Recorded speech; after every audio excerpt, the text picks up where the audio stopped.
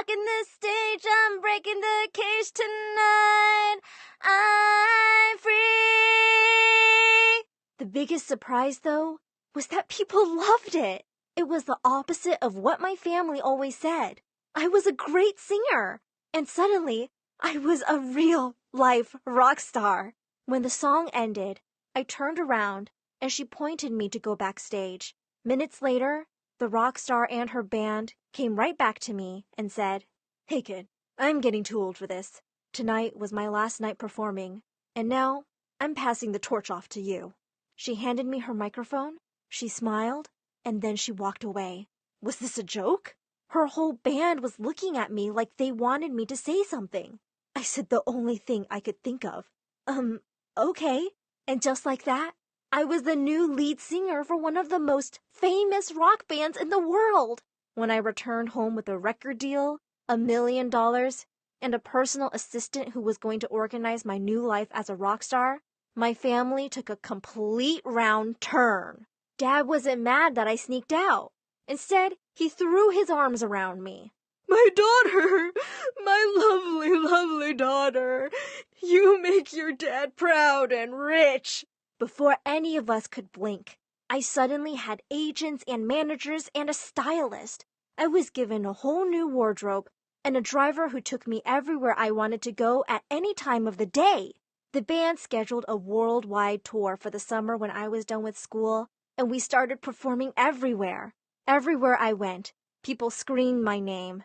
I was suddenly doing exactly what I had dreamt of doing while dancing around my bedroom. I got fan mail from every corner of the earth, and I had a jewelry collection so big I had to buy an entire second home just to store it all in. Everywhere I went, people took pictures and asked for autographs. I was on the cover of magazines, and I played music with some of the most famous musicians of all time. I always stayed in the biggest penthouse suite a hotel offered. But things started to change.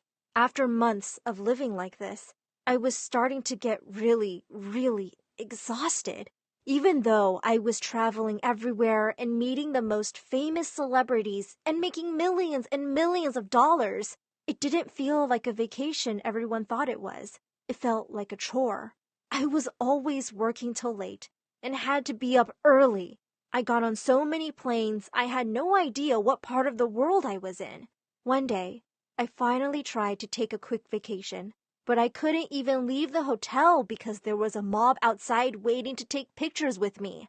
There wasn't even a single place I could go without someone harassing me for a picture or to give me a compliment. One fan told me my hair was so beautiful, and then they tried to rip out my hair so they could keep some. One time, my parents called and told me my fans had broken into our home to find things of mine. It was like I was a zoo animal. Worst of all, though, I didn't know who to trust or who to talk to anymore. My best friend who brought me to the concert only ever wanted to hang out with me when I was invited to parties. My already selfish siblings only ever called when they wanted something, which was a lot. "Hey, we've always been the nicest siblings. Why not introduce us to this celebrity?" "I'm sorry, I can't." Of course you can. You're famous." "Okay, then at least get us free tickets to their concerts." I said I can't do this. I'm sorry. "Stop lying. You're such a show-off and think you're important. You're just a stupid singer. Nothing more." And they hung up. My parents were the worst. They were suddenly doing interviews on television, telling the whole world how they supported me when I told them I wanted to be a singer.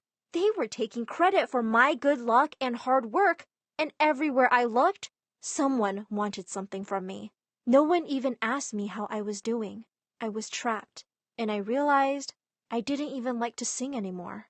One day, as I was on stage, I realized I couldn't even hear myself sing because everyone was screaming so loud. And that's when I decided, if I couldn't even enjoy the one thing I truly loved, I didn't want it. And that meant I would do exactly what was done to me. And I needed to find someone to take my spot. I scanned the crowd in front of me until I saw a girl singing all the lyrics to my songs. At the end of the song, I took a long moment and turned to the crowd and I said, "I want to invite a lucky person up onto the stage to sing one of my songs." and I called the girl on stage. And boy, was she good! And she seemed super excited to be up on the stage. So as soon as the concert was over, I told her the band was hers.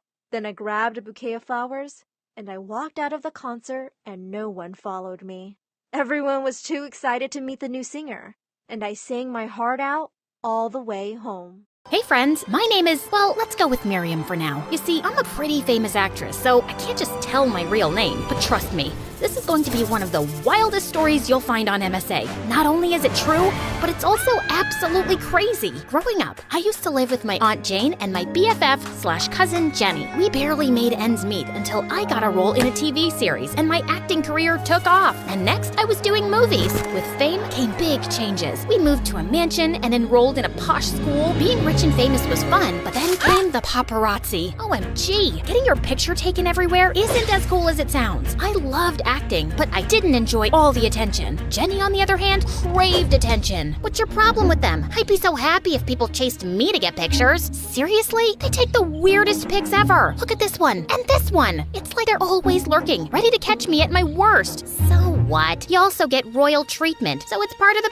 package. Well, Jenny wasn't wrong about the royal treatment part. Before the fame, I was a nobody, and the day my first movie became a hit, everyone was literally dying to be my friend. Even Chanel, who was the most popular/meanest girl in school, and also a TikTok dance sensation. One lunchtime, Chanel came over to our table with a super fake smile. Hey Miriam, saw your new movie last night. It was pretty decent. So how about you join me and my gang at my table? You know us popular girls gotta stick together. Plus, these seats are for suckers anyway. Nah, I'm good here. Thanks. Suit yourself. Saying that, Chanel turned to leave, and Jenny elbowed me. Are you crazy? That's Chanel. She'll be in Chris Brown's next music video. You can't say no to her. Hey Chanel, wait up. We'd love to join. Who are you even? Oh wait, you're Miriam's assistant, right? Cousin.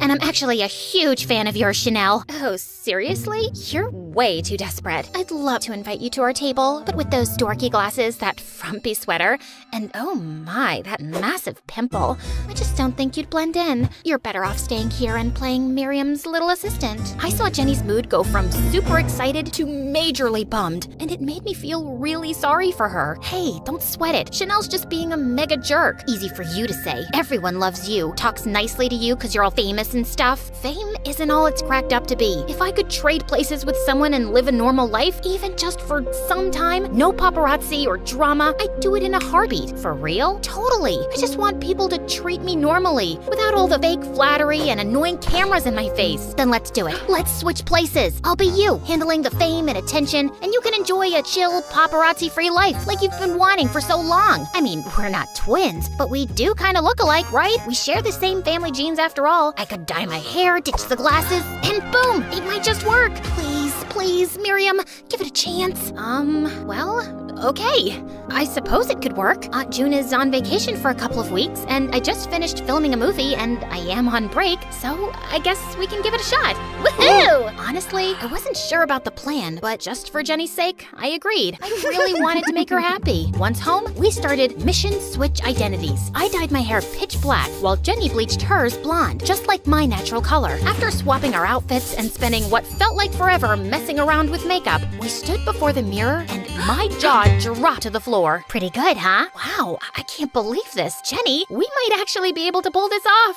Yay! When I started school as Jenny, it felt awesome to be normal. It was like a break from all the flashing cameras and fans. But when Jenny strutted in as me, oh boy, it was a whole show. She wore this super flashy dress, and as she walked in, the crowd went wild, cheering and clapping like she was a superstar. She blew kisses like she was on a red carpet. See how well I take in fame? It's like I was meant for it. If you say so, Jenny. Later in our first class together, Jenny spotted a guy sitting in my usual spot, and whoa, she went complete diva mode. Are you nuts? This is my seat, and I don't share it with losers like you. The last time I checked, the class had a first-come, first-get rule on seats. Did it change? Whoa, you've got some nerve to talk back to me. Let's teach you a lesson. Boys, it was like looking at a total new side of Jenny. The poor guy ran out in tears. I couldn't take it anymore, and I had to say something. Okay, that's enough, Jenny.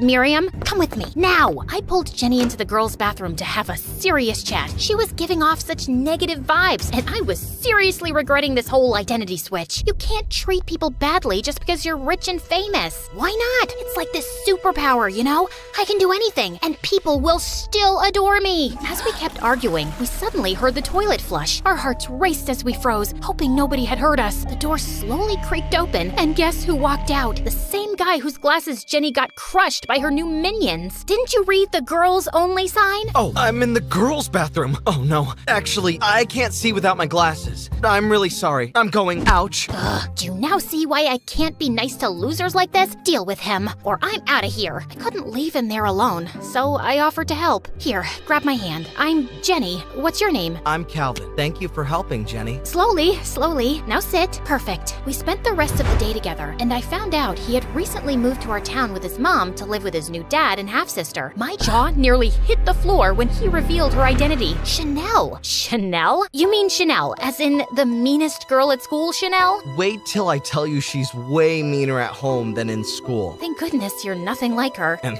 thank goodness you're nothing like that cousin of yours. I hated that Jenny was giving me a bad name. At home, I tried to talk to her, but she blew up on me instead. Are you jealous that I'm handling this better than you? People like me more. You like me when I act like a suck-up to you, don't you? It's not that, Jenny, and you know it. Being nice doesn't mean you're sucking up to them. Fine.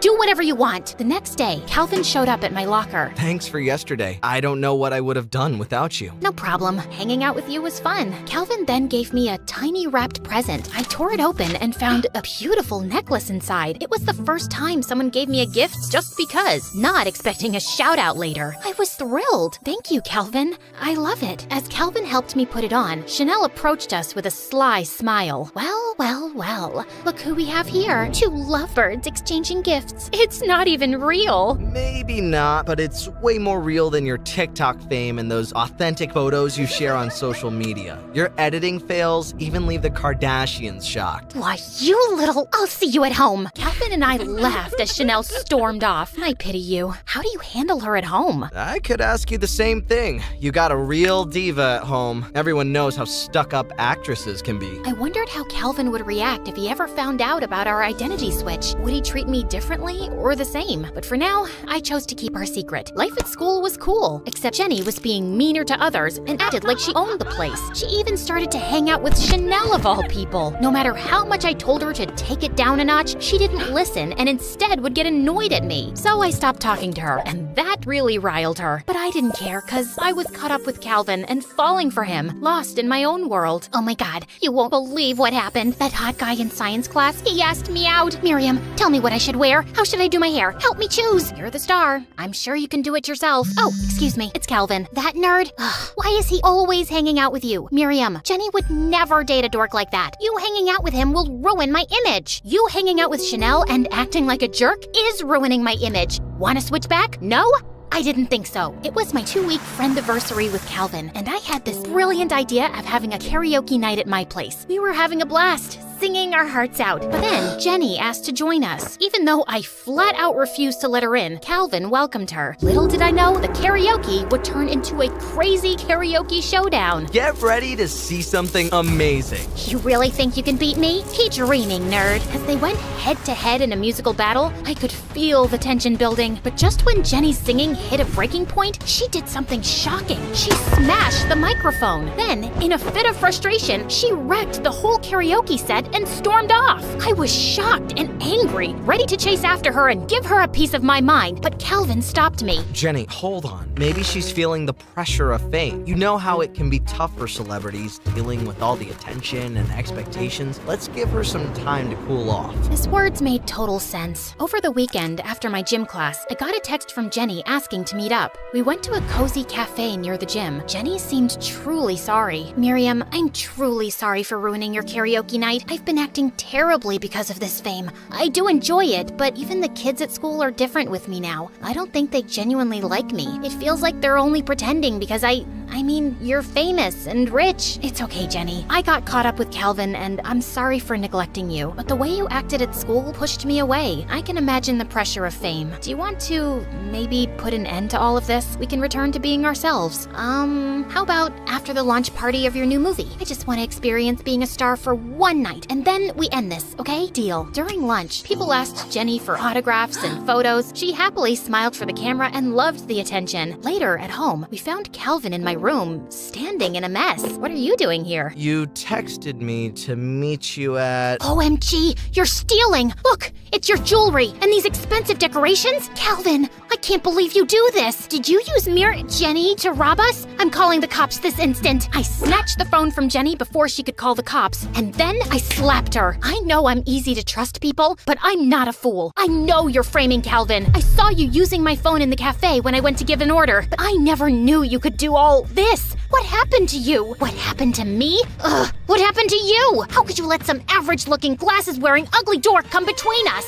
Enough! Get out! Leave! Now! You don't mean it. Don't make me say it again. You know well it's my mansion and I can kick you out anytime I want. I hate you! Once Jenny left, I apologized to Calvin, who was upset about the situation. I called my aunt to spill the beans about everything. She said not to stress, as she'd already talked to Jenny and told me how she'd be home soon, but she didn't. The next day felt pretty depressing. I was still annoyed at Jenny, but I still just wanted her to return so we could patch things up. But my hope got drowned in the school hallway when everyone was glaring at me. I couldn't make sense of it until I spotted a video of Jenny making the rounds among my classmates. That's when it hit me. Because of our argument from the previous night, Jenny made a video telling the entire school lies about me. Seriously, guys, you won't believe the things I faced. Miriam's turned me into her personal butler. From laundry to homework, she's got me doing it all. I swear, I felt like Cinderella while she played the wicked stepsister. She even made me switch places with her just to pull a prank on poor Calvin. She calls him a nerd behind his back while pretending to be head over heels for him,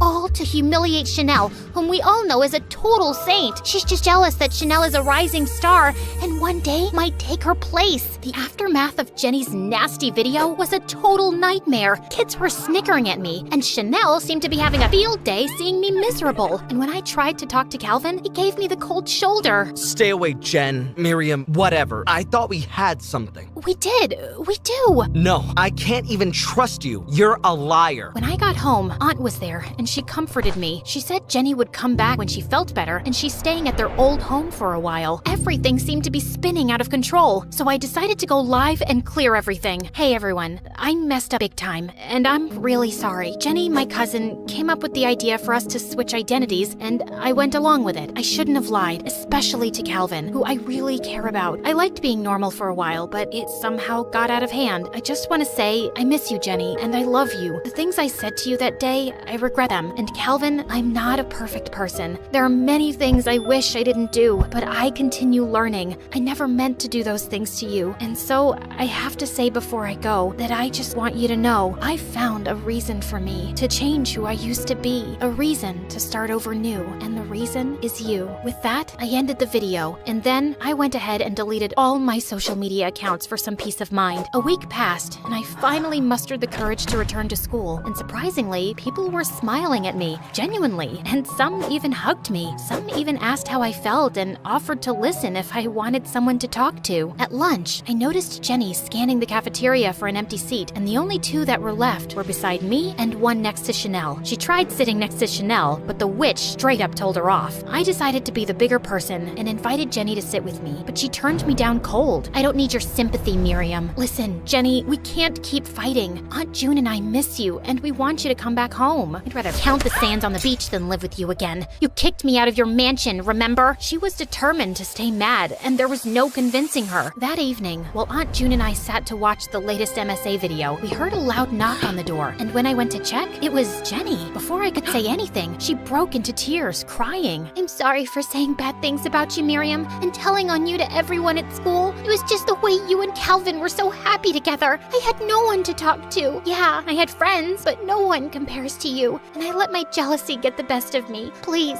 forgive me, Miriam. It doesn't matter. As long as we're all back together, safe, we'll work things out. And then we shared the longest hug before Jenny's voice broke the silence. I know I ruined things between you and Calvin, but I got him to come over with me so both of you can talk. Right then, Calvin walked in with a warm smile. This was the first time he'd smiled at me since the incident, and I felt butterflies in my tummy leaping for joy. Would you like to take a long walk with me? How about we start over? I'd like that.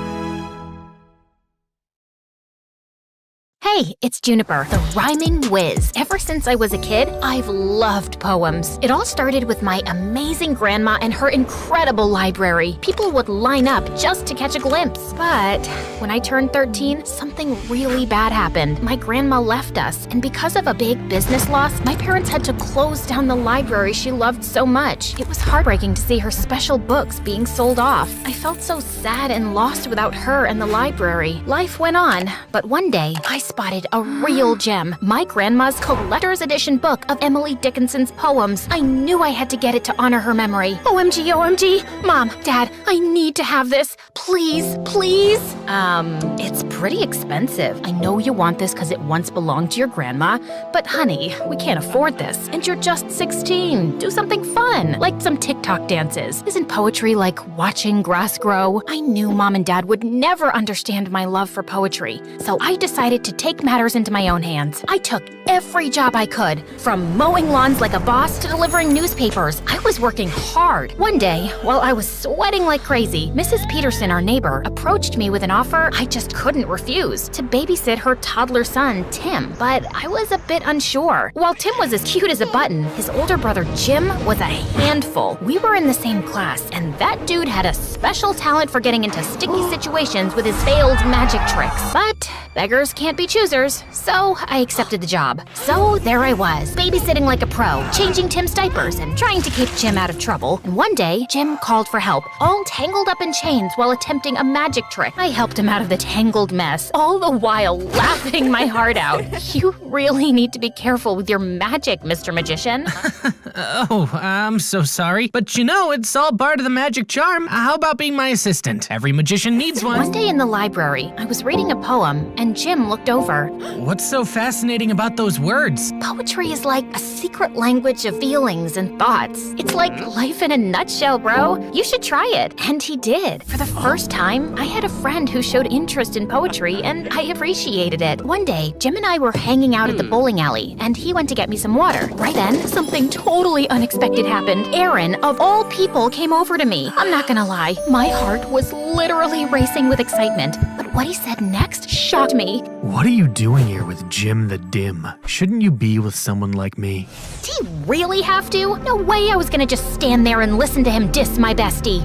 Hey, don't call my friend that. Just look. He's so dumb. He couldn't even figure out how to get water without making a total fool of himself. What an idiot. Whatever. At least he's not a jerk like you. Fuck off, Aaron. Once Jim finally returned with a water bottle, he could tell something was up just by looking at my face. Hey, what's going on here? Is he bothering you? Back off, loser. Can't you see we're having a little chat here? She is my friend. If you're bothering her, you're bothering me too. That's right. We're a team, so just back off and let us enjoy. Aaron's face turned redder than a chili pepper at a hot sauce convention as he walked away, and I realized he's definitely not the guy I thought he was. I mean, sure, he's hot, but I should have known better. The dude's got a black belt in meanness. Lesson learned. Next time, check for both hotness and kindness before developing a crush. But the next day at school, when I saw Jim, I was stunned. He had a black eye. What the what? Who did this? It's nothing. I fell from... Don't you dare give me that. Fell from the stairs. Spill the beans. What happened?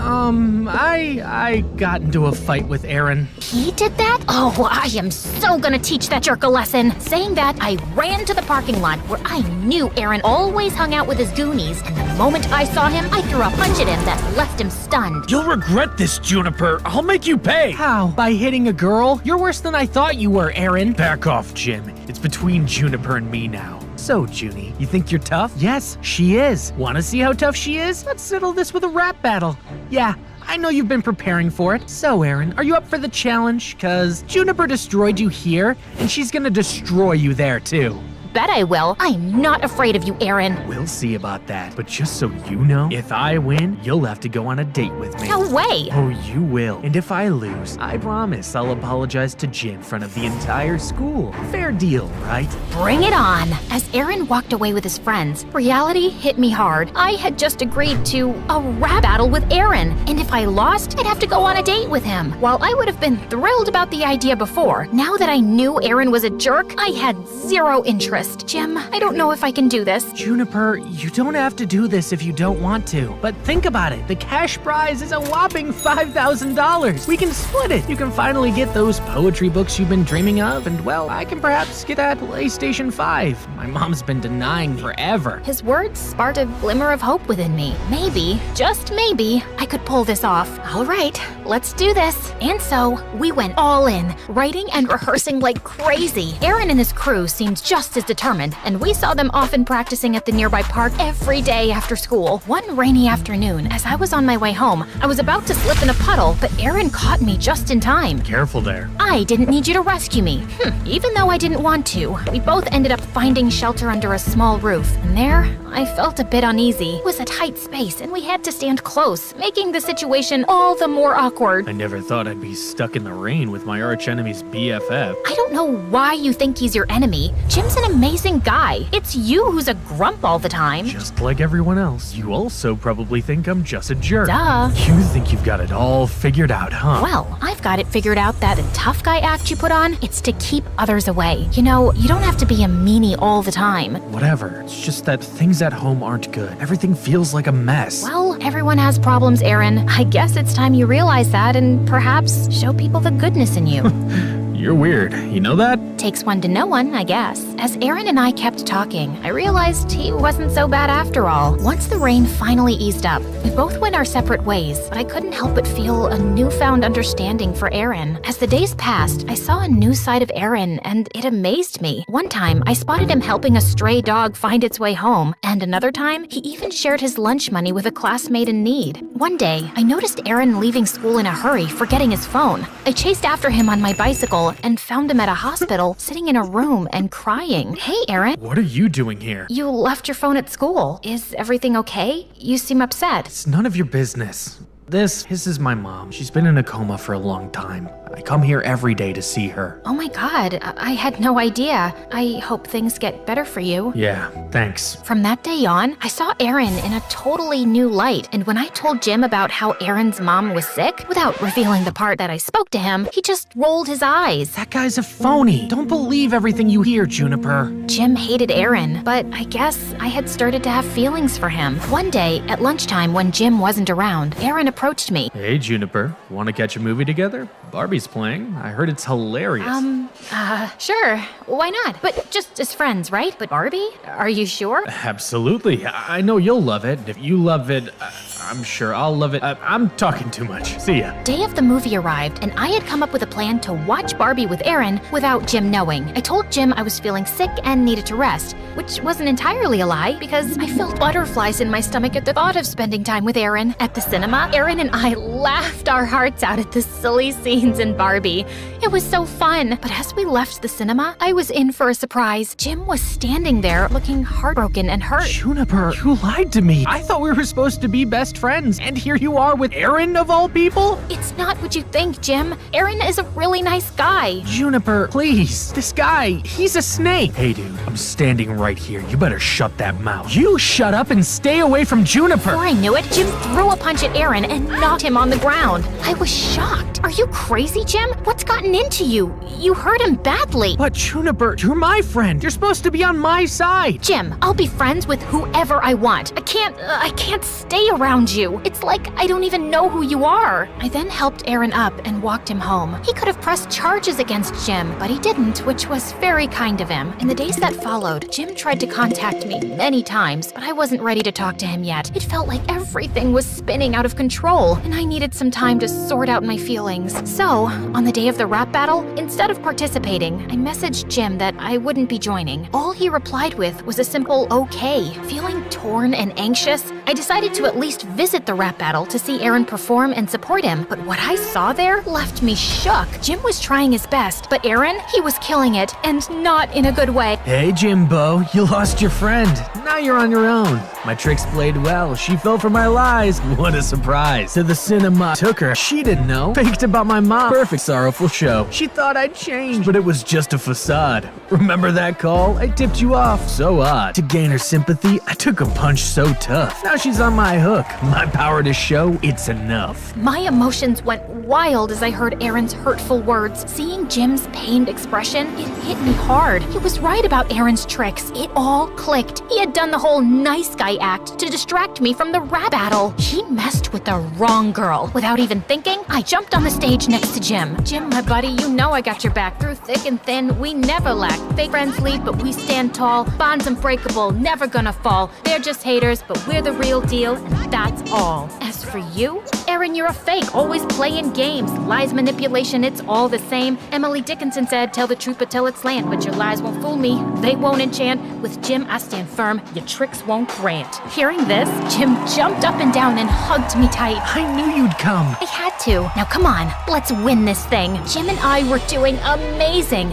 We were spitting verses in the mic like we were on fire. In the end, it was us against Aaron and his gang, and I decided to bring my A game and finish him once and for all. But before I could speak, Jim took the mic and left me totally blown. You call my friend naive, but let me retort. She's like a rainbow, shining bright, never short. Like twinkle, twinkle, little star, she'll reach for the sky. While you're stuck in the dark, telling lie after lie. Life's a journey, not a devious scheme. In the little engine that could, she follows her dream. She'll rise and shine while you're left in the dark. With no true friends, no real spark. The rap battle ended. Jim dropped the mic, leaving Aaron speechless. OMG, how did you do that? Learned from you, Juniper. In the end, we totally nailed it and won the cash prize. As Aaron tried to get off the stage, I quickly called out his name. Hey, Aaron, remember the deal? Apologize to Jim in front of everyone. Come on, yeah, come back on stage. Aaron's face turned red as a tomato, and like a kid who was punished, he took the mic and apologized to Jim. Now that was a mic drop. Once we left the venue, Jim took me straight to the bookshop where my grandma's book was. Get that poetry book you've always wanted. But it's not just my money, we both won.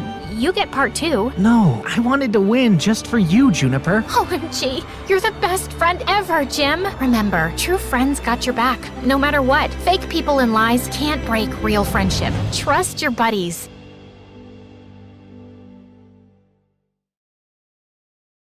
Most people have a person in their lives that they can go to with their problems. Not me. It's just my mom and I don't even like her much. It wasn't always this way. When I was young, we were close. My mom, dad, and I were always goofing around. Mom and dad were always together. The hardest memories are when I think about how happy we all were. That changed when I was 10, just after my dad left. He started becoming more and more distant. He didn't show up at home until late in the evening. Eventually, he stopped coming home. He didn't say goodbye to us. I was crushed by that. All he left was a letter. I still remember my mom reading that letter to me. I was big enough to read, but she wanted to read it to me. She said that his handwriting was really difficult to read. My dearest boy, I love you. These past few weeks haven't been easy for me. I've been offered a job working for the Argentinian government. I will be in charge of keeping the country safe from bad guys. It's what I've always wanted to do, but it comes at a price. What I will be doing must be a secret to you and your mother. If people find out about my family,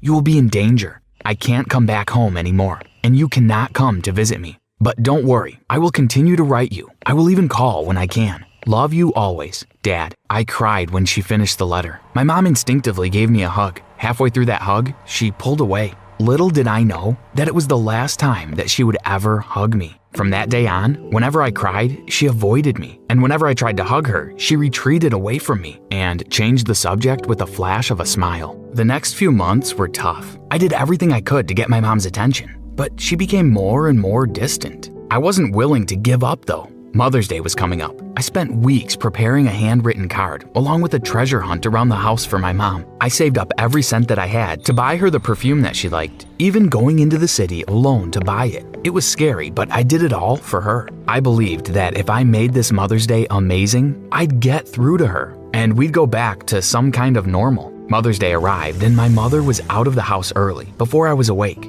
She arrived at 10 p.m. that evening. I was waiting up for her. Happy Mother's Day, Mom. I said, giving her the gift. She gave me a weak smile and said thank you. I've had a long day, kiddo. I'm going to sleep now. She left me standing there, alone, wondering what I had done wrong. I was broken and hurt. From that day on, things changed between us. Every so often, I got a postcard from my dad from Argentina. The postcards contained nothing personal, only famous quotes. Things like, "Don't judge each day by the harvest you reap, but by the seeds that you plant." When I was young, I thought these were wonderful pieces of wisdom that my dad had discovered, but I soon realized that he'd found them on a quick Google search. On my 11th birthday, he called me. He sounded different, but I was excited to speak to him. He wished me a happy birthday. "Thanks, Dad. How are you? How is work going in Argentina? I miss you so much. When are you coming home?" I had so many questions, but my dad didn't have many answers. He stuttered out a few answers and then said he had to go. I put down the phone, beating myself up. All my questions had chased him away. By the time I was 12, the postcards stopped. They were replaced by emails. My dad wrote once a month, always the same. "Hey, how are you? How's school going? Everything is fine here. The government won't let me say what we're doing, but I'm well." He'd end off with a famous quote, and I'd wait for a month to pass before I got another email. My excitement would slowly wither from reading each of these emails. I finally worked up the courage to speak to my mom about how I was feeling. But the moment I brought up my emotions, she changed the subject and found something to keep herself busy with. It was clear that my mom was too busy to listen to me. Again, I wondered how I could be so foolish to think that my mother and father actually cared about me. I was about 13 when I stopped looking for his emails. I stopped reading them. It didn't matter anymore. In my mind, they were spam now. My mom was much busier now. She had taken on another job and she was hardly ever home. She hired a babysitter to take care of me in the evenings. The babysitter and I became good friends, but I soon outgrew her care. I could take care of myself now. I was growing up quickly. As I grew older, things got even worse. I became more and more invisible to my mother. She would only notice me and speak to me when it was absolutely necessary. It made me angry, so I made it necessary for her to speak to me. I started fights at school. The teachers called her in and suspended me. On the drive home, my mom would shout at me and I'd blame her for everything. The heat of those arguments was exactly what I was searching for. It was warm and it showed me that she genuinely cared. It was amazing, but it didn't last long. After a while, she stopped coming to school when I fought. "I'm too busy," she would tell them. When I turned 14, I decided to go against everything that she said. Whatever she wanted or said, I would do the opposite. That's when I started hanging out with the bad boys in the neighborhood. She'd warned me to stay away from them, and that's what drew me right to them. It was fun hanging out with them. They had this kind of carefree life. They did whatever they felt like doing. We spent our afternoons playing practical jokes on the old ladies in the neighborhood, laughing as they chased us away with brooms from their homes. These boys were a lot like me in so many ways. Their parents didn't have time for them. That brought us closer together. Soon, we became our own family. We looked out for each other. It was great to have people care for me again. A year later, my friends and I were bored of the practical jokes. We needed something more thrilling. We started sneaking into people's houses and looking through their things. It was exciting knowing that we were always seconds away from being caught. But even if we did get caught, it was okay. We had a code of silence. We were brothers and we'd always look out for each other. Soon, the sneaking turned into breaking into houses. We kept pushing the boundaries, looking for more ways to get the biggest thrills. Up until that point, it was a game that I enjoyed playing. It was when one of my brothers fell for a girl that things turned ugly. As much as he adored this girl, she wanted nothing to do with him. We laughed about it. "Move on, there are plenty of fish in the sea," we told him, but he wouldn't. "She disrespected me," he said, "and I'm going to teach her a lesson." Hearing him say those words scared me. Seeing the anger in his eyes told me that this time was different. This wasn't a game. We tried to calm him down, but he wouldn't listen. Worst of all, he wanted us to help him teach her a lesson. After reminding us of our brotherly code, we agreed. That night, I couldn't sleep. My stomach was tied up in vicious knots. I didn't want to go ahead with the plan, but I didn't want to upset my brothers. More than ever, I wished I could talk to my mom or my dad. But here I was, alone. What had my life come to? I barely made it through the school day. I was so distracted by my brother's plan. We waited for her in an alleyway near the school. The girl passed this way on her walk home. My job was to lure her into the alley. I saw her walking by and called her. She saw me and smiled, and she started to walk towards me. I lost my nerve. I couldn't do this. "Run! Get out of here!" I screamed. I felt relieved to see her run. But my brothers weren't happy. They made me pay. They beat me up and told me that I was dead to them. I was no longer one of their brothers. "We'll get her without you," he said to me as they left me lying in the alley beaten and bruised. I didn't sleep well that night and skipped school the next day. My mom didn't know and didn't care either. I kept hearing my brother's words in my head. "We'll get her without you." I knew that they were serious, and I knew that they were angry enough to seriously hurt her. I had to do something about it. I went to the police station and told them about my friend's plan. They took me inside the station and sent me over to a detective. He took my statement and asked me lots of questions about the names of my friends and the girl, where we went to school, etc. Then he asked me to give him a minute. "I need a cup of coffee." The detective's desk was a mess of files. I decided to help him out. While fixing them up, one of the files caught my attention. I recognized the name. It was my father. I opened it up and there he was. It turns out he wasn't in Argentina. He was here. I took a photo of his address and finished up my interview with the detective. He told me that he'd call my brothers in and give them a good scare. I walked to my dad's house. My mind was racing with so many ideas. Why hadn't my mother told me that he was here? I knocked on the door. It took him a minute to answer, but he did. He was surprised to see me. "Son?" he said. He was a bit of a mess. It looked like he had just woken up. He was unshaven and his clothes were stained. "It's me, Dad. What are you doing here? Did they send you back from Argentina?" He was confused. "Argentina? You work for the Argentinian government," I said. "The work you do protects the people." My dad told me to be quiet. He pulled me into his house. It was an even bigger mess than he was. "You're right, son. I escaped, and they're out to get me. That's why I'm hiding out in this dump. I'm going to need your help. Is your mom still around?" I nodded. "I need $10,000. Call your mom and ask her to send me the money." The more he spoke, the more I could tell that he was lying to me. I listened for a while and told him that I'd come back. I went back to the detective and asked him about my father. "I'm sorry to hear that he's your dad. He's a con man. He's been pulling cons for 15 years now. In and out of jail for the last 7. I couldn't believe it. My head was a blur, filled with all the lies I'd been fed, from my mother and now my father. I felt ashamed, angry, and confused. I was waiting for my mother when she arrived home. It was after 10 p.m. and she was exhausted. She didn't want to talk, but I didn't give her an option. I told her I'd found my dad. "That was someone trying to take advantage of you," she said. But I could tell that she wasn't expecting this.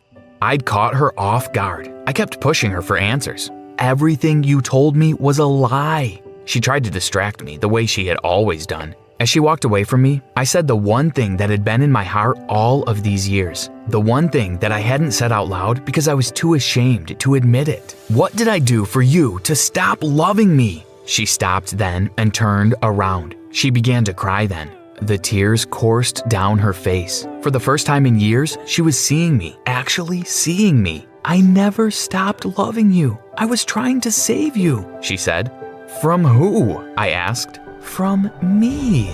She slumped into the corridor, shaking her head. "I was a mess. It's the reason why your father left. He told me that I was too demanding, too clingy. I asked too many questions about where he was and what he was doing. He told me that a doctor friend of his had diagnosed me as crazy if I kept behaving this way. I'd lose you to social services. Eventually, he left. He told me that I was the reason you would grow up without a father. And if I knew what was good for me, I'd leave you alone before I chased you away as well." But that wasn't all. Before he left, he gave me a letter to give you. "I remember that letter," I said. "But you don't know that what I read to you was a lie." I didn't believe her. I didn't believe any of this. I asked her to show me. Reluctantly, she did. The letter said, "Son, got to go, Dad." I read it over and over, and now I started to cry. That was all he had to say? My mom nodded. "I couldn't let him break your heart like that. So I made up a story. I sent you postcards and then emails. I even paid someone I work with to call you and pretend to be your father." My mom explained that the real reason my dad left was that his victims had finally caught up with him. More than 20 people showed up at the house demanding the money that he'd swindled from them. I took on the second job to pay these people back. By next month, I would have paid back every cent that he stole. We both went quiet for a long time. It was a good quiet. It felt warm and honest. "Why didn't you tell me?" I eventually asked. "Your father was very persuasive. He made me believe that I was a bad mother, that my care was actually obsession, and that I would chase you away with my intensity. For years, I've blamed myself. It was safer to tell you a story. It was safer to keep you far away from me. I watched her now, the woman that I had come to hate for reasons I couldn't understand. Now, with her defenses down, crumpled into a heap, I saw the woman that I had loved, the woman who had loved me. All the years of hating her washed away in that moment. I walked over to her and gave her a hug. That hug was like a bridge, connecting me to that 10-year-old version of me. We sat like that for a long time. I hugged her while she cried, and she hugged me back. The next day, we went to the police station and spoke to the detective. My mom had enough evidence of my dad's scams to get him arrested for good. He had spent every cent of the money he had stolen, but that didn't matter. My mom stopped working her second job after she'd finished paying my dad's final debt. We used the free time that she now had to reconnect. The detective was true to his word. He scared my brothers so badly that they stopped messing around. They even stopped talking to each other. They never spoke to me again, but I don't care. Silence has a way of destroying beautiful things. The truth is so much better. The end. Hi cuties, my name is Amy, and get ready to dive into the drama that is my life, a real-life soap opera that even Shakespeare would have loved to write. But first, hit the like and subscribe button. Now we can start. You know those apparently perfect families where the father is a smiling, rich businessman, and the mom is a lovely housewife who does everything for her two blonde, pink-cheeked, perfect-teeth children? Yeah, me neither. Ever since I can remember, in my life, it was only me and my mom, Margot. My mom loved me, but when it came to my dad, she made every effort to delete any trace of him. And she did a darn good job. Mom, I was wondering if my dad... What dad? Here, have a bag of candies. It was always like that with Mom. Have a bag of that. Or keep this sock of chocolates. Or look, that marshmallow looks like Grandma Teresa. So, instead of finding out anything about him, I just gained a lot of weight. Eventually, I stopped asking. Even my mom understood that something was off with me when instead of playing with our neighbor's kids outdoors, I spent all my time locked in my room reading books alone. At some point, she must have thought that I needed a father figure, which was true, and decided to get one for me.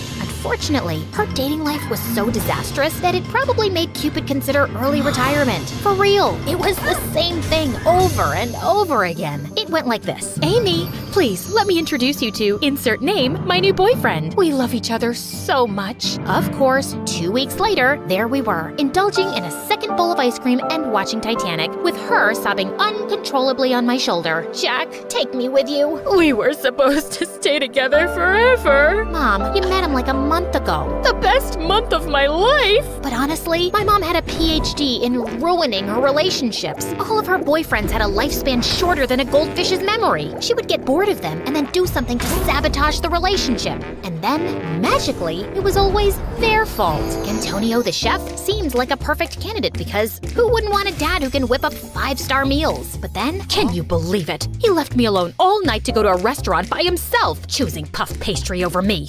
Mom, he works there. Then there was Marcin. I thought a cop would keep us safe, right? But I was expecting a rose or diamond, but he gifted me a police scanner. And Philip, I always dreamt of a dad who could always make us laugh, but he couldn't stay serious for 10 minutes straight. Well, today, he's the world's most famous comedian. I was already abandoning the idea of having a stepfather when my mom came back home one day with a new surprise. This time, though, I felt something was different, and I was right. Here, love, this is Ben. Benjamin, this is my daughter, Amy. What a lovely fairy I see. Am I welcome into your manor, my fair maiden? That man was not like the others. Ben looked older, with such a fine white beard and mustache, and those small round spectacles that made him look like some woodsman from old stories. In my mind, a dad had always been similar to him in appearance. Surprisingly, Ben actually became a father to me, and he really knew how to show me his love. Like that time when I got an A+ in mathematics, and Ben recited a poem he had written for me. Here is the smartest of my muses, the shiniest of my lights, a new Pythagoras in disguise. Nobody had ever appreciated me so much. Or that time, December 16th, when I came back home after a full day at school, only to find the hall full of fat-bearded guys,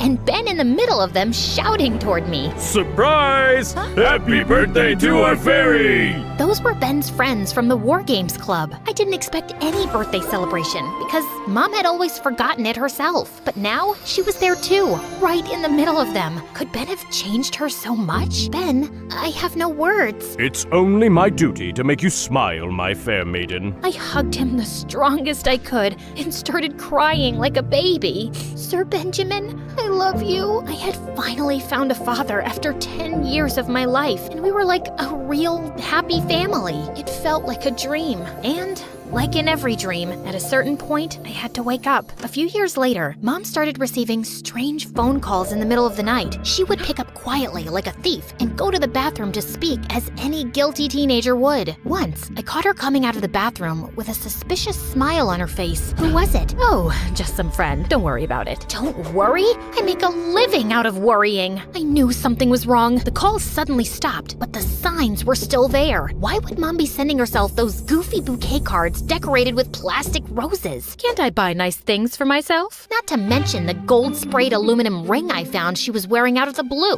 After a life of hating rings and necklaces. It's just part of my midlife crisis. Or the giant heart-shaped balloon we suddenly had in the main hall, glittery as a disco ball and red as love. Or hell. Wrong address. Or maybe the wind brought it here. Yeah, like I'm that dumb. Then one morning I was sick at home, searching in my mom's bedroom for her laptop, ready to consume my eyes in yet another Harry Potter marathon. Where is it? At the old laptop.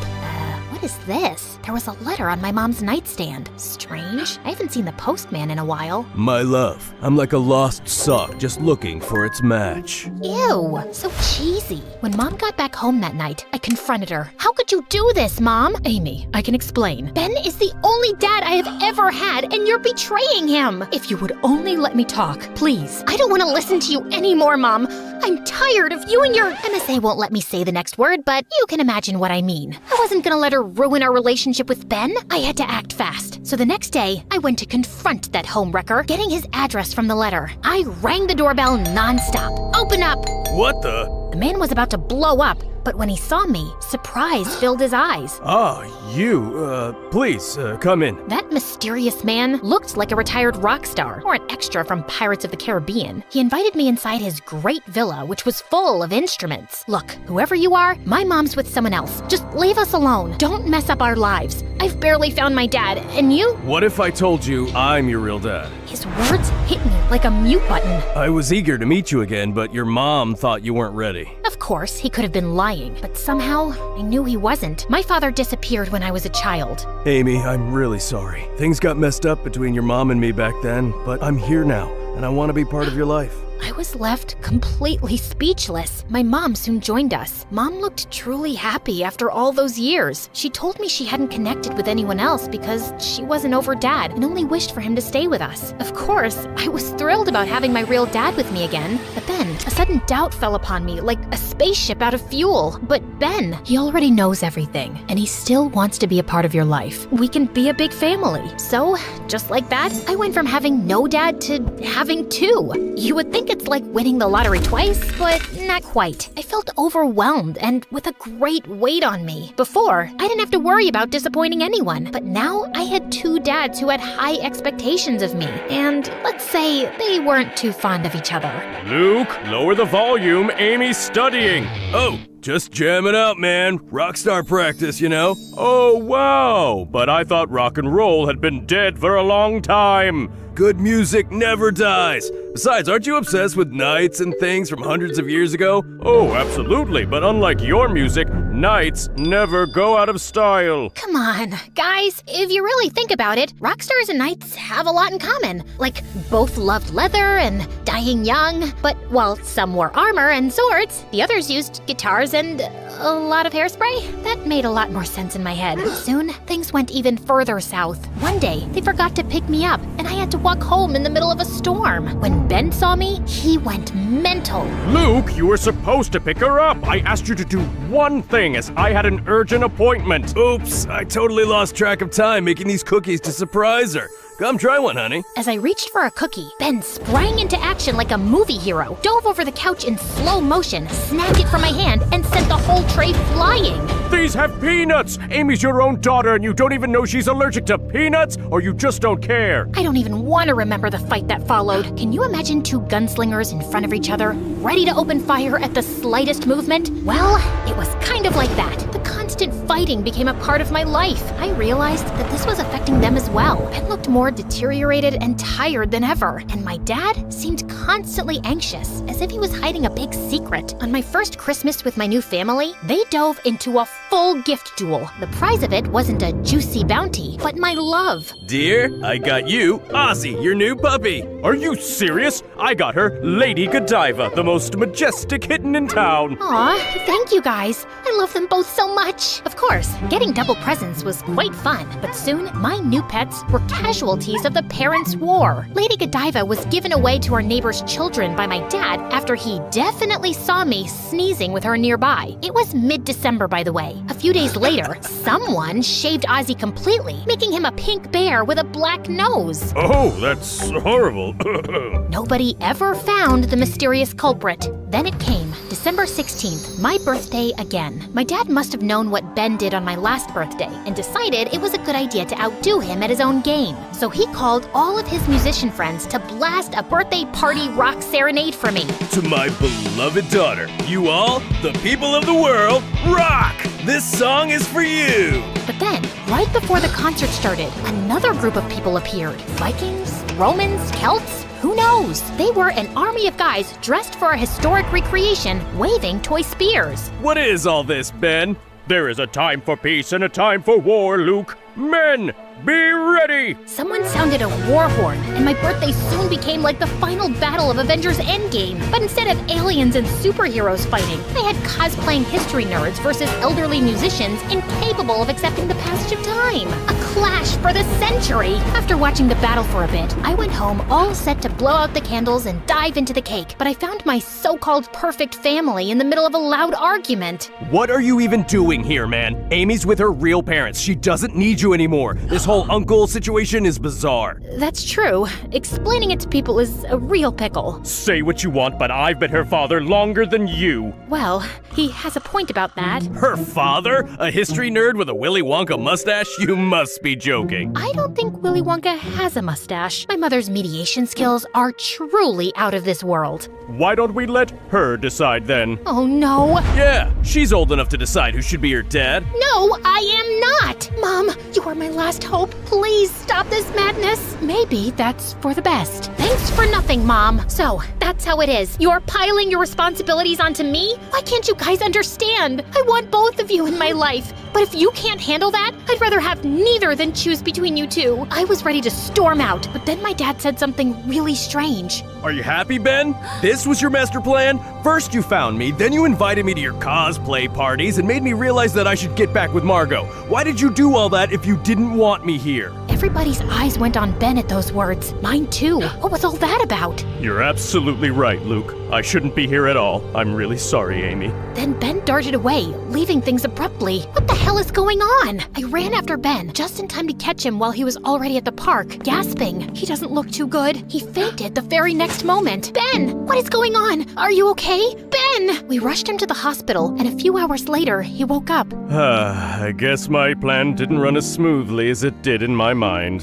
Why did you do all this, Ben? My heart is breaking, Amy. Literally. The only thing keeping it together is you.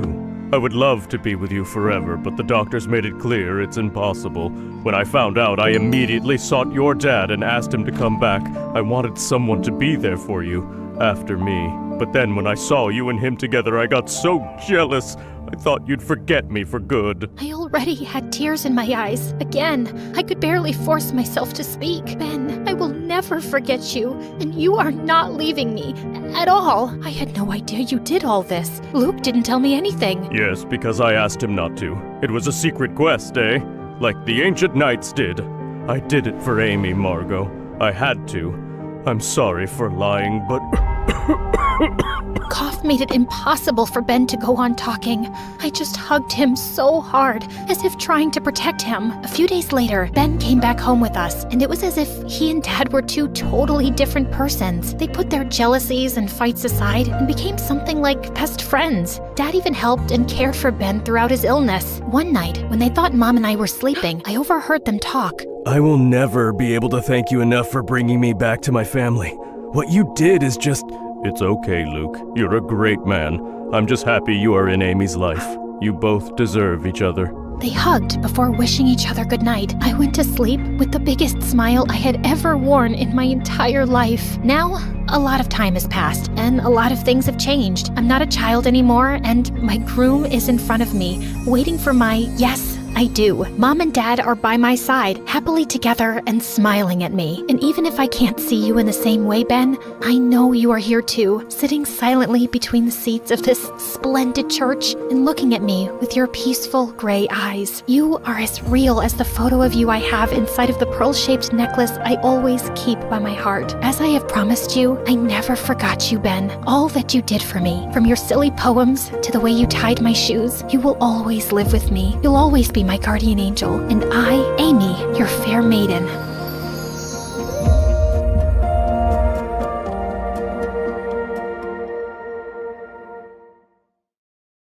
Honey, you're saying it wrong. It's, that was delicious, Mommy. I would like some more. Now come on, say it again. Mom's English accent was just as bad as this advertisement. I knew exactly what I had to do.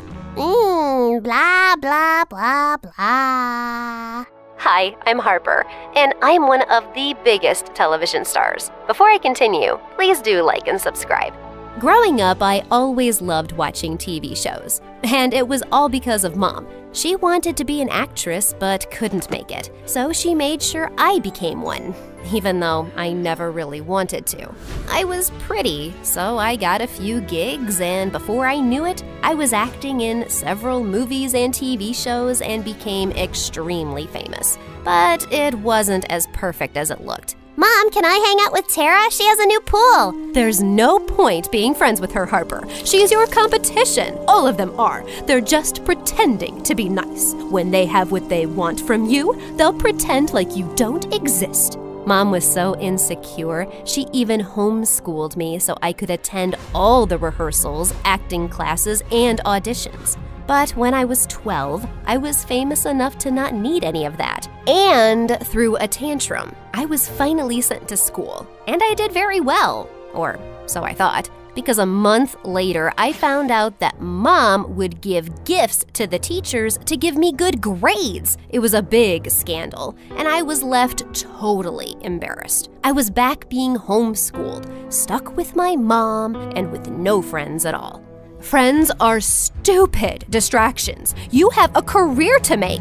Yeah, you would say that. Unfortunately, you can't buy friends with money. Ugh, she was the worst. And with time, I started hating her more. We would fight almost every day. All I wanted was to live a normal life, and all she cared about was money. Once, when I was 17, she lied to me to get an audition for a high-paying role that was clearly for someone older than me. She is 15. She's just a little short. Look at her portfolio. She has way more experience than all the other kids here. I couldn't believe she would go this far for money, so I went behind Mom's back and declared on my social media that I would donate a big chunk of my money to charity. Mom had no choice but to agree, since everyone already knew.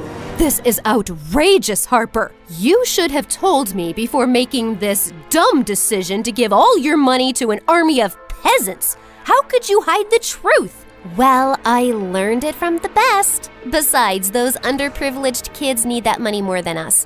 Why can't you just concentrate on acting and leave the money to me? What's done is done, but there's always a way to fix it, and I will do that whether you like it or not. I didn't care about my mom's empty threats, but I got the shock of my life when she went behind my back and handed over a check with a lesser amount and her signature. It was then that I found out that all of the money was under Mom's name. She was stealing from me. That was the last straw. When I turned 18, I decided to quit acting. You can't! I am still the one that decides whether you can quit or not. Why are you smirking? How dare you behave? I'm not a child anymore. I can decide what I do with my life. Also, I'm suing you for stealing my money. The look on my mom's face was priceless. Mom swore she would take all my money since she drove me around to get the jobs and auditions. I ignored her and packed up my things to move out. I had finally received my own money from my last acting job and was free. You want to know what I did first? I went straight to the beach by my new house with a big tub of ice cream and enjoyed the view. I was ready to live an almost normal life. People still recognized me now and again, but it felt different now because I didn't have to pretend to be happy anymore. But the tabloids had a field day because of my drama. My case against Mom was the headline everywhere, and Mom made it worse by tainting my name on interviews. I can't believe she could do something like this to me. All I've done is put her first. Being a single mom was not easy, and she... I'm sorry. Mom continued this act, and some people took her side. She called me several times to threaten me to come back, but I just blocked her. This was the first time I had to do things by myself, and I was a little scared. Okay, let's do this. Let's see. So this goes here, and the detergent here, and ta-da! Well, that wasn't so difficult. I don't know why I was so worried. Just then, the washing machine began shaking like there was a tornado in there, and there was detergent bubbles frothing out of the machine. Did I put in too much detergent? I tried opening the door to check, but my clothes went flying around the room. It took me an entire day to clean up the mess I made. But eventually, I figured out how to use the machine. I had to Google it, but still. Soon it was time to finish high school, and I couldn't be more excited for my new life. But my excitement turned to panic when I entered school and a crowd of kids surrounded me. Can I please get a picture with you? I'm a huge fan. You are so good in that movie. Hey, give her some space. The girl took my hand and pulled me away from the crowd. She introduced herself as Ginny, and I thanked her for helping me out. Ginny was one of the sweetest and boldest people I had ever met. She was the head cheerleader at school and super popular. We soon became best friends. Once, Ginny even asked me why I hated acting so much, and I told her about how my mom had forced me to do it and took my money. She's my mom. Isn't she supposed to be the one looking out for me? Well, anyway, all of that is in the past. Now I have this new life, and you, my very good friend. Excuse me? I am your best friend, and you won't find anyone as cool as me. I agreed. No one could compare to Ginny. She was the best friend I didn't know I needed. Ginny also introduced me to her boyfriend, Draco. He was one of the most handsome and kindest guys at school. Together, the two helped me set up my new place, and Ginny let me borrow some stuff from her kitchen so I wouldn't waste money buying new ones. She knew I had to save money since the court battles with Mom were still going on, but she never spoke about them. Why are you so good to me? You're like my sister. What's mine is yours. While Ginny helped me around at home, Draco was an absolute gem at school. Like, once I needed help with my books, and he magically appeared out of nowhere to carry it for me. And another time during school beach camp, he gave me his jacket because I was cold. Hey, here you go. Can't have you fall sick now, can we? My stomach fluttered as his hands brushed against my shoulders. He was the sweetest. I looked across at Ginny and immediately felt guilty. I can't fall for Draco. That's just wrong. Oh, but he is so cute and sweet. But I couldn't stop thinking about him. So I decided to put my acting skills to good use and pretended that everything was A-okay. I started avoiding Draco, but for some reason he kept showing up wherever I went. And then one day, while I waited for Ginny to get done with her cheer practice, Draco came and sat right next to me. What is he doing here? Harper, I actually have a small favor to ask of you. I tried getting a reservation at this fancy restaurant for Ginny's birthday surprise, but I couldn't. I was wondering if you could use your celebrity status and get a reservation. I know it might sound weird, but it's for Ginny. No, actually, it's quite sweet. I'll see what I can do. I told him we'll go and talk personally to the manager, and he agreed. The next evening, as we walked into the restaurant, Ginny called, asking me if I wanted to join her for a movie, but I refused, saying I was busy. She's at the movies? By the look on his face, it was obvious that he didn't know about Ginny's plan. I wanted to ask him more, but decided against it. It wasn't my place. I spoke to the manager and got a reservation, and he even offered us free dinner that night. But just as we sat down, I could feel something was troubling Draco. Okay, spill. What's on your mind? I don't know. But I think Ginny is gonna break up with me. What? Why? She loves you, dummy. Isn't it obvious? She never tells me where she is, and we hardly go on dates because she's always so busy. We've been together since we were kids. I don't know what I'll do without her. Watching Draco so helpless broke my heart. I don't know what came over me. I instantly put my hand over his. For a moment, our eyes met, and all I could think was kissing him. You don't think it's in my head? Huh? Yeah, I think head is all. I mean, you're right. I don't think I'm feeling too well. Let's leave. We left immediately. But on the ride back home, I couldn't stop thinking about how much he loved her. With Draco still on my mind, I reached my front gate, but to my horror, it was broken. Someone was in my house. I held my keys as a weapon, and then my mom walked into the living room. She had the most evil smile when she saw me. Aw, look at my little baby all grown up, living by herself. Mummy is so proud of you. What? How did you get in here? It's a crime, you know. It's not a crime to come and see my own daughter. What do you want? Why are you here? All in good time, honey. First, tell me, why are you ruining your name?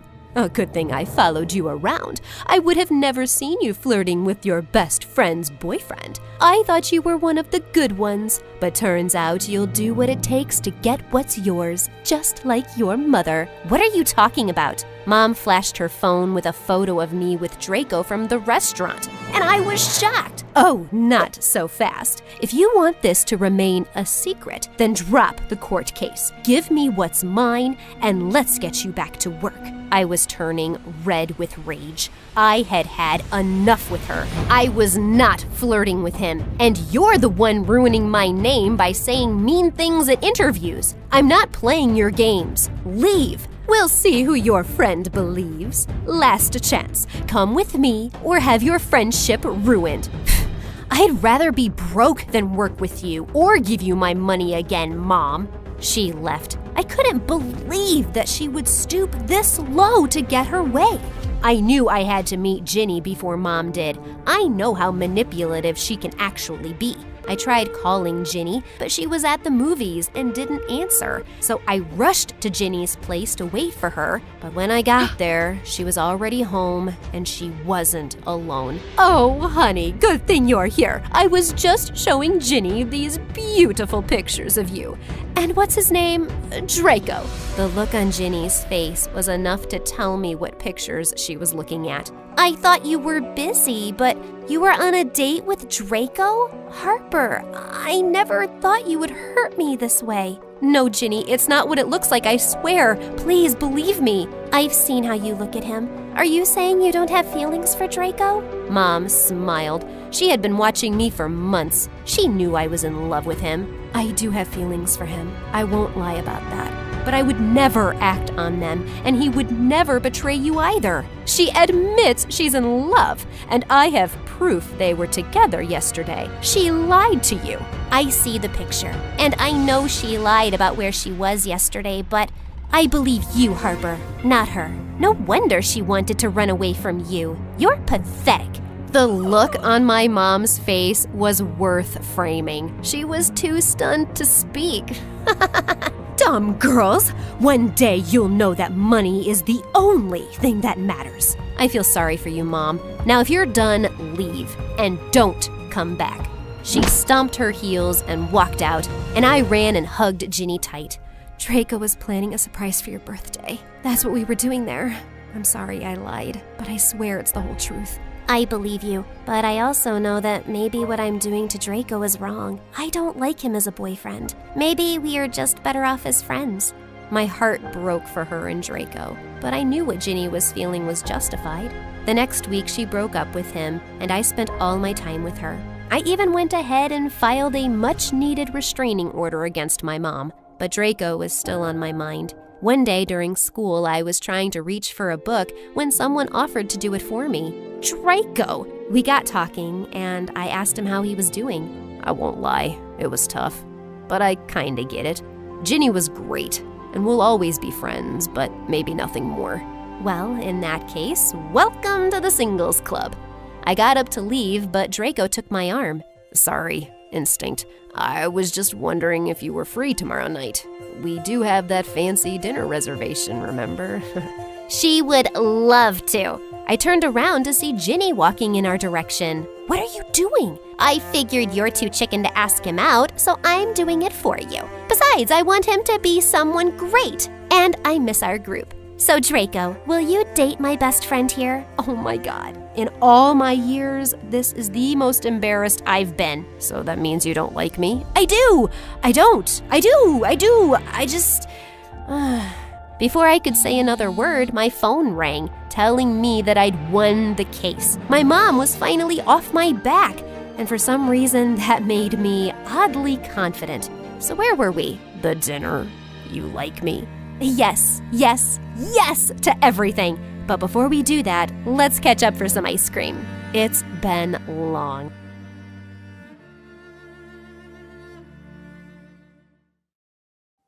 My phone had been buzzing nonstop with messages from boys in my class, asking my plans for the summer. I put it aside as I decided what I was going to wear to my university admissions interview. Anyway, I already had a pretty great boyfriend, Louis, and I had much more important things to focus on than these random boys. Hi, I'm Mia, and my life in high school was just perfect. I had all the boys in class buzzing around me, telling me how gorgeous I was. That's probably because of my Italian genes from Grandma. It turns out I inherited something else from her too, and my life became a nightmare overnight. The day of my interview, as I waited outside the dean's office, I felt excited and anxious. It was time. I saw two men coming out of the office and walking my direction. I looked at their faces, and suddenly I felt terror grip me. They had the faces of demons, and they were staring right at me. I panicked and got out of that office as fast as I could. I heard one of them laughing, saying, "I told you that beard makes you look scary. Look what you've done to the poor girl." Scared out of my wits, I ran home to tell Mom. When I walked into the living room, I cried out, "Mom, you won't believe what happened." Just then, I noticed a devil woman sitting next to her on the sofa. Mom asked me to say hello to her new friend, and I just went crazy. I screamed, "Mom, get away from her! She's going to hurt you!" Mom looked horrified and angry. "Mia, what is wrong with you? Go to your room. I'll deal with you later. Go now." After a while, she came to my room where I was hiding under the sheets, and I told her about the interview and what I'd seen. She sat down slowly on the bed, her face pale. She said, "This is impossible. They said it's one case in millions." Completely confused, I asked, "What are you talking about, Mom?" She told me that my problem was called prosopophobia, which means fear of new faces. The what phobia? Mom explained that Grandma suffered from the same condition. She saw monsters and demons in the faces of strangers. I had just always assumed she was senile. Her symptoms started to appear when she was older. That's why she lives in a special care home, and only people she recognizes can visit her. My head was spinning. Would I become a prisoner just like Grandmother? All I could think about was Louis. So I called him and told him about what had happened to me. He came over straight away, and I burst into tears when I saw him. "I can't believe this is happening! What am I going to do, Louis?" He held me close and said he would help me get over this. Maybe it was just my nerves? I always feel relaxed at the park. I need to be around people so I can feel normal again. He promised that he would go with me every day. The first day was straight from hell. Each time I looked up, I saw bloodthirsty faces. I could hardly bear it. But Louis stayed close to me the whole time. One day, Louis told me to sit tight while he got us some ice cream. And suddenly I heard a familiar voice. He said, "Hey, gorgeous. Fancy bumping into you here. Want some company?" It was so good to see someone who didn't look like a monster, even if it was this annoying guy from school. Laughing, I said, "How many times do I have to tell you I have a boyfriend?" He said, "Well, you look like the kind of girl who could have two." Ew, so sleazy. Just then he said, "Oh hey, meet my cousin." And before I could say anything, a strange guy popped up in front of me. He said, "Oh, you're the girl he's always talking about. Ciao, Bella." "Demon!" I screamed. "Get away from me, you hideous ogre!" He said, "What are you, crazy? I literally have hundreds of girls watching my Insta stories every day just to see me brush my hair." Louis came running back and took me away quickly. I was really shaken and refused to go anywhere for a couple of weeks. Louis came by to see me a few times, but he seemed distant. I couldn't help thinking that maybe he was getting tired of my condition. One day I texted him that I'd like to try going to the park again, and he came to pick me up. While we were sitting on a bench, a woman called out his name. Louis told me not to look around as there were many people there, and he said he'd be right back. But he kept me waiting for a really long time. By now, my curiosity was getting the better of me. I squinted my eyes so I couldn't see anyone too clearly, and turned around. There was Louis, sitting on a bench not too far away, with some leggy blonde in a red dress. When he finally came back, I asked him who she was. "Oh, just my elderly neighbor. She only wanted to say hello." I felt really angry, but stayed quiet on the drive home. That was definitely not the voice or the legs of an old woman. When I went back home, I saw Dad's car parked outside. I walked into the living room and he hugged me tight, saying he'd been out of town and had come to see me as soon as he could. He said, "Honey, why don't you come stay with me for a while? Maybe the change will do you some good." Dad lived on the opposite side of town, and I was pretty sure Louis wouldn't come and see me there. And I really wanted to find out if he was cheating on me. The next day, I just decided to confront him. I asked Mom to drive me to his place. Just when we were a couple of houses away, Mom and I saw him exchanging a long kiss with that blonde girl from the park. And then they both got in his car and drove away. Mom was beyond furious. How dare he! Never in a million years will he be so lucky as to find someone as beautiful and smart as my Bambina. If he ever comes around our place again, I'm going to box his ears. I was hurt and shocked. But more than that, I was angry. I wasn't going to spend any time being miserable over this jerk who was making a fool out of me. When we got home, I packed my bags and told Dad to come pick me up. I needed to get away for a while. Louis kept calling and texting me the next day, and I finally picked up his call. I said, "What?" He said, "Whoa, who woke up on the wrong side of the bed today? You want to try going to the mall, babe?" I said, "Can't. I've moved to Dad's for a while. Why don't you ask that old neighbor you were kissing outside your house yesterday?" There was a shocked silence on the phone, and then he started laughing. He said, "Looks like your condition is getting worse, babe. Are you hallucinating now?" I said, "Louis, you're a horrible, cheating liar, and we are done." He said, "Oh yeah? I'm kinda tired of your whole attention-seeking drama anyway. Good luck. Hope you get rid of your imaginary friends soon. Maybe then we'll talk." I hung up and threw the phone on the bed. How had I not known all along that he was such a child? I tried to keep myself busy, but it was hard with me stuck at home with 0 friends. And I'd also missed my shot at going to university that year. Dad said I had to focus on getting better. I could always try again later. But I had no clue how I'd ever be able to live a normal life again. Mom called me one day to check up on me, and suddenly asked if I remembered Mike from my last school. Of course I did. He was probably my first ever crush. I had journals with Mike and hearts scribbled all over. Mom said she'd bumped into him the other day and he'd asked about me, and she'd told him all about my condition. He said he wants to connect with you, so I gave him your number. I was kind of excited to hear from him. Sure enough, a day later, he sent me a message. "Hey, it's Mike. I hope you're doing okay. It's been so long since we've seen each other." And from then on, we started talking every day. My heart would skip a beat every time I got a message from him. I was totally falling for Mike. When it was time for me to leave Dad's place and go back to Mom's, Mike said he'd love to come and see me. There was nothing I wanted more than to see him, but I was so afraid I'd see him as a monster, and it would ruin everything between us. The next evening before his visit, I was pacing the living room nervously when the doorbell rang. Mom smiled at me and went to open the door. My heart was pounding and I thought I was about to faint. What would I see instead of Mike's face? I closed my eyes as soon as I heard him enter the room. I felt him gently take my hand. His grasp was strong and warm, and he smelled so good. He said, "Hey Mia, open your eyes. There's nothing to be afraid of." I did, and jumped back a little when I saw his face was covered with a mask and his eyes with sunglasses. He said, "I thought if you get to know me better, it'll be easier for you to see my face as it really is. Until then, I'll keep the mask and glasses on." We started dating, and I'd never been happier. We would go to the park or for a walk by the beach, and even though I still couldn't look up at anyone directly, I felt less afraid with Mike. One day, Mom was really tired and needed groceries for dinner, so I offered to go by myself. She refused, but I insisted that I'd been feeling so much better lately, and I wanted to face my fears. I kept my baseball cap on and made sure I didn't look at anyone directly as I picked up the things I needed. When I made it to the counter and the cashier handed me my change, I made the huge mistake of looking up at his face. Oh my god, he's terrifying. I felt like the walls were closing in around me. I had to get out of here. I left my grocery bags at the counter and dashed out of the store. I couldn't stop crying and was trying to catch my breath. I leaned against the wall and with shaking hands, I started to dial Mom's number. Just then, a familiar voice called out to me. Long time no see, Bellissima. What's wrong? Louie. He tried to hug me, but I pushed him away. Just then, to my relief, I heard Mike's voice. Hey, you okay? Is this guy bothering you? Louie turned to him and said, I'm an old friend, jerk. Mia, what's this freak in a mask? I took Mike's hand and said, He's my boyfriend, Louie. Suddenly, Louie started cackling. Seriously? This guy? Babe, you deserve to be on the arm of someone who's as pretty as you are. Hit me up when you dump this loser. I didn't want to stand there listening to him for another minute. I took Mike's hand and walked away. He said he'd drop by to see me, and when Mom told him I'd gone out alone, he followed me to check up on me. As we walked back home, he said, Mia, what did the doctors say when you told them about your condition? I said, I never went to see a doctor.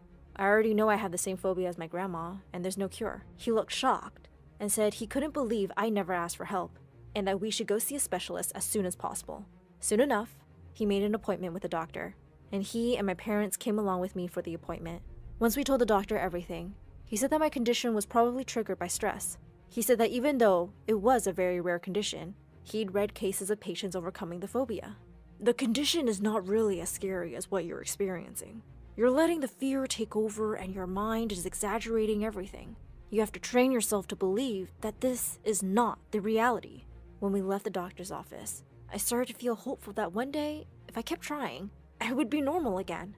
Mike squeezed my hand and said he would do everything he could to help. The next day, I got a message from a friend at school, inviting me to a reunion at her place. I decided I'd go. I'd already know everyone there, and there would be no new faces for me to be scared of. Mike was more than happy to go with me, and couldn't stop telling me how gorgeous I looked. I felt like my old confident self tonight. I knew everyone, and it felt so good not to be freaked out by people. They all looked at Mike weirdly, though. I was by the table getting some food when Louie walked over. He said, Wow, is it just me, or are you just getting more beautiful by the day? I've missed you. And before I knew it, his hand was sliding down my waist, and he was pulling me in for a kiss. I pushed him away with all the force I had, and he landed on the table and knocked all the food over. I screamed, What is the matter with you? Stay away from me! Everybody was staring at us in stunned silence. Louie looked humiliated and furious as his friends helped him up. I grabbed Mike's hand and we left the party. I was still really worked up when we got home. Mike held my hand and tried to calm me down, and I felt a bit better. I was about to get out of the car, but he didn't let go of my hand. He said softly, You look so beautiful tonight. I really want to kiss you. My heart was racing. I said, Mike, I want that too, but I'm not ready to see your face yet. He said, Well, maybe you are. You won't know till you try. The doctor said you're letting your fear exaggerate things. I pulled my hand away angrily. All my anger and frustration bubbled over. You think I'm making this up too, don't you? Just like Louie. Nobody really understands what I'm going through. Just leave me alone. I burst into tears and ran inside. The next day, I felt terrible for what I'd said to Mike. I knew I'd been unfair, and he had done nothing but support me. I called him a couple times, but he didn't pick up. While I was crying and watching a video on my favorite YouTube channel, My Story Animated, about a girl who kept mixing up faces, the bell rang. No one was home, and I ran downstairs, hoping it was Mike. It was Louie. I shouted, Seriously? What do I have to do to get rid of you? He said, Listen, I just came to apologize for last night. I have a surprise for you. And before I could even react, 4 girls came in right behind him. I screamed when I saw their faces. They looked like banshees straight out of a horror movie. I cried and curled up into a ball with my eyes shut when I heard the door bang open. Mike shouted, What do you think you're doing, you lunatic? I couldn't help it. I looked up. I'm getting a restraining order against you. Don't ever let me catch you near Mia again. Louie scrambled away like a scared rabbit while Mike came to me and hugged me. I held on to him, crying. Mike said, I'm sorry, Mia. I shouldn't have tried to force you to do anything you weren't ready for. I only want to help you get better, as long as it takes. I said. I don't know if I can overcome this. I feel like it's going to control my life forever. Mike said, people aren't all bad like Louie. The world is full of good people, like me and you. Look at the good side of people. No one wants to hurt you, Mia. His words were so reassuring. I instantly felt better. Mike told me when I was ready, he'd take me to the amusement park. We'll have great fun. Think about it. I know you can do this. Yes, I'll do it. Sitting here and not doing anything scares me more than seeing monsters. The next day, Mike took me to the amusement park. As we entered the park, hand in hand, I felt a marvelous strength in me. I raised my head, believing from deep inside me that I'd overcome my fear. I looked around me. Everyone's faces still seemed distorted, but this time, it was different. I was still a little scared, but the fear wasn't controlling me. I could control it. As we sat on the Ferris wheel, I looked over at Mike and felt like the luckiest girl in the world to have someone like him by my side. I whispered, "Hey Mike, I think I'm ready to see your face." With a deep breath, he took his mask and glasses off. I gasped. I'd never seen a guy with such beautiful green eyes and that gorgeous dimpled face. I started crying. I can see you. I don't see a monster. I see your face, Mike, he said. I knew you would. He pulled me close, and we had the most magical kiss, high up in the sky. And I opened the door to find the most gorgeous boy ever standing outside. Hello, I'm Eric. We got some of your mail. I came to return it. I just stared at him, dumbstruck, feeling acutely aware of how terrible I looked. Just then, Meredith pushed me out of the way. Hey, thanks. You're such a lifesaver. Haven't seen you around before. I just moved into the house across the street. The big white one with the quadruplets? Yeah, they're my brothers. What? No, they can't be related to you. They're very unattractive. Meredith, can't you ever sugarcoat anything? I am sugarcoating. Did I call them ugly ogres? I am so sorry. It's okay. People have this reaction often. I'll see you girls around. He flashed his beautiful smile at us and then left. Wow, Eric stole his brother's luck, the schoolboy's luck, the neighborhood boy's luck, and his mother's and his father's luck, and the whole town's. I agree. He's beautiful. I hope he's smart and funny and kind too. I'm sure he is. I never believed in love at first sight till I met Eric. Okay, maybe love is an exaggeration, but I was crushing on him hard. Freddie, how does this purple dress look on me? Claire, what the? You can't just come in without knocking? What if I wasn't wearing a towel? Well, you are, so unclench your butt. Now, what do you think about the dress? Hey, Freddie, I want your opinion on this red dress. Oh, hi, Claire. I didn't know you were here. Have some respect for my privacy. What are you talking about? Actually, I don't care. Now tell me, I look hot, right? Of course I look hot. I could wear a potato sack and I'd look hot. I can do hot in my sleep. What's the dress for?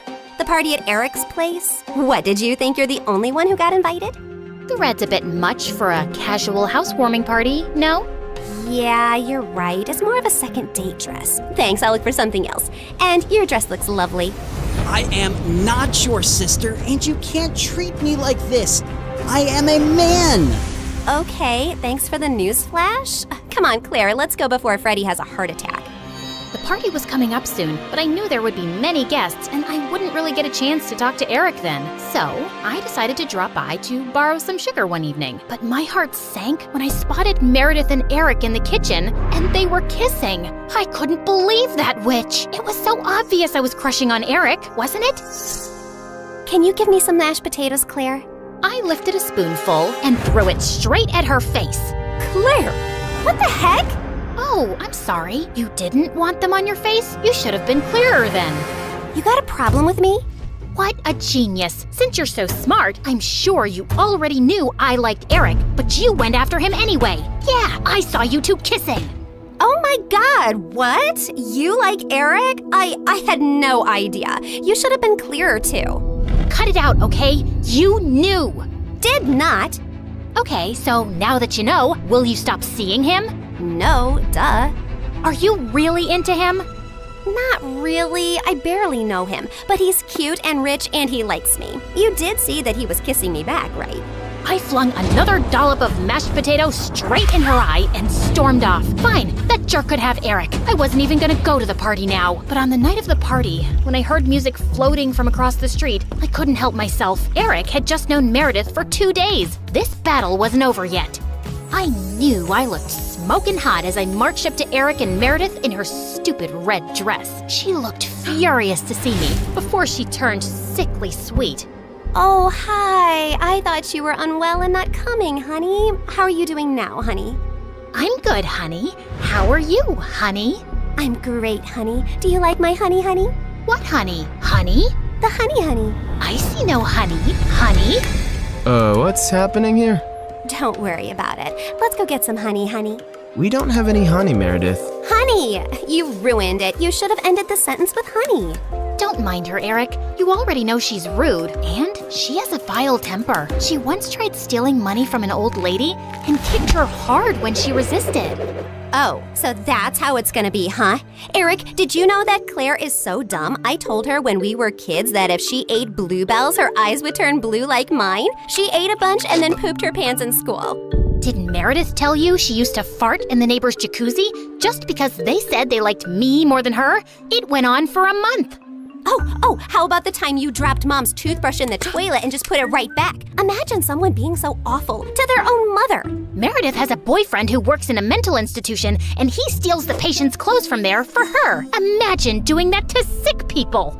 Claire keeps acting like she doesn't know her best friend is in love with her, and she keeps using him for his money. What? Are you talking about Fred? I've never used him, and he's not in love with me.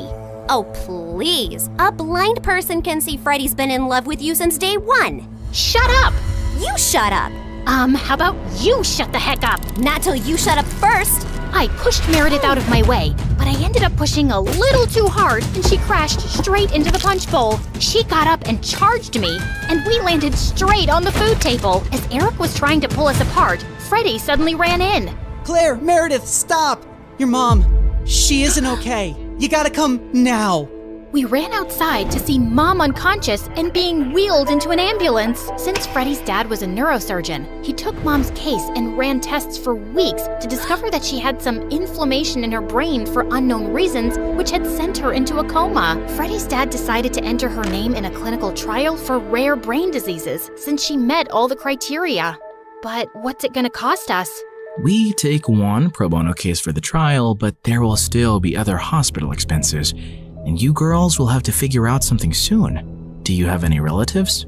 We had to contact our grandparents, but to our surprise, Mom didn't even have their numbers saved in her phone. All we had was a framed picture with their names signed at the back. Freddie offered to hire a private investigator, and within a week, he said they'd been found and were flying over to see us. But I couldn't help noticing as they got out of the cab that they didn't look rich at all.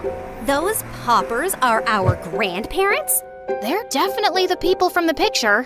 Why do Grandma's shoes look like something out of a museum? And Grandpa's coat is missing 3 buttons. The old lady hobbled towards us and hugged us tight. Oh, girls, it's so good to see you. We had no idea we had granddaughters till yesterday. You look nothing like our son, though. Your son? No, we're your daughter's kids. Oh, honey, we don't have a daughter. The private investigator who tracked us down did say our daughter was looking for us, but we just assumed that was our son who ran away from home 18 years ago. He was always saying he'd change into a woman one day. What? Our mom used to be a man? No, this is crazy. Look at this picture. Does this woman look anything like your son? Our son is ugly, and I remember this woman.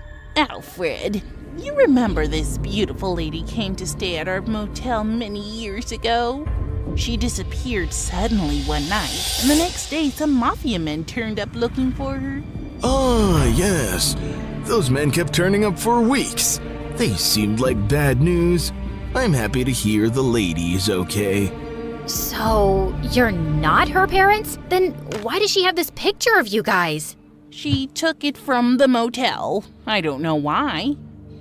I'm so tired, dear. Can I rest for a little while? No, if you're not our rich grandparents, you gotta go. Taxi! Meredith sent them packing immediately, and we just stood staring at each other. When was Mom in a motel? And why were there bad men after her? She told us all our lives these random people are our grandparents. What else has she been lying about? Apparently, a lot of things. When we checked out if she had any health insurance, she couldn't be found in the system. I went to the diner where she'd been working for years to see if the manager could help, only to find out that no one there had ever seen her. We had no clue where she'd been going all this time while she was pretending to work, or where she got her salary from. Meredith and I tore up Mom's room looking for more clues. We didn't find anything in the closets or under the bed, but I pulled the rug away and came across a loose floorboard. We pried it open to find a laptop and so many fake IDs and passports, all belonging to Mom. Oh my God. Mom? As a French redhead? Her hair is black here, and she's Swedish. We opened the laptop, but we couldn't get past the security code. We asked Freddie to come over and told him everything. And when he went over the laptop, he let out a low whistle. Whoa, this is heavy encryption and insane firewalls. Is your mom from the CIA or something? Have you ever seen her using this laptop? Yeah, I have once, but she told me she borrowed it from a friend to watch Keeping Up with the Kardashians. Who is this woman? We really had no idea, except that her hair dye started fading soon, and we discovered she was a natural blonde. We still desperately needed the money and contemplated selling the house, but we couldn't even find any documents for it. For the first time in my life, I felt overwhelmed and completely out of ideas. Then one night, as Meredith and I were sitting on the porch, Freddie joined us, looking grim. I need to tell you guys something about the clinical trial. There's only a 50% chance that your mom will get the drug that could make her well. What do you mean? Doesn't everyone get the drug? No, half the patients get a placebo drug. Oh God, I did something really wrong. I checked the files of everyone on the clinical trial, and your mom has been assigned the placebo drug. She's not gonna get the treatment. So that's it? We're just gonna sit back and watch, knowing there's no chance of her getting better? Make your dad give her the drug! I can't. Dad would lose his medical license if anyone thought he interfered with the trial. Then why did you even tell us, Freddie? Freddie looked at me silently. He told us because he and his dad can't do anything, but we can. Whatever you plan, I can't be part of it, but you have to do it soon. The trial starts next week. Thank you, Freddie. You don't know what this means to us. Of course. I'd do anything for you, Claire. For the first time, I saw what had maybe been so obvious all along. Freddie was in love with me, and I was about to use it to my advantage.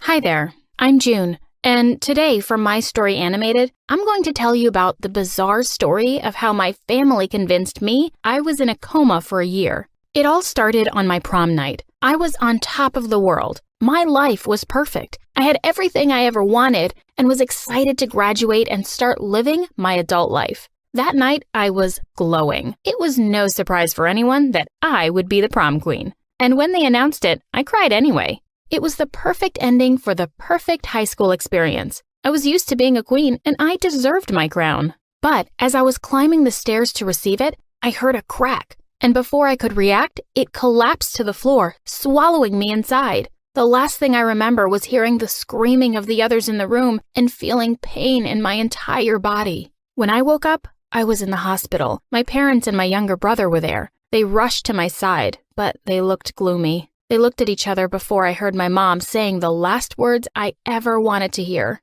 She said, "You've been in a coma for a year." I looked at my family seriously at first, but then I started to laugh. "You're kidding me, right?"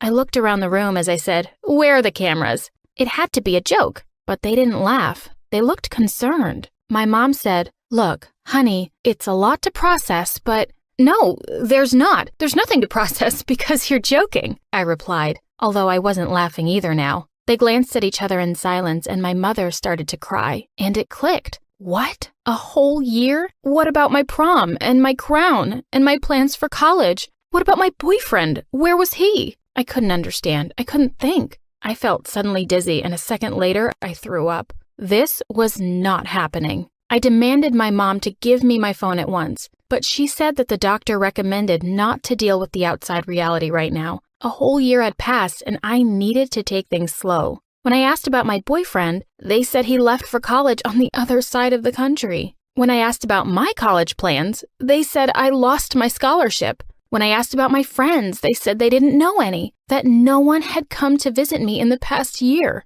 And that wasn't even the worst part of it all. When I told them to take me home, my dad said that because they had to pay hospital bills for a year, they now had many debts and they had to sell the house and move to a cheaper neighborhood. We were poor now? This was the most disgusting thing I've ever heard. I would have to go to community college. I threw up again. How could they do this to me? I hated them. But when I shouted at them, my mother began to cry again. My brother got really close to my face and said, "Hey, selfish prick, if anyone is to blame for this, it's you. You had an accident and it was your bills that they had to pay. You should be nothing but grateful to them." I crossed my arms and looked at him as I said, "I'm the victim here. You should be there for me." But he almost shouted, "Look around. We are the only ones that are here for you, so suck it up." As I was in the car on my way to the new, disgusting neighborhood, I couldn't stop thinking about my brother's words. He was a jerk, but he was right about something. Where was everyone? My friends? My boyfriend? I didn't have any flowers in my room or loving letters. I had nothing. I had no one. We arrived at the new house, and it was minuscule. I wanted to throw up again. I couldn't bear to be poor. I hated poverty. And now I would have to live it myself. I got inside and went to my room. At least I would have my things, right? But as I got in, there was nothing there except an old bed and an old desk. "Where's my stuff?" I shouted, trembling. But my mom said they had to sell everything. My TV, my computer, my sound equipment. So I said, "What about my pictures, my notebooks, my cheerleading prizes?" And she said we had to throw everything away. None of us kept anything. There was no room for it in this house. This was too much. I yelled, "I don't care about your stupid things. You shouldn't have thrown my things away. You shouldn't have even touched them. I hate you. I hate you." I slammed the door and cried on that little bed for hours. Why was this happening to me? I didn't deserve this. Everything I ever did was for the good of others. I was always there for my friends. I helped with the chores at home. I was thankful for the things I had. I was a great student.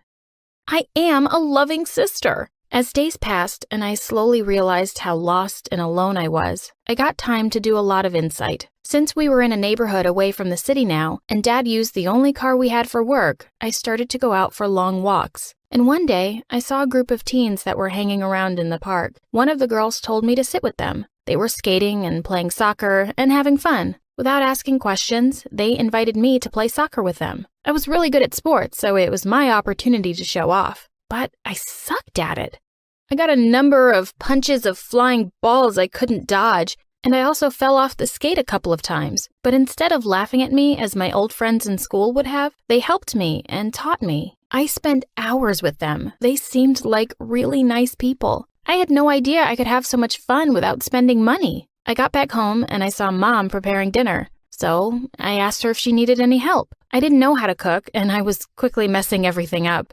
But instead of punishing me, Mom started to laugh. She pinched my nose with flour and we started a food fight. My brother saw us and came to participate. We teamed up against Mom, and so Dad had to come and help her. The vegetables were flying from one side of the kitchen to the other. We were having so much fun. For the first time in my life, I felt free and happy. I was laughing so hard that my stomach ached. My family was so cool. As days continued to pass, we got used to a new routine of having dinner together. I even learned to cook many different dishes. The doctor said that many patients use cooking as a therapy, and I realized they were right. This was a great therapy. I spent time with my brother, too. He continued to go to school while I stayed home. The doctor suggested taking things slowly, and even though I had lost a year and wanted to start college right away, he said it was a bad idea. One of our neighbors was a single mother that was taking care of 5 children. She wanted to sell some items from her home to get money for the kids. We went over there with Mom, and I realized she wouldn't be getting much money for the things she owned, and I felt guilty for my past again. Then she said that those kids weren't even hers, that she was offering her house as a transit foster home. What? She was selling her stuff to help kids that weren't hers? I didn't understand, so I asked her. But she smiled and said she had everything she needed. Everyone in the neighborhood knew what she was doing, so she got donations all the time. Some of the things were piling up, so she wanted to sell them to buy other useful things for the kids. I looked at the kids playing outside. They were cute and loved and happy. This woman had an amazing heart.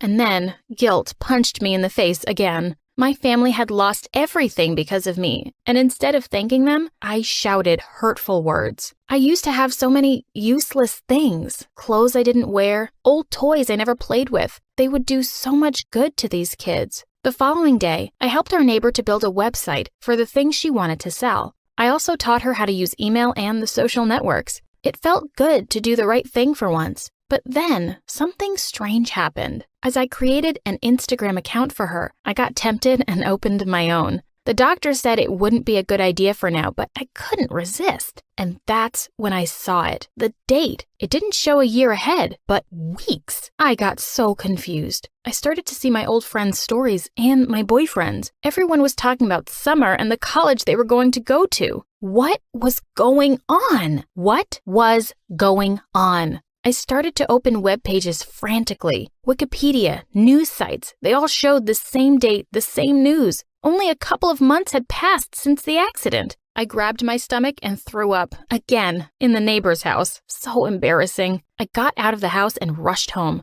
I yelled at my mom so hard. I was so angry. How could they do that to me? They made me sick. My dad and my brother appeared from their rooms, and they stood by my mom. I shouted at them. How long was I really in the hospital? And my dad said, 2 weeks. 2 weeks? My mind started to ask frantic questions. What about my home, my room, and my stuff? And Dad said that everything was still there, that they rented this house for the cause. The cause? Was that what they thought this was? My mom got closer to me and said, I'm sorry, we didn't know what to do. We were losing you. I looked at them and said, that's ironic because that's exactly what happened. You just lost me. June, please, my mom begged. But I was furious, out of myself. Take me home, now, I said. As we were in the car, my mom continued to cry and apologize. She said it was for my own good, that I needed to get a glimpse of reality. But I couldn't listen to her. I was mad. I got inside my room and sighed as I saw all my things were still there, that I had my life back. I took my acceptance letter for college and pushed it against my chest. Classes had already started, but I still had time to go.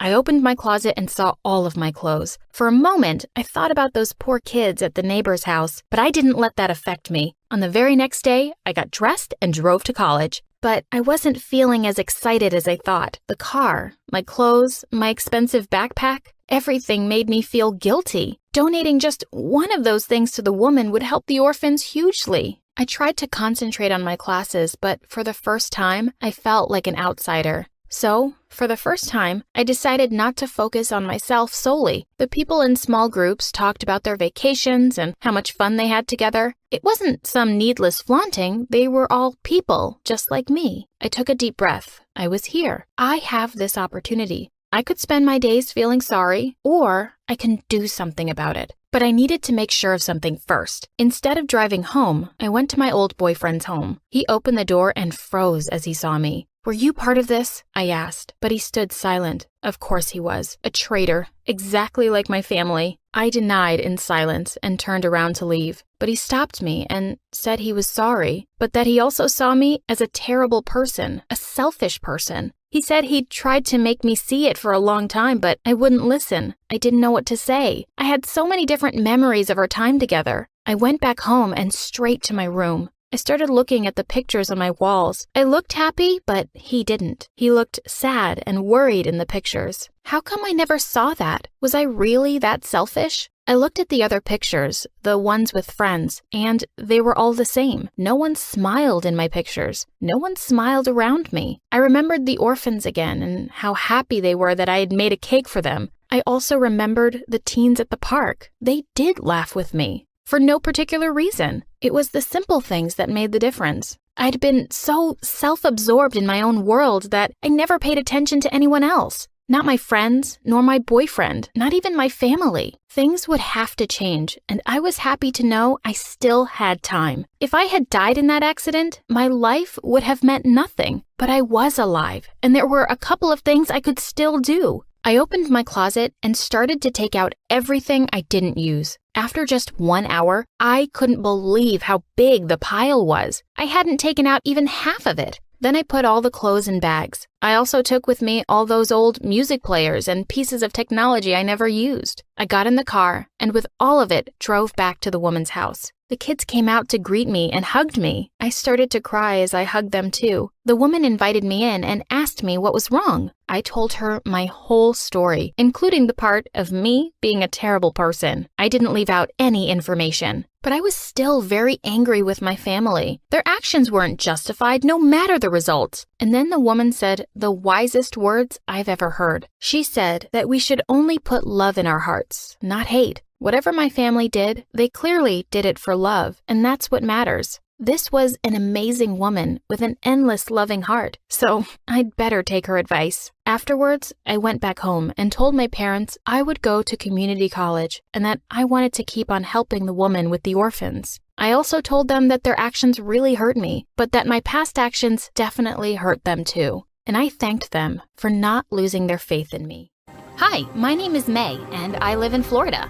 My parents were both lawyers, so they were mostly away for work, and that left me alone with my little sister June. June was a little different from other kids because she didn't have an arm below her left elbow, but I never let her feel any less about herself because of that. Growing up, I made sure she was loved to bits, especially with my parents being away often. I took care of everything, from feeding her, bathing her, to taking her out for rides. But then once when she was 4, Mom took us to the shopping mall. While Mom was in the changing room, another woman with a little kid came there, and the kid started screaming when he saw June. Freak! She's a freak! She's so scary, Mommy. She's gonna eat me just like she ate her arm. OMG, this kid was frickin' crazy. I immediately tried to hush him so June wasn't scared, but then his mom went all bonkers on me. How dare you lay a hand on him, you crazy girl? My baby is all scared. That made me so mad. That's enough, you ugly lady. There's nothing wrong with my sister, and you people should be the ones to leave because you're morons. Mom rushed us out of there before I made a bigger scene, but June always looked sad after that incident, and that's when I had an idea. I asked Mom and Dad to get a prosthetic arm for June, and they agreed. Oh, wow! This is so cool. Now I look just like you, May. She hugged me tight, and I was the happiest to see her smile. Soon after, she joined her new school, but on the very first day, she came out crying when we went to pick her up. June, what's wrong? What happened? The other kids, they laughed at my arm and made fun of me. I don't want to go back, ever. It's okay. You can come with me to my school. We have a section for younger kids there. You'll be fine. I'll be there with you. Later, when we reached home, June said she didn't want anyone at the new school to know about her arm, so she was going to wear full-sleeved clothes and gloves all the time. But June, there's nothing wrong with you. May, please, just keep this a secret. Promise you will. And of course, I agreed. A few days later, when she joined my school, she looked quite happy after blending in with the kids just fine. And I made sure to check up on her once in a while. Grades passed by, and then one day, as I was watching her from the window outside her class, I suddenly lost my balance and tripped, but someone caught me just in time. It was my senior, Matt. He was known in school for being a math genius. Thanks. I would have fallen so hard if it wasn't for you. I wouldn't have let that happen. I'm Matt, and you don't look like a kid, so what are you doing in the junior section? Oh, I was just keeping an eye on my little sister. I'm May from 10th grade, by the way. Okay, May from 10th grade. Do you want to grab some lunch? Whoa, that was sudden, but sure. We had lunch together, and I had a really great time talking with him. I was looking forward to it again. But the next day, a senior girl showed up instead of Matt and splashed a full cup of coffee in my face. You witch. This is your last warning. Stay away from my boyfriend or else. Are you crazy? And who's your boyfriend anyway?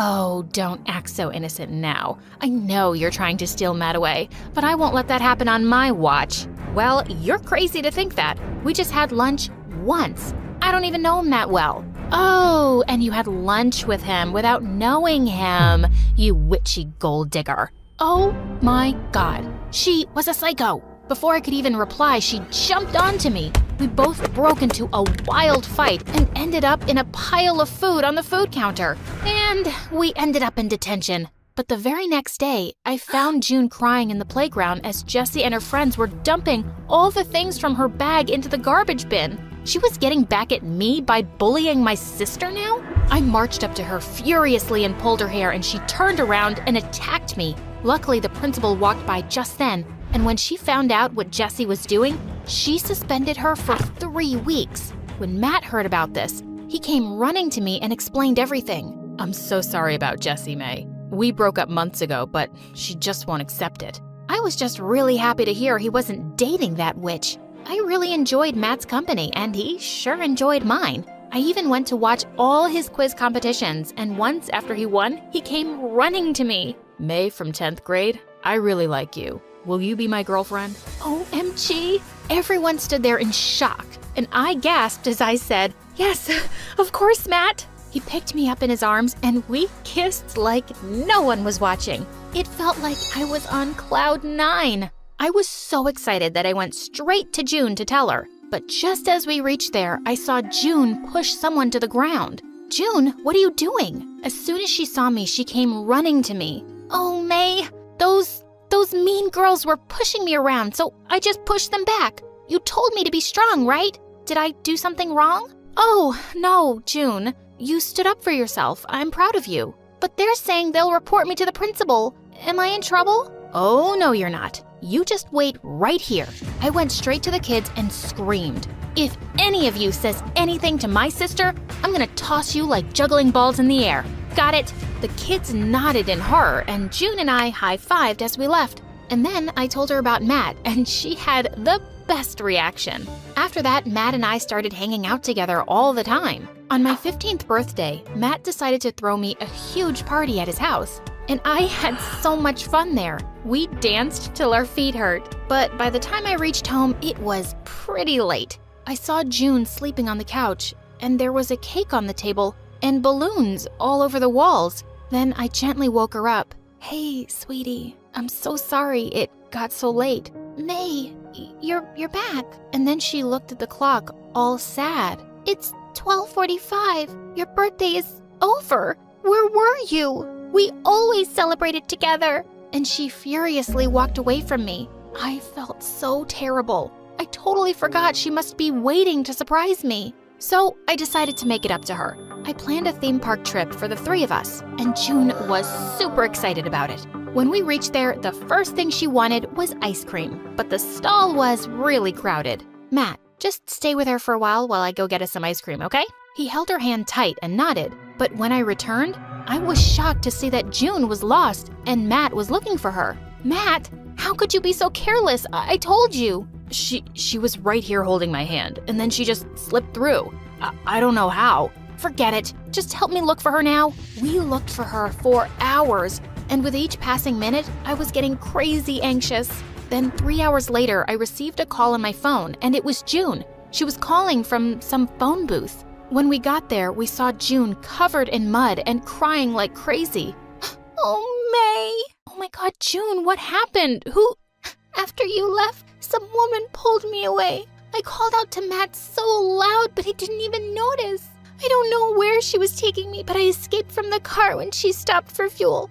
I'm so scared, May. Please take me home. I turned to Matt. I should have never trusted you with my sister. What was I even thinking? Matt tried to explain, but I just took June's hand and stormed out of there. When we got home, I got June all cleaned up and even slept with her to make her feel safe. The next day, when we went to school, June asked me to forgive Matt, first thing. It wasn't his fault, you know. Let's look for him and make things up. June was right. Maybe I overreacted. We looked for him around the school, but then I found him kissing Jessie in the backyard. Matt, you cheater! How could you? His face turned white as a ghost. May, I can explain. This isn't what it looks like. Oh, it's exactly what it looks like. Just shut up. And Matt, we're done. I don't ever want to see your face again. He tried to run after me, but the witch Jessie stopped him, and honestly, I didn't care. June hugged me while I cried my heart out. What a jerk. He doesn't deserve you, May. It's okay. I'm here for you. I'll always be here for you. Please don't cry. The next few days were hard for me, but June tried her best to make me smile and even brought me hot chocolate in bed. She was the sweetest. But at school, Matt was trying to follow me again. So I just went into the girls' room and locked myself in a stall to escape. As I waited there, I suddenly heard familiar voices. June and Jesse? Are you crazy? Why did you talk to me in front of everyone? May could have seen us. I wanted to thank you, but I'm also really curious. Why did you help me? May's your sister, after all. That's none of your business. You got what you wanted. Now just get lost and don't talk to me again. And she just stormed out. I couldn't believe my ears. My own sister helped my boyfriend get back with his ex? But why? As I slammed the door open, Jesse looked shocked. You witch! You used my innocent sister to get my boyfriend? I pulled her by her collar, but she just pushed me aside and cackled like a witch. Innocent? It was your sister's idea. Go on, ask her. Like I'd believe her. But I had to ask June what was going on. I followed June around the hallway, and what I found shook me. I saw her snatch another kid's lunch and push her to the ground. You dumbo. No lunch for you until you complete my homework. Oh God, who was this girl? What are you doing, June? You pretended to be bullied in front of me, but you were the bully this entire time? No, wait, I can explain. I even heard you talking to Jesse in the bathroom. I heard everything. What's wrong with you? As I turned away from her, she held my hand and tried to stop me, but I just shook it away from her. As I did, her prosthetic arm detached and fell to the ground. Everyone around us gasped and started whispering, "Oh my God, look at her hand." Wow, the big bully is actually a big weirdo. Oh my God. I stepped forward to help June, but she just picked up her arm and ran away crying. I wanted to follow her, but I was also so furious. When I reached home and my anger calmed down, I went to check on her, but she wouldn't open the door. Ugh, she was so stubborn. The next day at school, I heard kids whispering about June, calling her a cyborg and a robot. OMG, I had to find June. I knew she wouldn't be taking it well. I looked for her in the classroom, but she wasn't there. And then, as I was passing by the gym, I heard her shout. I looked in to see Jessie and some of June's classmates tossing her prosthetic arm around and laughing. Just wanted to check if the rumors were true. You are a freak. Give that back before I kill you. I'd like to see you try. Before I could jump at her, someone held me back. It was Matt, and standing next to him was the gym teacher looking furious. He screamed at Jesse and the kids that he'd get them expelled and marched them straight to the principal's office. June, are you okay? Oh, May, Matt, thank you for saving me. And I'm sorry, you guys, for everything. I'm sorry too. It was because of me that the kids knew about your arm. But June, why did you bully them in the first place? Because I was scared. After I was bullied at my previous school, I didn't want to be hurt again. So I had to be the bully, like the cool kids. But June, that's wrong. These kids aren't even cool. They're evil. Look what they did to you. Also, you turned against me and Matt too. Why? Because you were replacing me with Matt, so I just wanted to get rid of him. At the theme park, he didn't let go of me. I ran away, and I asked Jesse to kiss him. I just wanted you to break up with him and love me. Oh, June, of course I love you. You're my little sister. Nobody can ever replace you. But I love Matt too, and you have to understand that. I do now, and I'm sorry for everything. Please forgive me. Suddenly, Matt looked at me, and we hugged her together. We forgive you.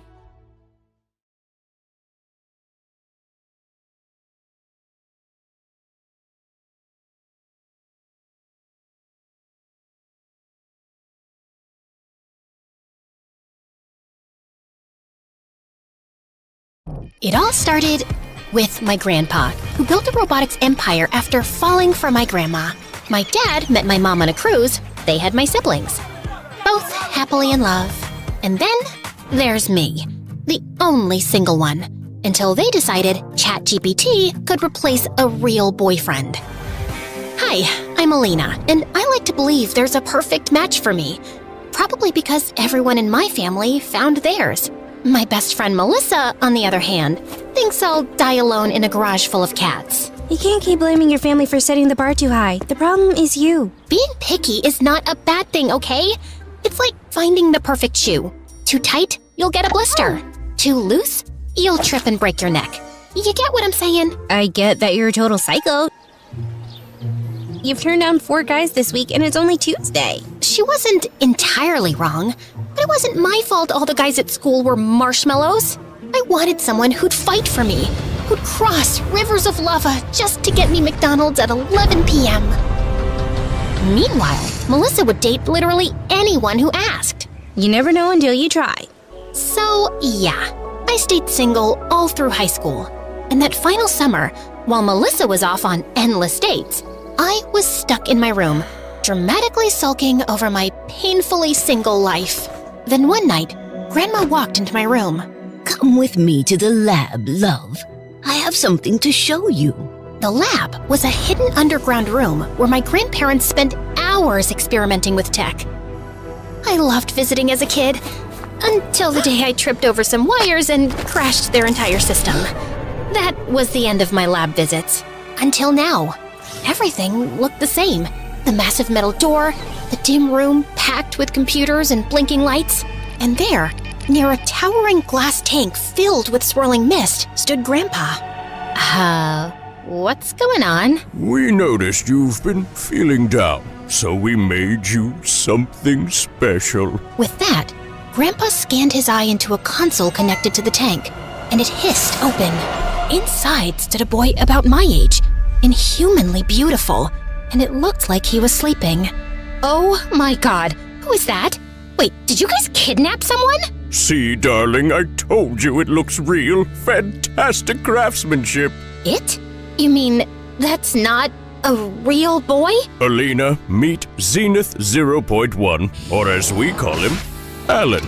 Alan, introduce yourself to Alina. Are you setting me up with freaking ChatGPT? Greetings, Alina. I have been programmed for one primary function: to analyze and comprehend your heart, to serve as your greatest supporter, your trusted confidant, and to perceive every aspect of you, including your flaws, as beautiful. Flaws? What flaws?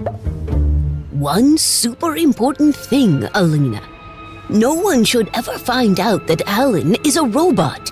The tech used to build Alan is illegal. If anyone, especially Herman Robotics, finds out about him, we're in serious trouble. That company would stop at nothing to get their hands on him. Wow, he's just so pretty.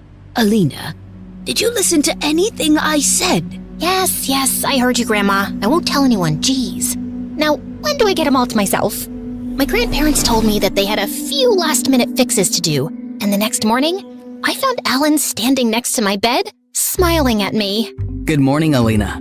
My scans indicate you have entered the rapid eye movement stage of sleep exactly 32 minutes and 18 seconds ago. You were watching me sleep? Don't do that. It's creepy. Noted.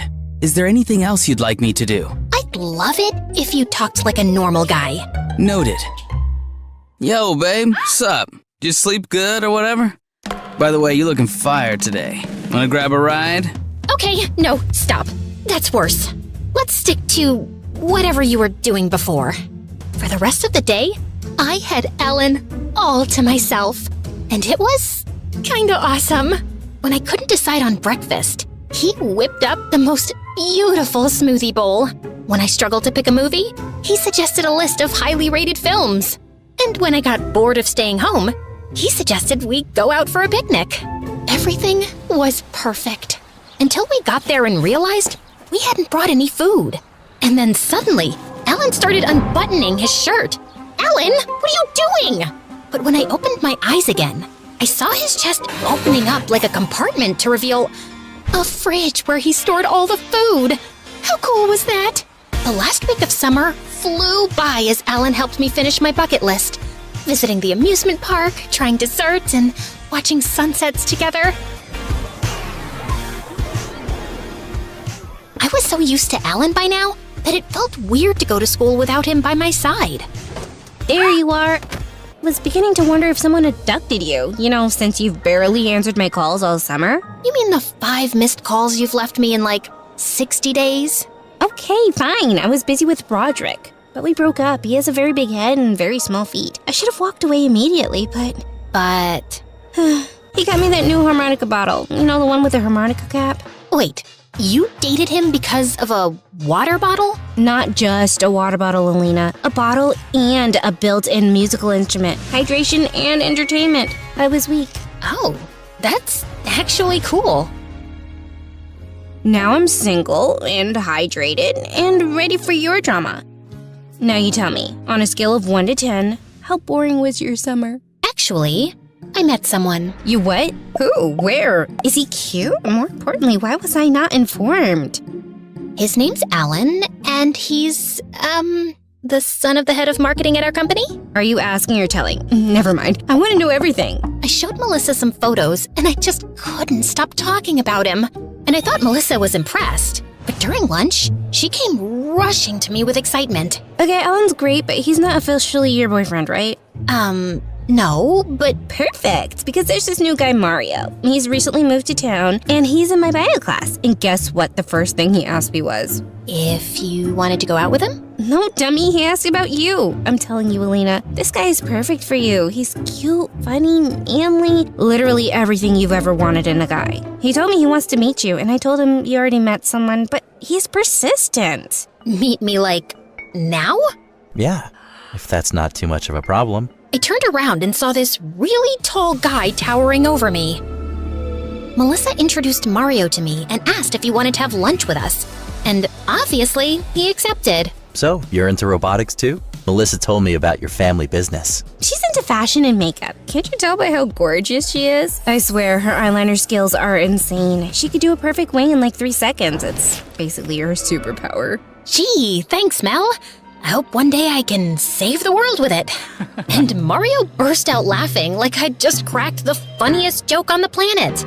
He even joined us for our study session later and was so pushy with all his friendly questions that I barely got any of my homework done. Thankfully, when I got home, Alan was there to help.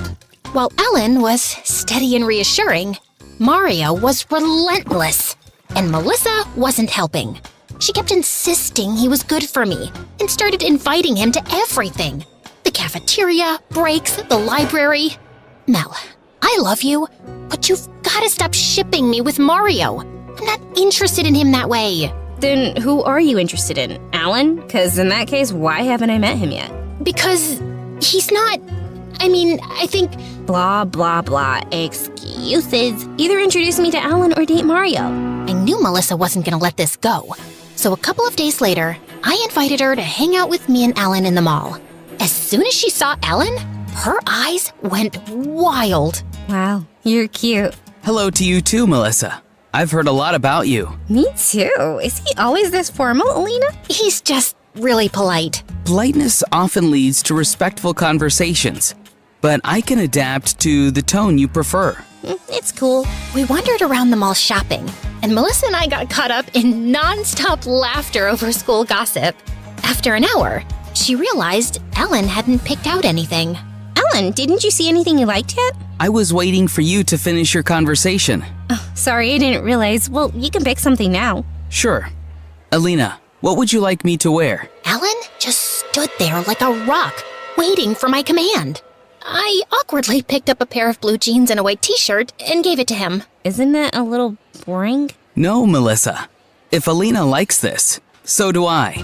It's my job to keep her happy at all times. I felt a little embarrassed that Alan had shut Melissa down so abruptly. There was really nothing I could do except smile. We just roamed around for a bit before pushing off home, and the next day at school, Melissa told me what she thought of Alan. Isn't he just weird? He agrees with everything you say, and didn't you see how he shut me down when I was on his side? He just really cares about me. And maybe it's hard for you to understand because you've only dated jerks. What's that supposed to mean? I didn't mean to be harsh. It's not my fault that most of Melissa's boyfriends were selfish and Alan was kind and thoughtful. The tension lasted all day. And then Mario joined us at lunch. Perfect. He wouldn't stop talking and laughing, and Melissa joined in. My mood was a bit too sour to be part of their merrymaking, so I decided to leave. Leaving so soon? Let her be. She's just cranky because of that weird boyfriend of hers. I felt mad that my best friend would say such a thing in front of someone I barely knew. So I ignored both of them and went home. I decided not to speak to Melissa for some time. But later that day, the doorbell rang, and Melissa walked in. Hello, Melissa. What brings you here at this hour? I need to talk to my best friend. Alone? It's okay, Alan. You can leave us alone. And Alan nodded and left.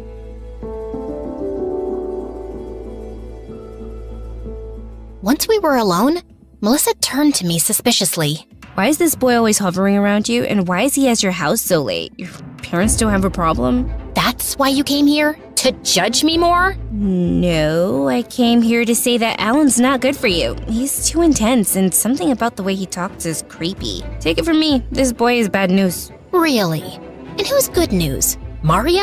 Who can't read the room and realize we're annoyed and not in the mood for his dumb jokes? Oh my god, Alina, he was trying to cheer you up. Alan would have probably encouraged you to fight me right there on the cafeteria table. That's not true.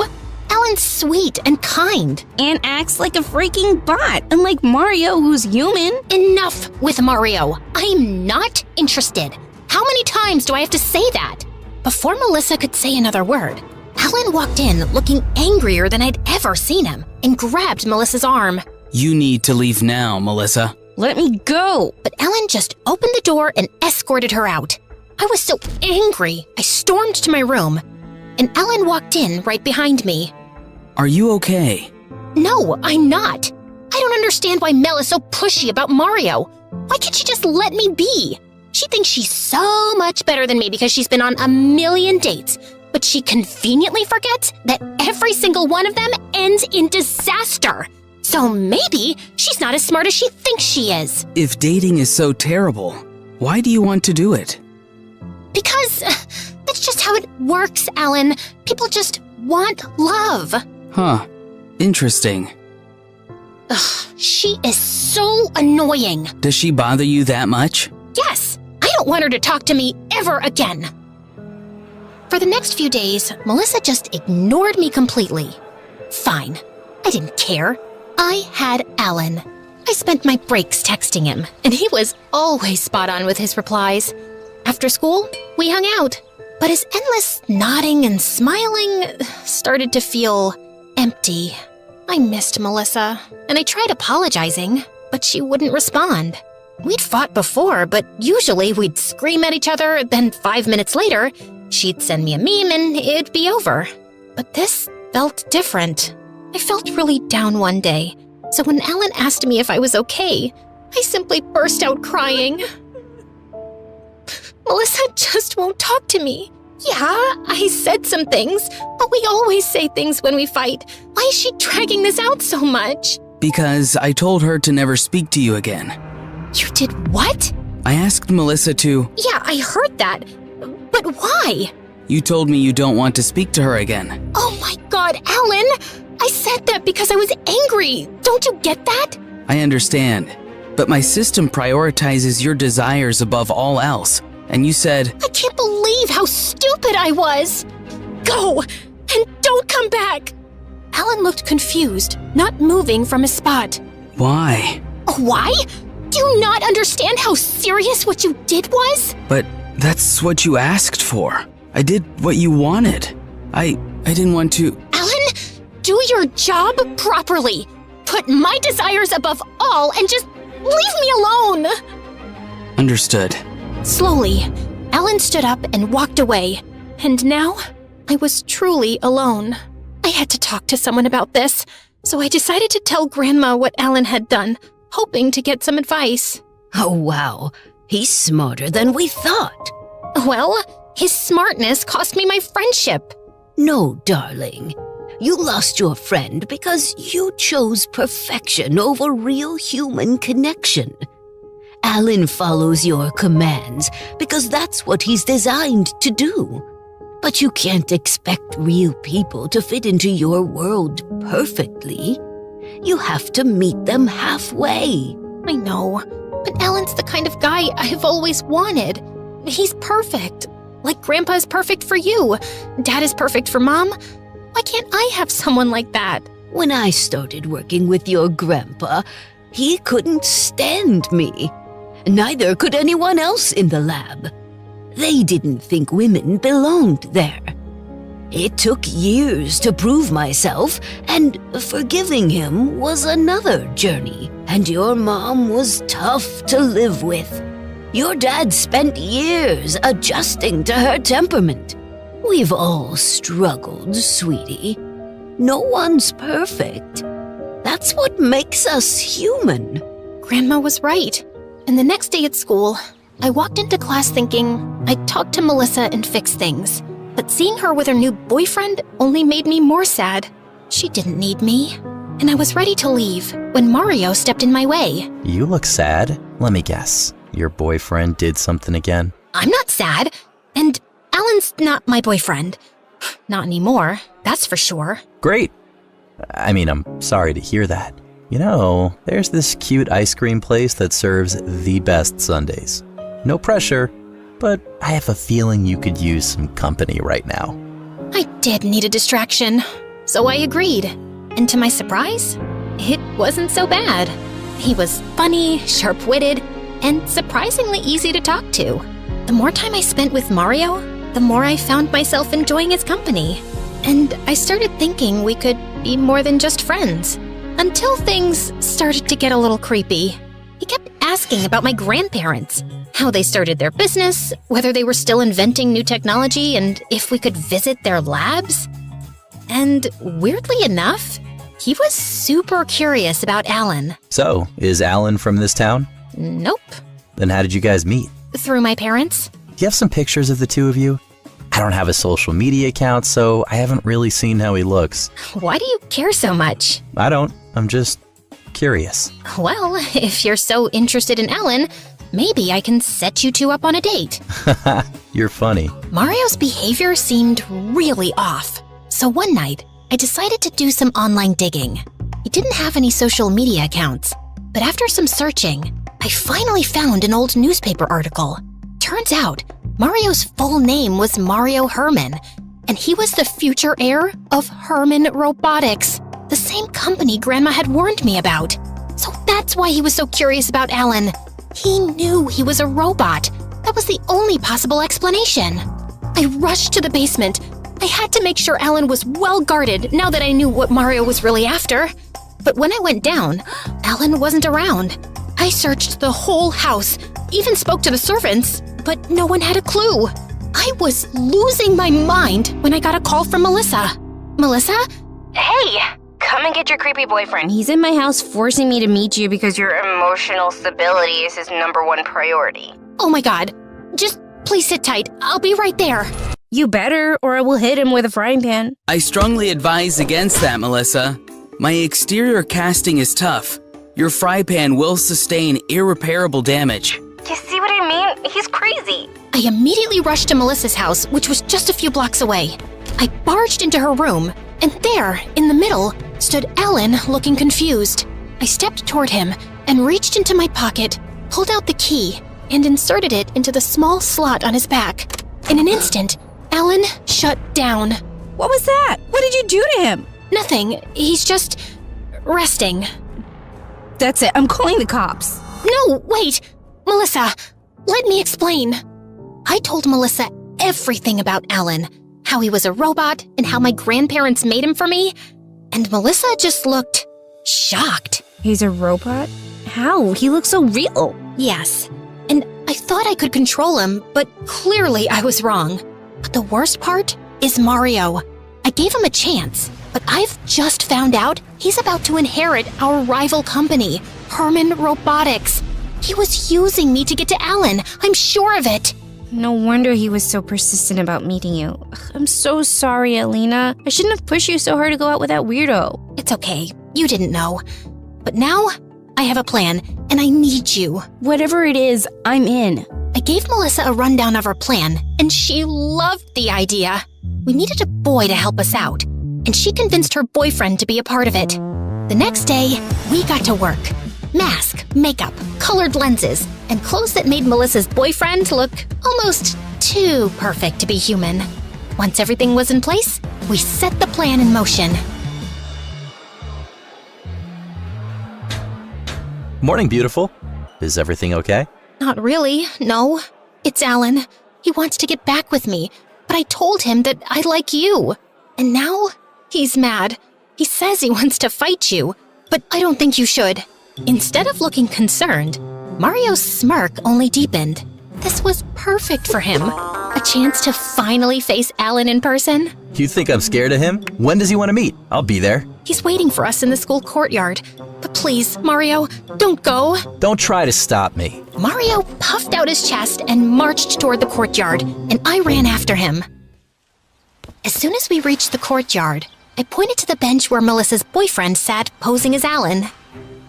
I know what you are. A guy trying to read in peace? Oh, you think you can fool me, you freak of nature? Get up and fight me. Let's see what's under this sleeve. I bet everyone here would love to see some gears and wires. Dude, let go. But Mario kept tugging at his sleeve, trying to rip his shirt. Just then, a big burly guy stepped in. Mario's brother. I recognized him from the newspaper article. So, this is the robot you were talking about. Looks pretty real to me. And now he's ours. They lunged at Melissa's boyfriend, but he broke free and sprinted toward the cafeteria. Someone call security! Mario and his brother chased him into the cafeteria, and Melissa and I went running after. Just as we arrived, Mario hurled a chair at Melissa's boyfriend, and it crashed into a vending machine, sending a loud crack through the room. And all the students froze in place. Mario, stop! You're gonna hurt someone! Someone? Or your precious robot? I know your family's dirty little secret. My family moved me to your school. Herman Robotics is done being second place to you freaks! Have you lost it completely? He's not a robot! Shut up, Alina! My parents have been watching you. I know your grandparents developed this robot in their secret lab using illegal technology and named him Alan. You think I was following you around because I liked you? Get real. Listen up, everyone. Alina's family's crazy. They built this life-size robot because their precious little girl is too dumb to find a real boyfriend. And this is just a prototype. They are building an army of robots using illegal tech so one day they would take over the whole town. Let me show you. With that, Mario marched over to Melissa's boyfriend and started twisting the top of his head like he was trying to open a jar of jam. Ow, ow, ow! Hey, that's enough. You're hurting him. How the heck is that a robot if he's literally bleeding? Cut it out with this dumb joke already! Mario spun around, ready to yell at that guy, and Melissa's boyfriend seized the opportunity to break free. He stumbled to the ground, wincing in pain, while a group of guys rushed over to help him up. Melissa immediately ran to his side. The entire cafeteria erupted as people started throwing accusations at Mario and his brother. They desperately tried to defend themselves, insisting, over and over, that it was really a robot. But at this point, no one was buying it. Meanwhile, I sent a quick message to the principal explaining what was happening. And minutes later, he walked in followed by 2 police officers. What's going on here? Sir, this guy is assaulting my friend. He pushed him and started telling everyone that he's a robot. That's a lie! Sir, Alina's family has a robot in their basement that looks like a man. They built it using illegal technology.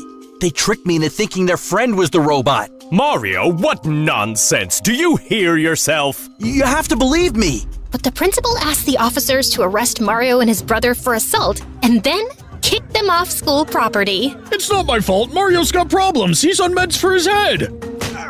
I'm not crazy. This whole school is insane. I hesitantly walked over to Melissa and her boyfriend, a little worried. What if I went too far? What if he actually got hurt? But before I could say anything, Melissa turned to me with a very weird look on her face. Alina? I don't think this is my boyfriend. Excuse me? What now? Melissa's boyfriend lifted his head and looked right at me. Now that I was this close, I could clearly see no wig, no contacts. It was Alan himself. Alan? But you were in pain. We all saw it. Was it convincing? I tried to use everyday language that a teenager would use to fit in, but my calculations suggested I may have overestimated the appropriate pain response. As for the blood, I synthesized it myself and applied it to my hand. Why are you here? After you returned me to the lab last night and your grandparents started me up again, someone attempted to hack into my system multiple times. They failed, of course. But based on this, I deduced that their real target was either you or your family. Upon further research, I identified the source, Herman Robotics. More specifically, Mario Herman. And I know you don't want to see me anymore, but I was worried about you. I wanted to protect you, Alina. Melissa was gazing at Alan with literal sparkles in her eyes, like he was a puppy who had just successfully learned his first trick. I was feeling a little emotional too. How can he be capable of feeling or wanting something? Out of literally nowhere, Melissa's actual boyfriend appeared, out of breath and looking frantic. I'm here! I made it in time, right? I couldn't get the contact lenses in by myself. What? I dropped Alan back home and gave my grandparents the full rundown of what happened with Mario and his brother. Naturally, they were furious, but keeping Alan's true identity a secret was more important. So they decided not to go to the police. Well, at least Alan was there to protect you. I wonder how he got that idea. That's what was weird. Alan said he was worried about me. He wanted to protect me. I can erase my progress if you're not happy with it. But personally, I kind of like to keep it. No, Alan. Sweetie, absolutely not. This is a scientific breakthrough. Do you realize how big this is? This is Nobel Prize material. After that, Alan practically lived in the lab. Grandma and Grandpa's greatest project. He became family, loved by all. I missed having him to myself, but I had bigger problems, like surviving Melissa's matchmaking.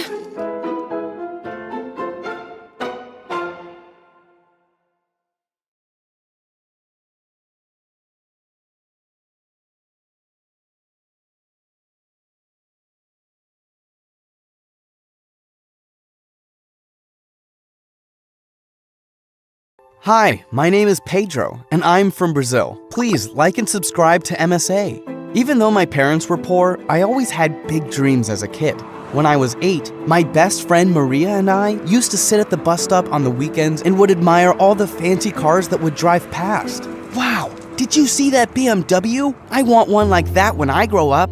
I believe you'll drive a car like that one day, Pedro. Remember what our teacher said. If you believe it, you will have it. Maria also came from a poor family like me, and I cared about her a lot. Once when we were in the 8th grade, she couldn't bring her lunch for the whole week because her parents were so broke. And even though she came up with all sorts of excuses not to take my lunch, I wasn't going to leave my friend to starve. Pedro, I'm not that hungry. Please, I don't want to take your lunch. You know you don't have to have pride with me. Come on, let's share. Okay, but next week is my turn to share with you. But when next week came, Maria had more than enough to share with me since her dad got a big job in the city. I got us candy bars today. Wow, thank you. I'm really happy that your family's doing well. Yeah, and there's something else I need to tell you. She looked a little sad, and then I felt sad when she told me. We won't be living in the same place anymore. We're moving to the city, and I won't be in this school. I was happy for Maria because she was going to have a better life, but I was sad since she was my best friend. We promised to write to each other every month, but as time went by, she stopped writing, but I didn't. I started focusing a lot on my studies when Maria left and became the top student in my school. When I was in 10th grade, I got selected to participate in a national math tournament. When I was at the tournament, I was so happy when I saw Maria. She was also selected from her school. Maria? She looked so beautiful now. Her eyelashes even looked longer than a normal person's. Maria looked at me like she didn't even know me. Or maybe it was because I also looked different. It's me, Pedro. Oh, hi. It's been a while. She looked down at my shoes and made a face of disgust. I'm guessing you're still stuck at the poor people's location? If that's what you call it. Okay. I have to go. My friends are waiting. That was not the Maria I knew, but I didn't let that distract me during the tournament. I beat all the kids, even the rich ones from Maria's school. Well done, Pedro. I was surprised that she even congratulated me after the way she looked at me. Thanks, Maria, and it was nice seeing you again. As I walked to the hallway, a tall man approached me. He was the principal of the most expensive school in the city. It was the same school Maria went to. Well done on your achievement today. I would love to have a student like you at my school. Thanks, sir, but I don't think my parents can afford your school for now. You would definitely qualify for a scholarship, and I could help you with. I've always been an only child in this massive house. It's just me and my father. I'm so glad to finally have someone to talk to. Come on, I want to show you our swimming pool. I've won 5 gold medals because I practice every day. Thanks, but swimming is not my thing. What? Swimming should be everybody's thing. What would you do if the world comes to an end and the entire earth gets flooded? It'd have to be everybody's thing then. I'll teach you. Let's go. Isabella was so persistent about everything. I did everything she asked me to do since her father was super kind to me. She never mentioned her mom, and I didn't want to intrude. When Isabella and I entered the school gates together, all eyes were on us, and I didn't understand why. Oh my gosh, everyone thinks I'm dating the new hot guy. Which new hot guy? You silly. You're really cute. Don't you know that? I blushed when she said that because I never really paid attention to how I looked since I focused so much on getting high grades. And then as we walked into our next class, all the girls started tapping the seat next to them. Hey, new guy, you could sit next to me. Oh no, you should really sit next to me. I have all the answers to everything. Isabella suddenly hid behind me when she saw Maria walk in, and then she took my hand. He'll sit next to me. We come from way back. Isn't that so, Pedro? I saw Maria glare at Isabella sternly, and she quickly ran to her seat and didn't look at me for the rest of the day. Maria pulled me along with her everywhere in school, and because I missed her so much, I stuck with her. I'm so happy that you're in my school, Pedro, but we gotta get you some new shoes, okay? But these are my favorite shoes, Maria. I know, but change is good sometimes. Look at me. I live a fabulous life, which starts with how we look. Isabella walked past me and Maria like she didn't even know me, and when I saw her after school to find out what was up, she acted like everything was normal. Hey, you suddenly avoided me? What happened? Nothing. I just wanted to give you and Maria your space. She seems to really like you. Yeah, we're old friends. Are you afraid of Maria? No. She's just this popular girl who gets everything she wants, and I don't have any trouble at school, so we could just be friends at my house. Okay, if that's what you want. The next day at school, Maria immediately approached me and took me to a quiet place, and then she took a new pair of sneakers from her bag for me. I felt very uncomfortable taking them. Maria, I told you I don't need new shoes. Pedro, it's rude not to take a gift. You know that. Remember that time you made me share your lunch, and I took it? Yeah, but I was helped. Take my gift, Pedro. Please. I looked at her eyes, and she looked like she was about to cry, so I took the shoes. But it didn't stop there. Maria changed my whole look, and I kinda liked it, but hanging out with her and her friends felt awkward. Like this one time when we were in 12th grade, they invited me to a beach party, and when I decided to bring Isabella along, Maria acted like she owned me. Pedro, can I speak to you alone, please? She seemed angry, and I left Isabella waiting for me. Why did you bring her to a party that I invited only you to? I live in her house, and she's my friend, so I thought it'd be okay. Well, it's not okay, and I'm not happy. You were my friend first. In fact, I think I like you more than a friend now. Maria suddenly kissed me, which caught me off guard. Before I could react, my phone rang, and it was my dad. Sorry, I have to take this. My dad called to tell me that in a month's time, they would be losing the house because he lost his job. Maria could see that I wasn't okay, and because I was so worried, I ended up telling her everything. So you're going to be homeless? No, I won't allow that to happen. Well, I don't know how you will do anything since you're still in school. But if you send Isabella back home and tell her that she's a loser, then I'll speak to my dad to help your family. What? I can't do that. Isabella's family is helping me, and she's a good person. She's a freak, Pedro, and you're hot and smart. And I want you all to myself. I was so turned off with Maria. She wanted me to hurt another person for no reason, and I just couldn't do it. I went back home with Isabella, and she was happy to get out of the party because it wasn't her vibe either. Maybe we can go get some ice cream? Yeah, let's do that. What did Queen Maria say? You looked so unhappy after you spoke to her. Don't worry about it. I don't think I'll be hanging around her anymore. After our fun ice cream date, I started growing really fond of Isabella. She was sweet and accepted me for who I am. She was still very hyper about many things, but I started loving that about her. And then, after the weekend when I went back to school, everyone looked at me differently. Even the girls who dropped after me now looked at me like some poor, pathetic boy. I can't have a homeless boy in our school. I heard one of Maria's friends as she walked past me, and then I spotted Maria talking to a group of kids. I stood behind her. She was talking about me. Pedro is a total fake. I had to buy him clothes and shoes because his family is going to be homeless soon. Wow. But how can someone so hot be so poor? Maria, how could you do this? Oh, speak of the poor devil. She looked at me coldly, and then I took off the shoes she bought me and threw them in her face. Congratulations, Maria. Money has turned you into a real witch. I walked away from her, and Isabella ran after me. Pedro, wait! Don't throw your education away because of her. Maria did something really humiliating to me once before, and that's why I stay away from her and whatever she wants. What did she do to you, Isabella? Isabella started crying, and I hugged her. Then, she told me that she was the popular girl at school once before, and Maria was her best friend until she told everyone her big secret. Maria kept asking about my mom, and then I told her something my family never shared with anyone. My mom is in a mental institute. Maria told everyone at school, and from that day, everyone called me a mental case. Oh, Isabella, why didn't you tell me this before? Because I didn't want you to think that I was a mad person. I'm not my mother. I'm me. After what Isabella told me, I wanted nothing more to do with Maria. So I completed my last year of high school with Isabella by my side, and her dad also helped my parents not lose the house. Thank you so much for all that you did for my family. I hope to pay you back one day, sir. You have a bright future ahead of you, Pedro, and it was a pleasure having you in my house. I'm going to miss you so much. I got a scholarship to study medicine in one of the most prestigious universities abroad. And my school helped my parents pay for my flight ticket since I was the best student they ever had. I worked hard in university and became one of the best heart doctors in the world.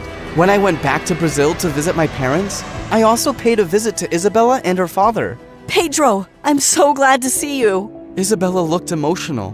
What's wrong? My dad is in the hospital. It's his heart. I spoke to the head of the hospital that Isabella's father was in, and I was ready to do anything to save him. While I was at the hospital, one of the nurses suddenly approached me. Pedro? I couldn't recognize her since she had her hair covered up, and when I looked closer, it was Maria. Hello, Maria. Wow, you're a doctor now. Yes, and I am a very busy person, so please excuse me. I walked past her, and I could feel her eyes still on me, but she was someone I forgot about a long time ago. After my successful operation on Isabella's father, he couldn't stop thanking me, and I was happy that I was able to do something good for him and Isabella. Pedro, you are like my angel. You always come into my life at just the right time. When I was lonely back at high school, you filled up my life, and today, you saved my father. I hugged Isabella, and then suddenly Maria tapped my shoulder. What can I do for you, Maria? I just wanted to say I'm sorry to both of you. She looked really sincere, so Isabella and I forgave her. She asked if we could have dinner together. I looked at Isabella and she nodded, so we hung out together. As we sat in a restaurant, we actually enjoyed ourselves. And when Isabella excused herself to go to the bathroom, Maria held my hand. I still love you, Pedro. I don't know what came over me in high school, but I've changed now. I slowly pulled my hand away from her. I'm sorry, Maria, but I'm in love with Isabella, and that's why I came back to Brazil. Maria understood and then got up and left. Where's Maria? She's gone, so it's just the two of us.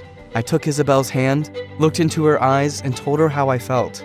Isabella, will you go out with me on a real date? She smiled. So, I guess I did get the hottest guy in school after all. She always knew how to make me blush. Never let your current situation determine your future. When life throws you lemons, make sweet lemonade.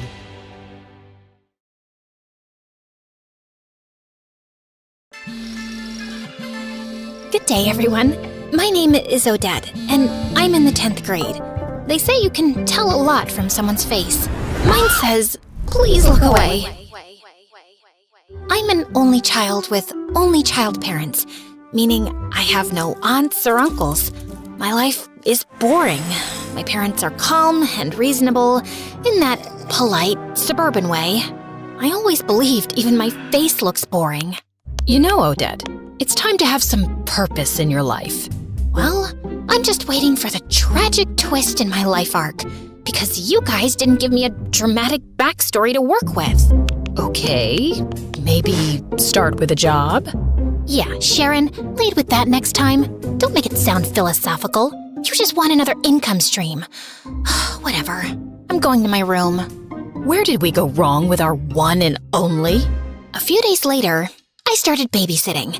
It was the worst decision of my life. I got an email from a woman saying she had a disabled daughter and needed someone to start immediately. She'd already left for work, but there was a note on the fridge with a list of instructions and $300 on the kitchen table. The daughter was quiet, sweet even. I gave her food, helped her to the bathroom, and for a few hours, everything was fine. Then, I started noticing things. Shadows in the hallway, footsteps behind me. You know, classic horror movie nonsense. Long story short, she wasn't disabled. She was just pretending, for fun. People are weird. Yeah, I think my purpose in life can wait. Maybe my purpose was to find a boy instead. I saw my classmates getting boyfriends and having cute relationships, except me. I have this friend in particular. Her name is Lila, and she genuinely loves boys. God created Adam and noticed he was bored. Imagine being in heaven and still feeling bored. So Eve was made to entertain him. Can't you see it? We girls are men's heaven. All you have to do is just smile and entertain them. But Odette, you're a frowny, boring little creature. Smile so you attract good energy. And by that, I mean boys. But I didn't know how to smile to attract boys. I didn't have it in me. Whenever I saw a boy, I'd just frown and keep my head down and walk away. I once tried with the new boy. He was wearing sunglasses indoors. I don't know if he thought he was famous or had an eye infection. Either way, I decided to smile. Are you sneezing or threatening me with your face? I stared at him, frozen. Okay, I'm calling you Snarly, like Charlie, but with a snarl. People laughed, even me. That was Rafe. He went from being the new student to the popular one instantly. He had this annoying way of making fun of you and still making you laugh. From that moment on, he kept showing up in my life. Unfortunately, so did the name Snarly. Every girl tried to be his girlfriend, especially Lila. Oh, the heck she tried. He said he was waiting for someone special to have a relationship with. What does that even mean? He's a teenager, a popular, cool one. Just hang out with the prettiest girl in the school, which is me. But seriously, what's wrong with him? Maybe romantic guys do exist. Ugh, you're so naive. Anyway, what did your mom cook today? I smelled meatloaf, so that. Again? Hey, beggars can't be choosers. Hey, you. First of all, I really don't want to stay with that ugly stepmom of mine. Second of all, I'm doing you a favor. It's not like you found a better friend. The heck, you only have me. So shut up and get me some meatloaf. Lila didn't exactly have a calm life. Her dad was a useless, handsome man who somehow got tricked into divorcing her goddess of a mom, thanks to a stepmom so ugly she could curdle milk. Her real mom either ran away or fell into depression. We don't know. What we do know is that Lila never saw her again. Then one day, Rafe was playing in the final, super important basketball game of the year. Everyone was cheering for him. Some girls were even crying. If they lose, I'll spit on their faces. Except Rafe. He can spit on mine if it helps him release some of that frustration. Do you not have even a shred of self-respect? Everyone glared at me. Apparently, I was the fun killer and an idiot. Why are you like this? You don't have to take life so seriously. Just chill and enjoy the vibe. Then Rafe scored the final shot, and our school won. The crowd went feral. People were chanting his name. They lifted him up on their shoulders like he was a national hero. But then, Rafe asked them to put him down. His face was weirdly serious. He turned and looked directly at me. Then, he started walking toward me. Everyone fell silent, even me. He looked deep into my eyes and said, "Would you go out with me, Odette?" The crowd gasped, but not the cute, supportive kind. More like an, "Is this a prank?" gasp. Rafe, nice one. But Rafe didn't laugh. He just kept looking at me with this soft, serious expression. I wanted to laugh it off. I really did. But something about the way he looked at me made my stomach flip. Some girls laughed nervously and touched his shoulder. A few boys joined in, filming the whole thing. One guy grabbed Lila's hand. Will you be my girlfriend? Oh no, wait, what did Rafe say? Oh yeah, would you go out with me, Lila? Then, out of nowhere, Rafe shoved him hard. The laughter died instantly. Then he just turned back to me, calm as ever. So... Just say yes for now. Let's see where this goes. Yeah, I'll go out with you, Rafe. He grinned from ear to ear, picked me up on his shoulder, and carried me away. Everyone just stood there, blinking, whispering, filming, trying to figure out what had just happened. And from that day on, my life changed forever. For a while, everything felt perfect. Rafe and I became that couple, walking the halls hand in hand, skipping class to sit behind the gym and share terrible vending machine snacks. My parents were totally against me dating Rafe. I don't get it. He's handsome, funny, and successful. Yeah, but something's off. Like how he just sat in our living room with his feet on the coffee table. Little things like that say a lot. Oh, come on, Daddy. Listen to your old man, daughter. He's no good news. For God's sake, last time I checked, you're an accountant living a boring life with dead parents, no siblings, and 0 friends. Since when are you a psychologist, David? Oh, Dad, come on, honey. It's his vibe, his aura. Are you a psychologist? No. Do you read psychology books, human behavior? Facebook posts don't count. No. Then please, just let me have this one. Finally someone notices me, and he's not just anyone. He's the most popular boy in the entire school, maybe the whole city. That's what makes it even more fishy. Why would he choose you? Honey, that's not how we agreed to phrase. Aha! So it is because he chose me, not his aura or his feet on the coffee table. Why am I not even surprised? Can we please never talk about this again? Lila was the happiest for me. Look, I know most besties would be super jealous if their average, boring-looking friend got the hottest guy in school, especially when that bestie is as pretty and fun as me. But trust me, I'm proud of you. Thanks.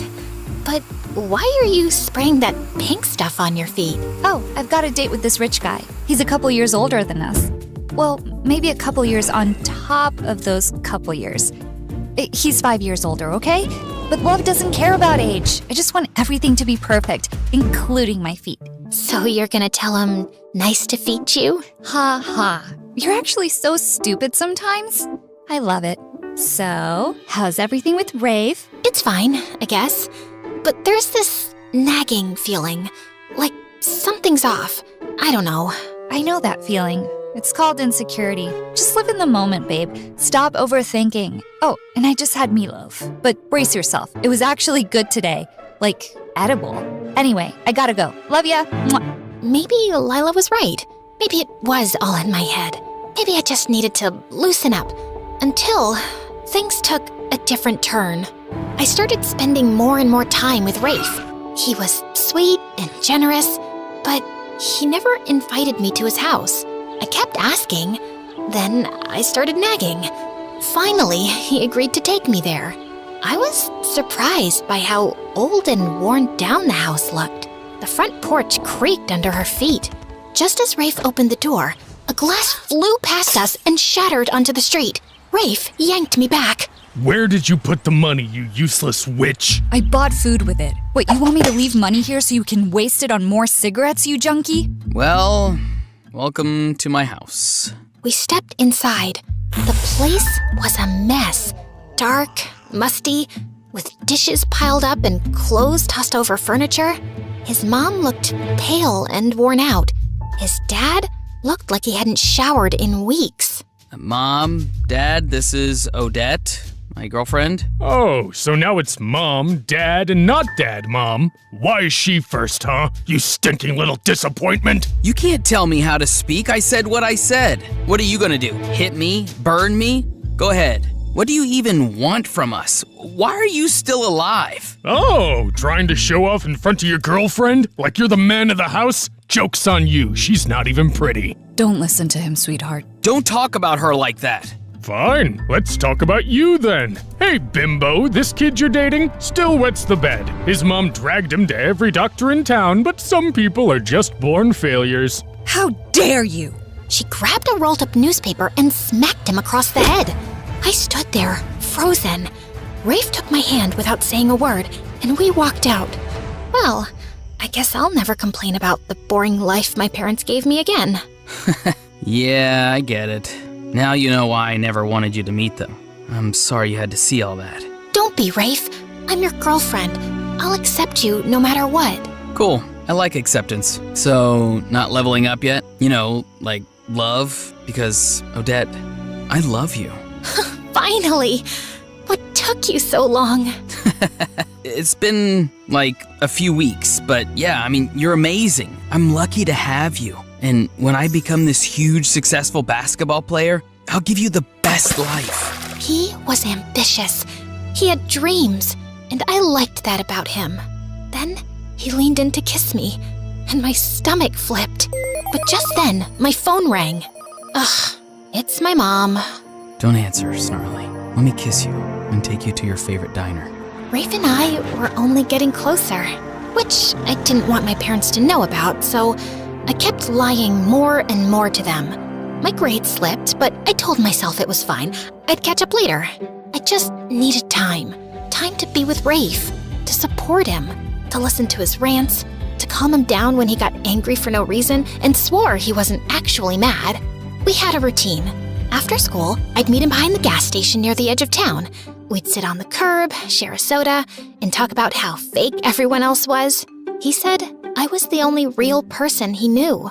He started asking for little favors, borrowing my phone, asking me to cover for him when he missed something, lying to his mom. I did it all. That's what you do when someone loves you, right? Sometimes he disappeared for a day or two, and when he came back, he acted like nothing happened. And so would I.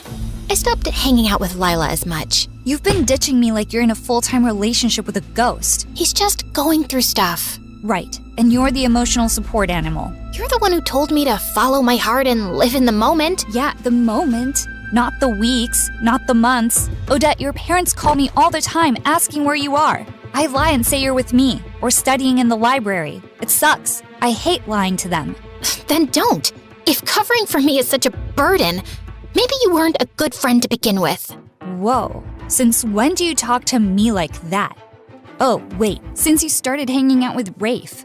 Open your eyes, Odette. Don't lose yourself. Oh, please.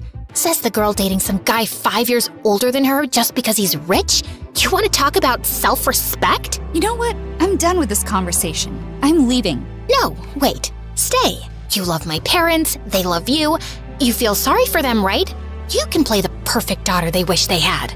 I'm leaving. We have SATs coming up, Odette. Don't you care? You're ruining everything for yourself over that dumb jerk. Surprisingly, Lila got a good score on the SATs. I got an acceptable grade, but not good enough to get into nursing school like I'd always planned. Rafe didn't even take the test. He overslept that day. I can't believe Lila scored higher than me. I mean, yeah, she's not dumb, but I've always been the one with the better grades. Now I can't even apply to nursing school. I should have studied more. I told you we didn't need to go to the movies every single night, Rafe. Oh, so now it's my fault, Snarly? Babe, what's done is done, okay? Don't beat yourself up. Come on, I'll get you some pancakes. That always cheers you up. Rafe, where do you even get all this money from? I mean, yeah, I lend you some sometimes, but it's not enough to cover everything we do. Wow, so you think I can't survive without your little charity coins? First of all, they're not little coins. Oh, come on, I'm joking. You know I don't mind helping. I was just asking. No, you weren't. You were judging me, belittling me. Why do you care where the money comes from? I take care of you, don't I? I feed you, I spoil you. Isn't that enough? I'm sorry, babe. You're right. I didn't mean it like that. I'm sorry, okay? Tell me what I can do to make it up to you. You can come with me on a country tour. I got this RV from my uncle. We'll travel, see the world, hit every state. Just you and me. But what about college? And my parents? What about them? I'm sure your parents don't mind you having fun and taking a break from all the stress. And in college? You said yourself, you're not doing nursing anymore. Take an online course, finance or something. That's a good career too, babe. I told my parents I needed time to think about my future. They begged me to stay, but I'd already made up my mind. 2 weeks later, I was packing my bags and climbing into the RV, ready for my freedom. At least, that's what I thought it was. It was amazing. We went to places I'd only seen on TV. Nevada desert, Hollywood, coastal cities with overpriced ice cream, and strangers who looked at us like we didn't match. People stared, sometimes whispered, like they couldn't believe a guy like Rafe would be with someone like me. Once, a pretty girl asked for his number. He smiled and shook his head. Already got the best girl in the world. She scoffed and walked off. He never saw me watching, but for the rest of the day, I couldn't stop smiling. I once posted a picture of us eating instant noodles on the RV steps. The caption said, "Love in the little things." It got a lot of likes. My parents still called. Sometimes I answered, and sometimes they were just yelling, begging me to come back. Eventually, I stopped picking up. Once, in Wyoming, there wasn't much to do. I went to sleep early. When I woke up, Rafe wasn't next to me. I called him many times, and it went straight to voicemail. Evening came, and still nothing. I decided to look around for him. Just as I stepped out of the RV, a police officer, a woman, was walking up, about to knock. Miss Odette, you're under arrest. Anything you say or do can be used against you in court. What the actual heck? She flipped me around and cuffed me. I tried to resist, tried to ask what was happening. She didn't answer, just shoved me in the car. The RV is stolen. I mean, what else do you think we deal with out here? The Wall Street crash? What? It's not even mine! No kidding. That's exactly the problem. The guy who actually owns it just reported it's stolen, and he says you were the one driving it around. Can I make a phone call? I'm allowed one, right? Ugh, these movies. Everyone thinks they get one call. Fine, go ahead. Call the president if you want. I called my parents, and I prayed they come to help me out. What do you mean, arrested? Odette, where are you? Wyoming. Is that in Japan? No, honey, give me the phone. Sweetie, that's like 7 hours away from here. Yeah? And I'm your only daughter. We're coming, honey. Just stay strong. Just then, Rafe showed up. Where the heck were you? I ran to him, hitting his chest with both fists. The officer stepped in and pulled me back into the cell. You don't have to lock her up. I talked to my uncle. He's coming to sort this out. That jerk filed a report because I'm behind on paying him back. Where were you, Rafe? You've disappeared before, but this time I was alone in a strange place, scared. And your uncle reported you? Nothing about this adds up. I'm sorry, but I called my parents. I think I'm gonna stay with them for a while. No, babe, please don't say that. Don't give up on me. You're all I have. Please. I can't be without you. Don't make me beg. You already are begging. Is that part of your dream too? The one where you become a famous basketball player and give me the perfect life? Yeah. How's that going so far? Funny thing, I once had someone beg like that. I didn't give him a chance. Thought I was being smart. And then I lost him. Not saying what you should do, but some things haunt you. I hated how much that got to me. The thought of losing him, of him disappearing forever, made my stomach twist. I wasn't strong enough yet. Fine. I'll call my parents. Then let's go, babe, before they get here. As we walked out, the officer leaned in and whispered in my ear. How'd you land someone that hot? Good for you, girl. You know what might even make him hotter? Liking this video and subscribing to MSA like everyone else? I called my parents, but but they had already booked their flight and were heading to the airport. When they landed and kept calling, I let it ring. Then I let it ring again. And then I stopped checking. 2 months went by, and the fun life I'd been living started to feel dull. My parents barely called anymore. I opened Instagram and saw that Lila had gotten into the nursing school I always wanted. She even posted a picture of her engagement to that rich, successful guy. Funny how I used to be the one with the bright future, while she came from a messy home and had this weird obsession with impressing men. That night, someone knocked on our door. Rafe started acting weird, like he didn't want me to see who it was. But I pushed past him and opened the door, and saw a bunch of dangerous-looking guys with tattoos on their faces. Why am I not even surprised at this point? Babe, it's not what it looks like. I just borrowed some money and they're being dramatic. You're saying it like we just met you yesterday. You've been working for us for years. Now, are you paying up, or can I take a closer look at your pretty little girlfriend? Don't touch her! I mean, babe, he thinks you're pretty and not boring. Don't touch her, you idiot. How much do you owe them? Just $25,000. Add a 0 to that. $250,000 US dollars? And just like that, my stomach flipped. I gagged and nearly threw up on the mafia guy's boots. Whoa! She's so shocked she's about to hurl. I'm pregnant, you idiot. Rafe looked shocked, but also happy. His eyes lit up. Then he turned to the mafia guy and said, So, no baby discount? Are you seriously negotiating right now? I started hitting him, and one of the mafia guys actually pulled me away. Relax, miss. It's not good for the baby. For the next few days, Rafe was acting super nice. It was almost humiliating how hard he tried to please me, cutting my toenails, kissing my feet, and deep down, I felt sorry for him. With that dysfunctional family and the belittling jerk dad he had, I was sure it all made him the way he is. But I also believed I had lost so many years with him. I knew what was happening was wrong. It was just too hard to let go. That night, I left while Rafe was asleep. I had contacted Lila on Instagram sometime earlier, and we'd agreed to meet up. When I saw her, she didn't even look happy to see me. She was cold and dry. What, you want money now that you know I'm engaged to that rich guy? Whoa, you've changed a lot in the past 2 years. What the heck, Lila? Okay, fine. That was too much, I know. But still, why did you want to meet up, considering your poor life choices? I know you've had problems ever since that thing happened when we were kids, and you can't carry a baby. So, I'm offering you something. Please don't take it as charity. I'm pregnant, and I thought maybe you'd want to adopt the baby. Lila looked shocked. Then her eyes lit up. She smiled wide and hugged me. Oh my god, my man doesn't even know I can't have kids. I've been too afraid to tell him. He'd probably leave me. But this is perfect. I'll just fake being pregnant, and when you give birth, I'll take the baby as mine. Wait, you don't mean legally?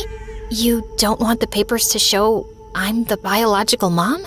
Who cares? You always said your life was boring. Abandoning a baby just fits you. I know this might feel hard because, well, having a baby might be your only achievement in life, but babe, if cats can do it, it's not that deep. Let me get this straight. You think this is about achievement? Do you even know how hard it is to give up a baby that came from your own body? Not so hard for you, apparently. I mean, you're handing the baby away the second you found out you had one. What kind of mother does that? And bam! I slapped her. She slapped me back. This'll slap you back to reality. You were my safest place, idiot. Look at you now. Take this. Do you hear yourself? Wake up, you stupid witch. Take this and this and this. And they want their money. Wait, what? No, don't sell it. I think I can help. He looked at me like I was a ghost, then grinned. You're gonna borrow money from your parents. Borrow. As if we'd ever pay them back. I didn't answer. What, are you gonna rob a bank or maybe call a friend that hates me? Just wait for tonight. You'll know. I love you, Snarly. What would I do without you? That night, I messaged Lila, asked her to meet me halfway. I told her I needed to go home, and she came and didn't ask me any questions. The drive was mostly silent. I watched the highway lights. She hummed softly. When we reached my parents' house, I braced for anger and shame. Instead, Mom opened the door, saw my swollen face and belly, and pulled me into an embrace so tight it cracked everything I'd been holding in. "Oh, sweetie, welcome home." We missed you so much. I thought being loved meant being useful. I mean, why else would a handsome guy love someone like me?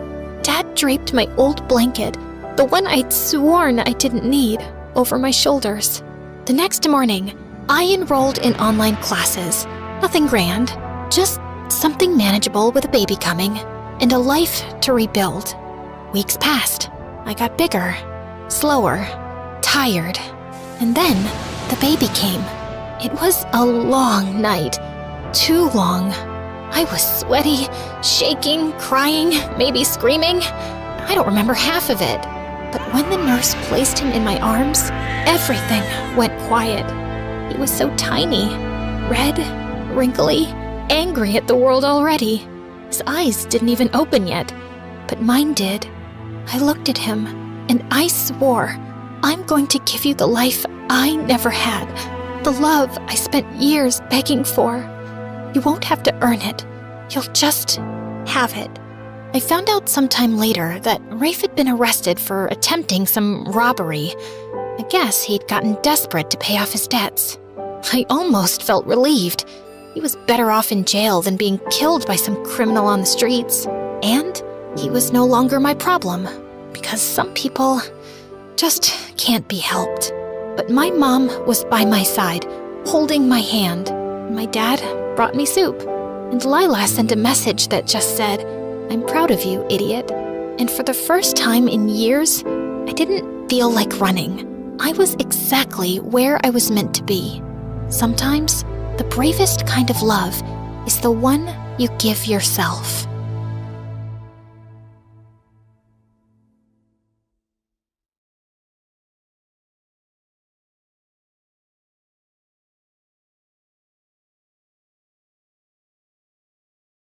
"Not again, Dad," I said desperately as he barged into my room with yet another fancy new dress.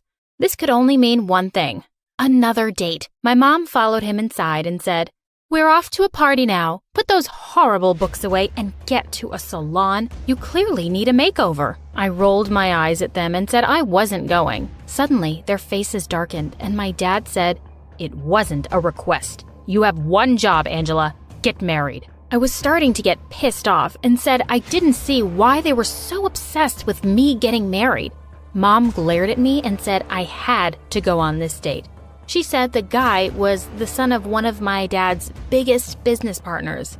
"If you don't go, you can kiss your freedom goodbye for a month," Dad threatened. I had a huge party planned with my friends, and no way was I going to be stuck at home. I reluctantly prepared myself for the evening that awaited me.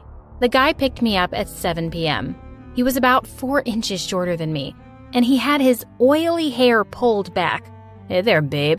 Couldn't you find something better to wear?" I rolled my eyes and looked at his neon yellow shirt. While drinking soup at the restaurant, Mike, my date, burnt his tongue and screamed so hard that 2 of his front teeth fell out. I couldn't compose myself anymore. I grabbed a cab and rushed home. A few days later, my parents barged into my room and yelled at me for deliberately sabotaging their deal. What deal? Apparently, the guy's dad was going to sign a deal with Dad if I started dating him. I gagged. They were furious and wouldn't listen to me when I tried to tell them what had happened.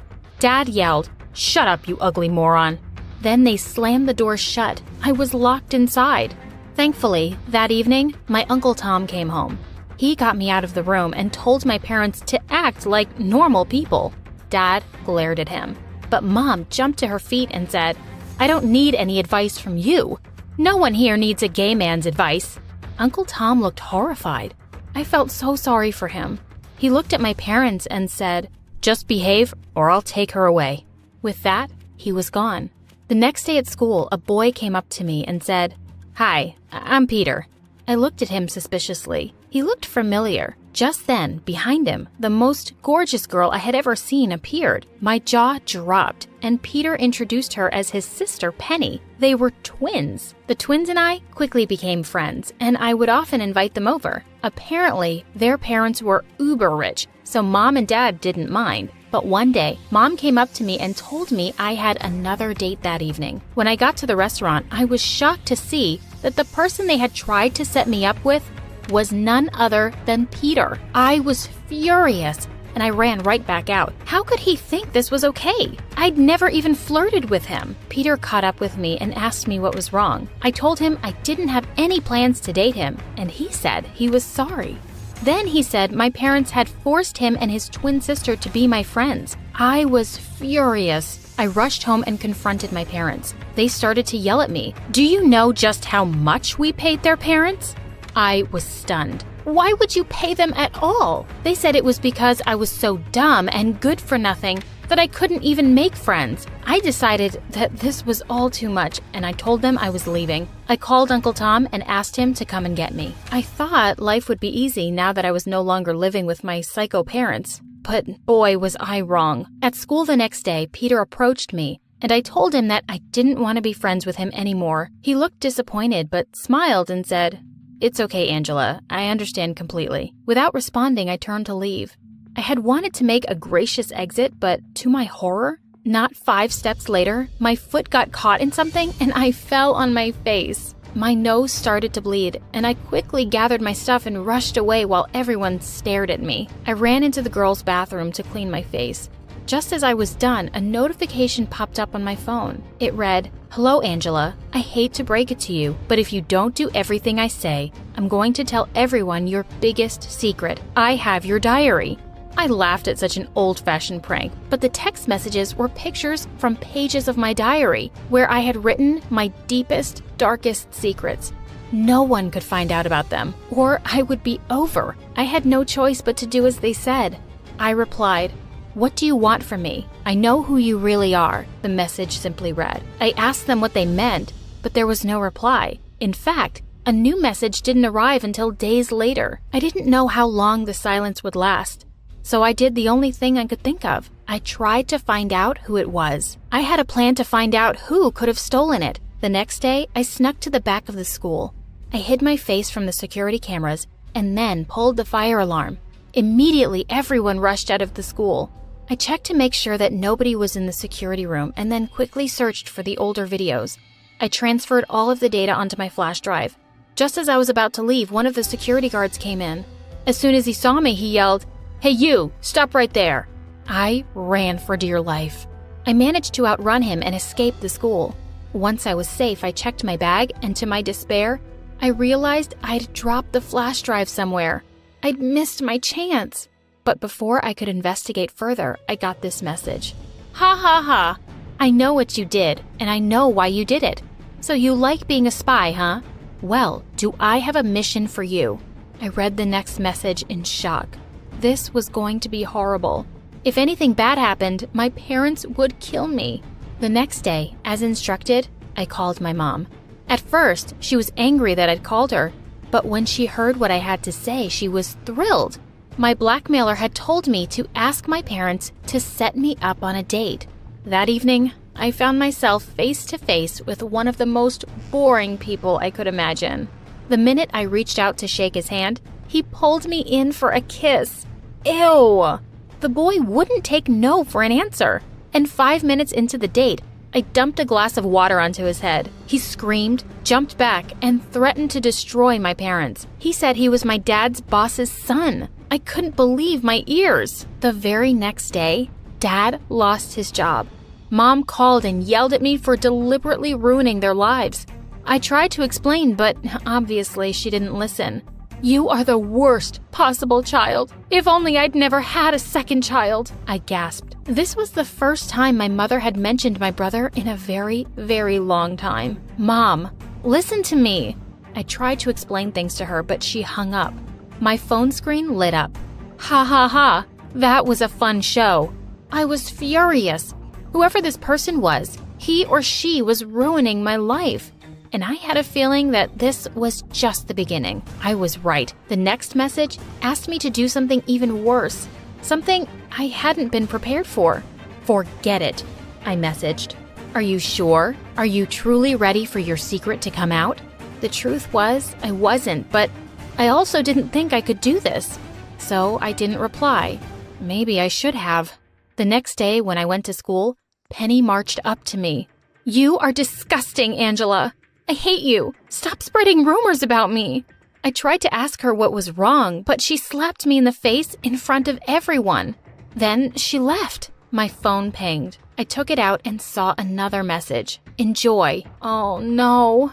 Sure enough, I then received a link to a TikTok video. I played it. It said, I'm gay, so I go on dates just to break men's hearts. It was followed by a video of me dumping water on my last date's head, the one who got my dad fired. To make matters worse, the video ended with a picture from my diary with mine and Penny's names written in hearts. My phone suddenly blew up with thousands of messages from Mom and Dad. All my friends were calling me too. Everyone wanted to know if this was true. I rushed home to Uncle Tom and barged into his room. Mom and Dad were already sitting there. They looked at me and then at Tom, waiting for him to say something. He got to his feet very slowly and said, I'm sorry, Angela, but you can't live with me anymore. I was horrified. I asked him why, and he said that my parents were disowning me and wouldn't give me a single penny now that I had come out. They had also threatened to sue him if he tried to help me. I asked my parents if it was true, and they acted as if I weren't even there. I was certainly homeless. There was nowhere to go. There was no reason to stay in this town since everyone either hated me or thought I was a joke. Besides, I didn't want to play into the blackmailer's hands anymore. With whatever money I had, I moved to another town. In this new place, I got a job at McDonald's and even managed to enroll in college.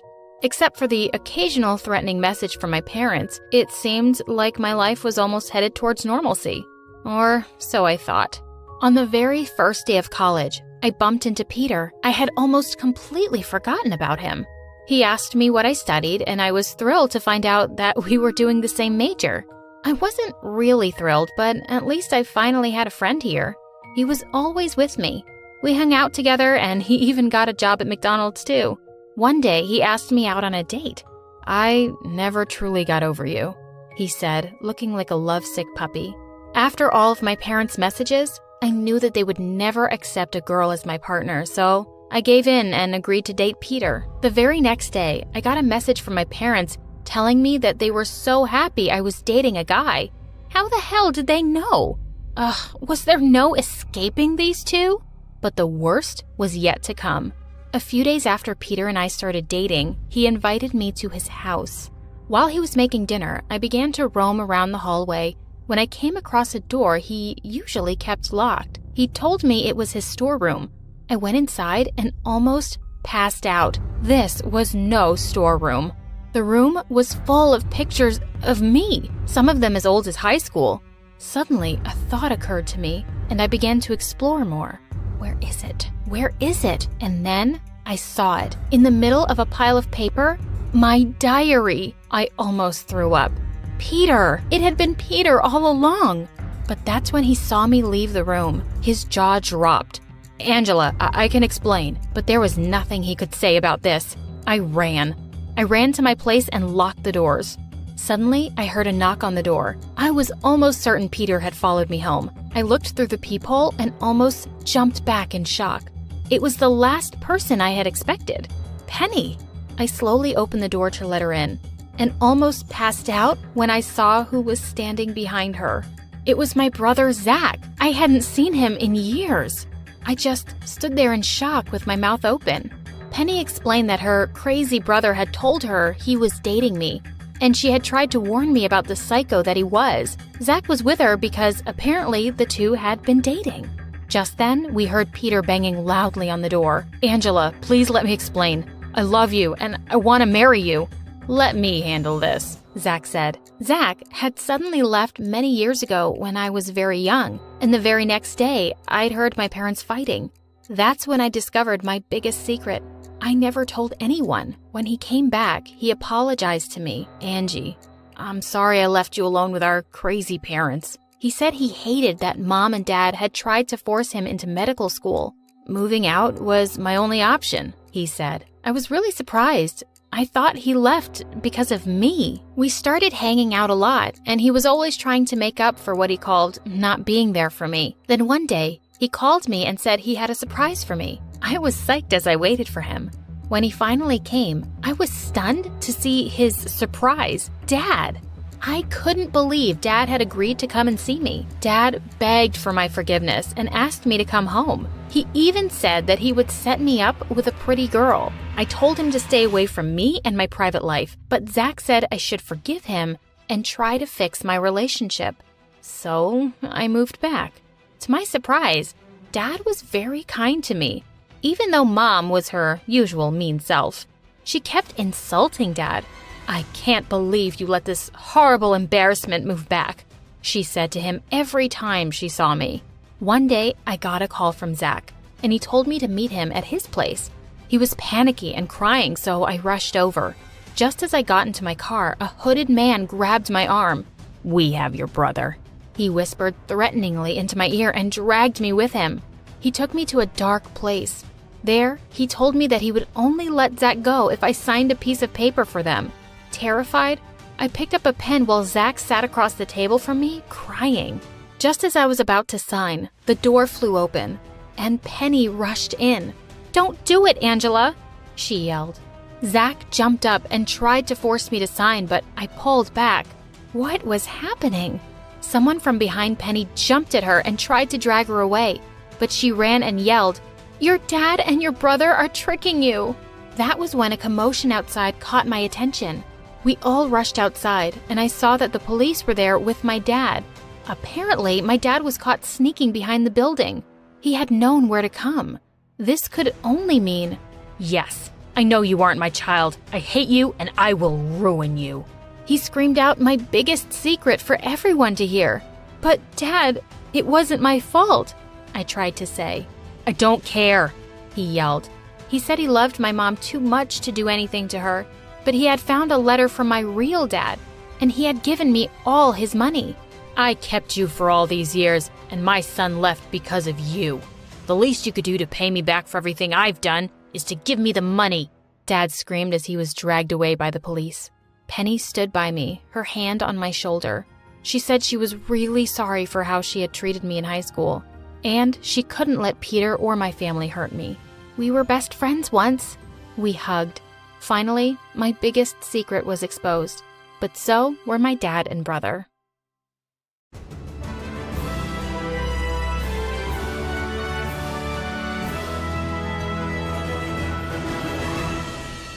I'm so proud of you, Martha. Every time Dad said those words, I cringed. Have you ever felt like all you needed was approval from this one important person in your life, and for some freaking reason they just never gave it to you? Yeah, well, same. Hi, my name is Elsa. Martha is my twin, and all my life I've been competing with her for Dad's approval and failing miserably. The first time I remember hearing these awful words was when I was 3 years old. We were sitting at the dining table, and when Mom put our food in front of us, I grabbed a knife and fork and started cutting up my vegetables. I had to admit, I was a pro at it. Oh wow, where'd you learn to eat like that? Look at her. But Dad was too busy admiring Martha, who had her face in her bowl like a dumb little puppy with gravy dribbling down her face. That's my big girl, eating all by herself. I'm so proud of you, Martha. Wait, what?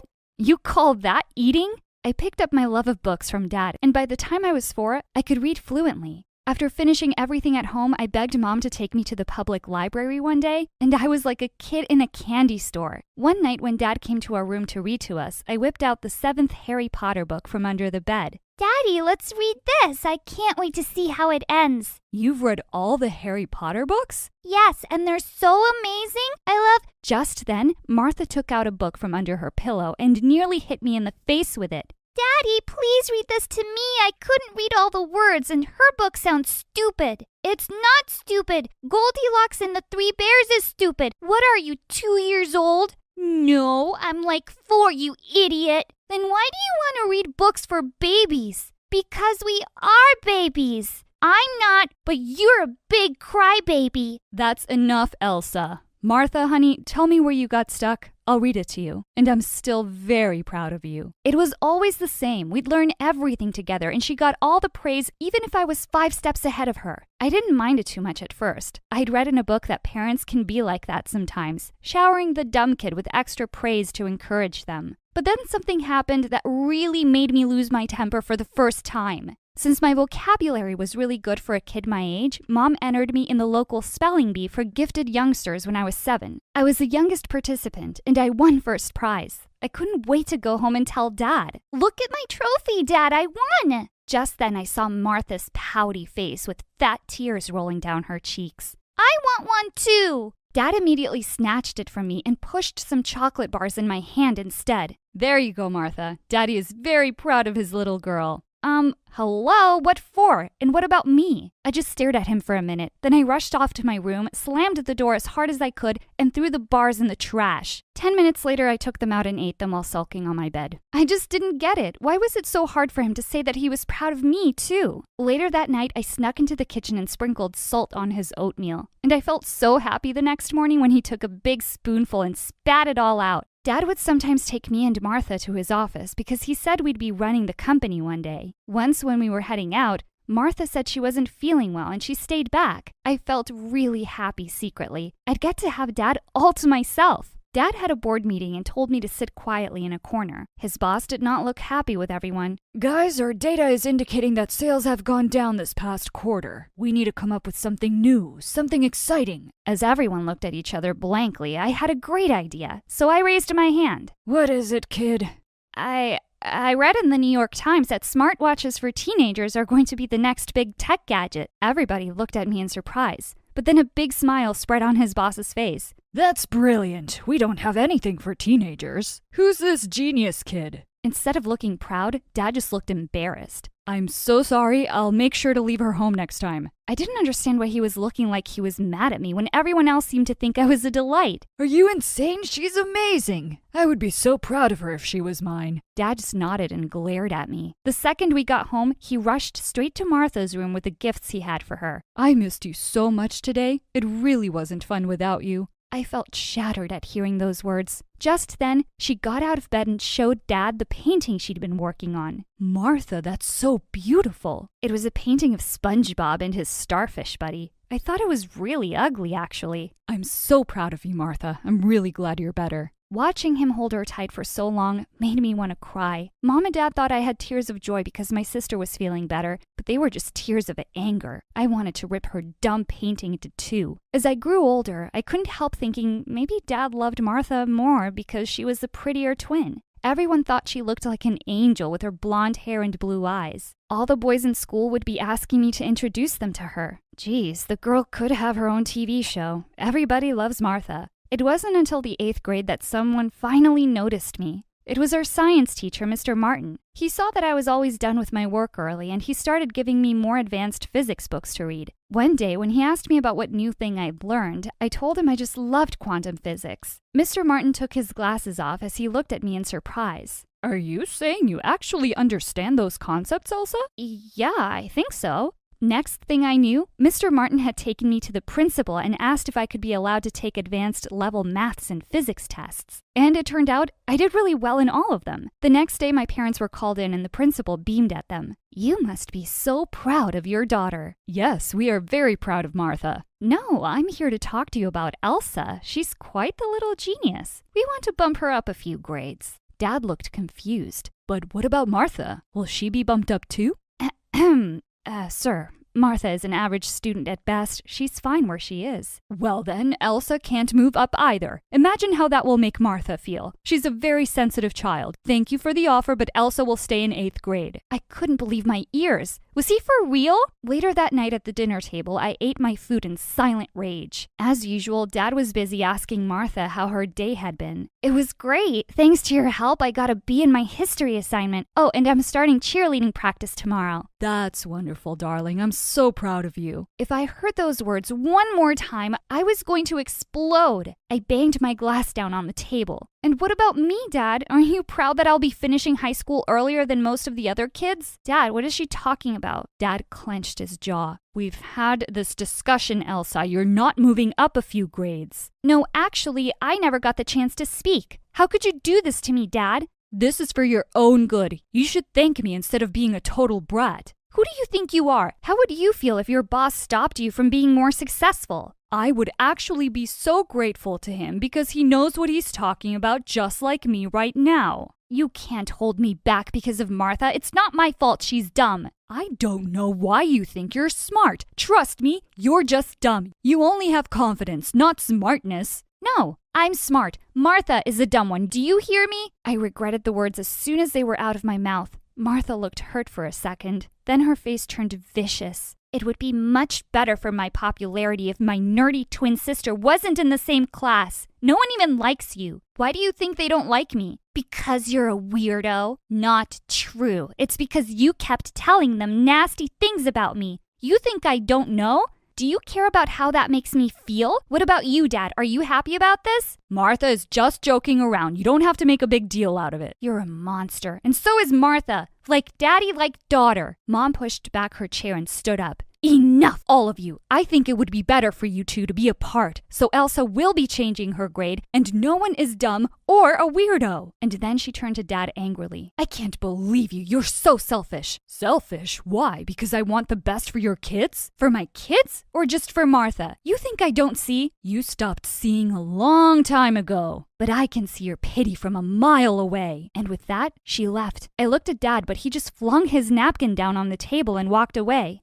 I didn't care anymore. I wasn't going to wait around for him to say those words to me. I was bumped up to 9th grade and finished high school 2 years before Martha. We never had much in common, but in the past couple of years, we'd really grown apart. She wasn't doing well at school and was always more interested in going to parties and hanging out with boys. But Dad was as blind to her faults as ever. Look what's arrived in the mail, Mom! I just received my college acceptance letter to MIT on full scholarship. As Mom squealed in delight and hugged me, suddenly Dad walked in and snatched the letter out of my hands. You never told me you're applying to MIT. What will you study there? Quantum physics? That's what I've always loved, but you never asked. He crumpled up the letter into a ball. I own a tech company. How will you manage if you're too busy studying stupid theories in a research lab? I'm not interested in taking over your company, Dad. You should train the daughter you're really proud of to take over, and we both know that's not me. Well then, hear this. I'm not going to be paying a penny for your college. And with that, he stormed out of the room. That fall, I moved away to Boston and got a job at a coffee shop to pay for my expenses. I stopped talking to Dad and Martha altogether. Mom kept in touch with me and sometimes sent me money. In my last year at university, I was clearing the tables at the coffee shop one day when a regular customer, Leonard, walked up to me. He'd been coming every day for 6 months, and I had the biggest crush on him. Hey, Elsa, I've probably spent hundreds of dollars on coffee just to see you every day, so how about I cut to the chase? I think you're beautiful and smart, and I'd like to ask you out. Wait, he thought I was beautiful? Growing up under Martha's shadow, I'd never really seen myself that way. We dated for 2 years, and then we got married. Only Mom attended the wedding from my side. I found out from her that Martha had dropped out of college and run away with some loser boyfriend who had promised to make her a big model one day. Your dad's really heartbroken and has just thrown himself into his work even more. A year later, I gave birth to a beautiful baby girl, Anna. Leonard was so supportive of my career and always told me how proud he was of my achievements. And it was the happiest I'd ever been, until the day I got a phone call from Mom. Honey, you have to come home. Your dad's had a stroke. I flew back home immediately. Seeing Dad looking so weak and sick made my heart hurt. I sat by his side and took his hand. I'm here now, and everything's going to be okay. Dad was no longer fit enough to work,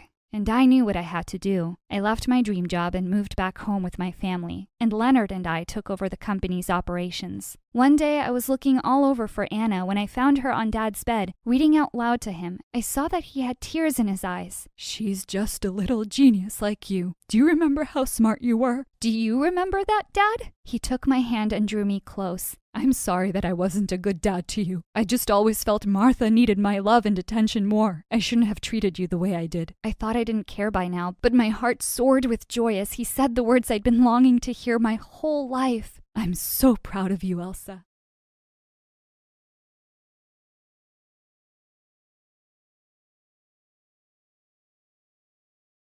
Hi, I'm Lucy. Get some popcorn and settle down because my story is bonkers. Don't forget to like and subscribe to MSA. My childhood was crazy. Mom was super strict and was always breathing down my neck to make sure I followed all her dumb house rules. Lucy, this placemat is 0.5 inches to the left. I'm so disappointed in you. Seriously? I got no dessert because of freaking placemats. And Dad was a complete weirdo. He stayed in his study all day long and only left at night with a suspicious-looking briefcase.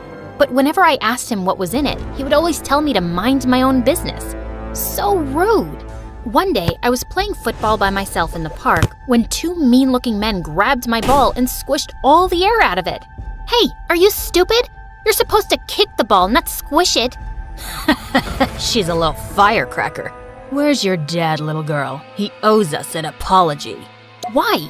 Who are you? And what did my dad do to you? You ask too many questions. Let's just say your father isn't a very nice man. Selfie! And they took pictures with me and left. What was going on? I ran home and confronted Dad. He looked panicked but told me it was no big deal. But I wasn't going to let it go. That night, I sneaked out of my room like a ninja and tried to get into Dad's study. But suddenly, a loud alarm went off and red lights flashed all over the house. I nearly jumped out of my skin in fright. Dad was so furious, he made me write 200 times, "I will mind my own business." But the next day, he was gone. I looked for him everywhere and called him, but his phone was off. And I felt guilty. Had he left because of me? But Mom refused to talk about him. Aren't you even a little bit worried about Dad? He's missing. He's a grown man. I'm sure he can take care of himself. People said he's a bad man. What did he do? What if I told you about listening to idle gossip? And straighten your back. Ugh, she was the worst. Rather than go to the police and file a report, she moved us to a new city. I was so mad at her that I stopped showering for a week. Then I accidentally smelled my own armpits and nearly fainted, so I finally took a bath. But I stopped doing chores according to her ridiculous rules. Lucy, I told you to dry the laundry, not dye it. Oops. But I was only getting started. I always put the forks and knives in different drawers around the house after washing them and screwed up the TV remote so it wouldn't work properly. I dyed my hair orange and got fake piercings and tattoos, but told her they were real. She was so upset, she got me enrolled in an insanely strict school. They have uniforms and rules. I'm sure they'll knock some sense into you. Not if I knock them over first. St. Mary's was a mansion with super rich kids. The lawns were perfectly kept, and the halls were so clean they shone like diamonds. But I got in trouble on the very first day. I was putting my books in my locker when suddenly someone threw a hoodie in my face. Wear this. Your ugly face is gonna make me vomit. Then look somewhere else, creep. This is a respectable school. We don't want people like you, so you better clean up. She knocked the milkshake out of my hand and pushed me down in the mess. I saw red. I was about to get up and slap this crazy witch when suddenly a boy came running down the hall and stood between us. Picking on the new kid on the first day? You're really desperate for attention, aren't you, Crystal? Mind your own business, Anthony. This is my school, not your dad's office. What I say goes. Maybe I should give him a call and we'll see who really runs this school. Crystal looked furious. She flipped her hair and left with her minions, and Anthony helped me up. Hey, I'm sorry about Crystal. Just because she's the principal's daughter, she thinks she can boss everyone around. Thanks for coming in like a knight in shining armor. I always wanted to save a damsel in distress. Oh, you didn't save me. You saved her from me. But the teachers at the school were like Mom Pro Max. They gave detention for everything. Need to sharpen your pencil twice a day? Detention. Spend more than 5 minutes in the bathroom? Detention. The last straw for me was when one of the teachers took away my bag of candies and threw them in the trash. Just keep your candy at home. Mom is a bigger candy police than the teachers. One time I had more than one M&M and she took me to the dentist for a cleaning. That's intense. Come over to my place and we can play video games and eat all the candy you want. Anthony's house was bigger than the White House. There were guards all over the place and a whole room dedicated to gaming consoles, snacks, and a freaking cotton candy machine. Fart in my face to wake me up because I must be dreaming. You are so weird. We played till our eyes hurt, and it was the best time I'd ever had in my life. Over a dinner of greasy burgers, I told him all about my parents, how we'd moved so suddenly, and how I'd never had a normal childhood, and how Dad left. I think Dad was a criminal or something. That's the only logical explanation. Is that why he disappeared? Maybe. This is the best burger I've ever had. Mom would freak out if she saw me eating this. That just shows your mom really cares about you. My dad builds bridges and has a whole list of rules that he needs to follow strictly, or people's lives could be in danger. Your mom is just trying to build a strong bridge. I'd never really thought about it like that. Maybe Mom wasn't so bad. But Anthony was so wrong, because when I got home, Mom was waiting for me in the living room, boiling with anger. How dare you go to a friend's house without permission? Do I even know these people? You'd know about my friends if you cared about anything other than your stupid rules. You're grounded. I hated my life at home, and Crystal was making me miserable at school. She was the student body president and was always after me for breaking some rule, which she made up herself. Ugh, I know you can't fix your ugly face, but at least have the decency not to smile. Your crooked teeth really make everyone cringe. Detention. For smiling? That isn't against the rules. No, but it should be for you. Well, if I'm gonna do the time, I might as well do the crime. I was getting detention so often that kids in school had started calling it getting a Lucy. It was ridiculous. So I decided to get even in the most Lucy way possible. I came in super early one day, did a little dance for the security camera, and drew poop emojis all over Crystal's locker. But why stop there? The whole school was a blank canvas. So I drew the little brown swirls on every whiteboard and bathroom stall. The school went nuts. One of the teachers fainted. The principal called me into her office, and soon after, Mom showed up with Dad's briefcase. She told me angrily to go outside for a few minutes. You're definitely going to get expelled, Lucy. That's what happens when you don't follow the rules. But just then, the principal came out looking pale and sweaty. Well, Lucy, I've decided not to expel you. I can see you don't do well with rules, so maybe we can relax a few and make learning easy for you. What? I was shocked, but Crystal had a full-blown meltdown. This loser drew poop all over my locker. She can't get away with this. I want her out, Mommy. Kick her out. The principal had to drag Crystal into her office because she was kicking and screaming like a 5-year-old. And Mom grabbed my hand and took me home for the day. What just happened? What did you say to the principal? Did you threaten her? What's in that briefcase? That's none of your business. Just keep your head down at school. I saved your butt this time, but it won't always work. No, maybe you're a criminal just like Dad. I don't trust you at all. I won't do anything you ask until I know the truth. I ran out the door and went to stay with Anthony. It was the only place I felt safe. Mom kept calling, but I ignored her calls. The next day, people in school were looking at me like I was some kind of hero.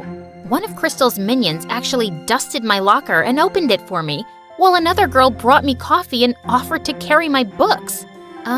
What's going on here? Why are you guys doing this? Because someone finally put Crystal in her place. She's no longer the student body president thanks to you. We were all so tired of her being mean to us. Aw, shucks. But I didn't really do anything. Thanks for the coffee, but you don't have to do this anymore, okay? Life was pretty sweet after that. The teachers left me alone, and Crystal's day of ruling the school halls was over. She was always glaring at me like she was planning something evil in that petty brain of hers. And a few weeks later, I found out what. Someone had spray-painted poop emojis on every teacher's car and left a giant cat turd on the principal's windshield. Don't look at me. I didn't do it. Then who did? You're such a witch, Lucy. Everyone tried their best to make you straighten your ways, but you're a lost cause. Once a criminal, always a criminal. You take that back. You're a criminal. I slapped Crystal so hard that her contacts fell out. I was expelled on the spot, and the teachers reported me to the police for destroying their cars. My case was being investigated, and I was probably going to end up in juvie. But I wasn't a criminal like Dad, and I had to prove my innocence. So that night, I sneaked into the school's security room and got all the camera footage on a USB, and then ran to Anthony's place. Lucy, what happened? Why did you do that to all the teachers' cars? I didn't. Someone's framing me, and I'm gonna find out who. We used his laptop to look through the videos, but there were hours and hours of it, and I was getting sleepy. I went to the bathroom to change into my pajamas when I saw something that made the hair on the back of my head stand up. Hey, Lucy, I think I found the footage, but it's no good. The person's wearing a hoodie and a mask. I don't think you'll be able to prove it wasn't you.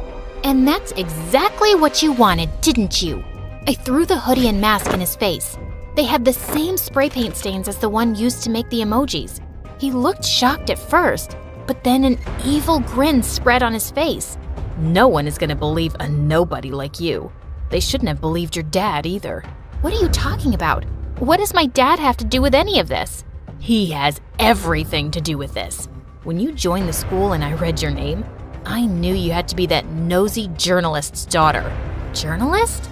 Stupid, naive Lucy. Doesn't even know anything about her own parents. Yes, he found some stupid evidence against my dad for fraud and ruined his reputation. He sent him to prison. And now, I'm gonna send his precious daughter to jail. Just then, the door slammed open and the police rushed into the room. Anthony, you're under arrest for property damage. What? It was her. You have no proof it was me. Actually, you slipped up. I have a dashboard camera in my car, and that caught your face when you were ruining it. Lucy, are you okay? Suddenly, Mom came into the room and I was so glad to see her. I gave her a bear hug. I was so scared, Mom. Anthony told me some weird stuff about Dad. He's a journalist? Yes, sweetie. He is a very brave man who exposes criminals and bad men in the government. People are always trying to harm him, so he had to leave the country.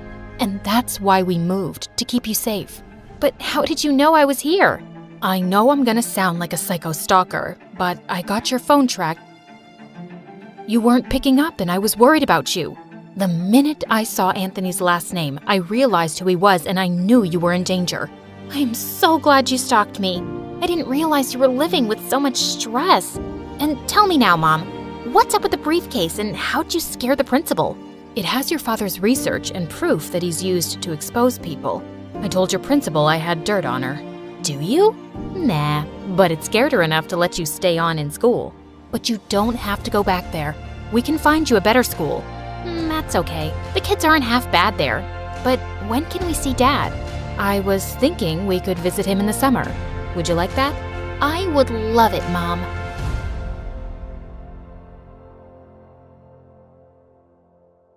Hi, I'm Eden from California. Please like and subscribe to MSA. Ever since I was little, I hated my parents. They ignored me 24/7 because they were famous actors. They were always shooing me away while they signed autographs for their fans and talked on the phones with their agents. Can't you read me a bedtime story? Just this once? Eden, just take something from the shelf and look at the pictures. Luckily, I had someone at home to be with, so I didn't lose my sanity. My Aunt Zoe. Aunt Zoe was kind of a teenager. She wore heavy makeup and tight clothes and was obsessed with social media. Time for our morning selfie, baby girl. My aunt was my live-in BFF. But one day when I was in 10th grade, my parents decided to ruin my life. I woke up and smelled smoke, so I ran downstairs to see what was burning. But I didn't see anything. Instead, my parents were just sitting on the couch and told me the worst news ever. They made Aunt Zoe move out. Don't worry, you two can still keep in touch.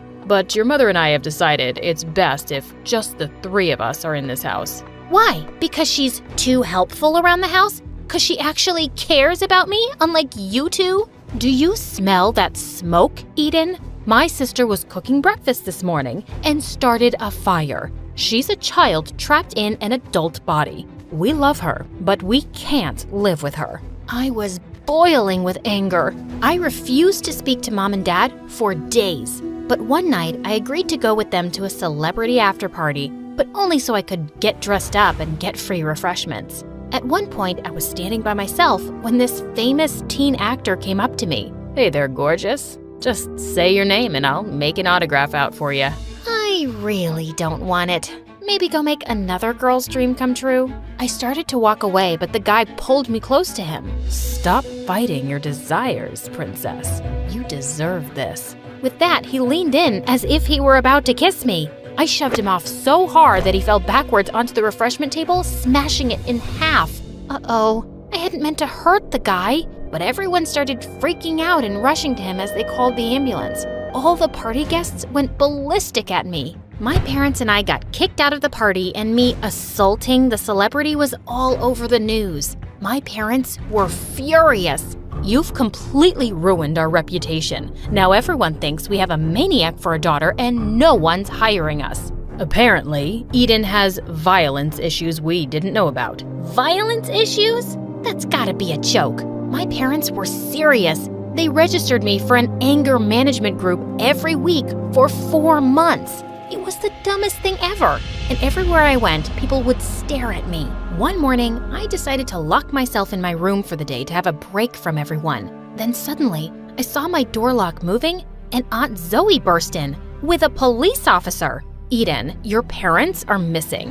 What do you mean missing? They were last seen shooting a movie in the Joshua Tree Desert. Now there's no trace of them. I felt my heart pound as I thought of Mom and Dad lost somewhere in the desert. I had barely talked to them in the last week because we were fighting, but now I felt horrible. Listen, baby, I don't want you to worry about anything. The police are going to search for them. I'll move in and take care of you in the meantime.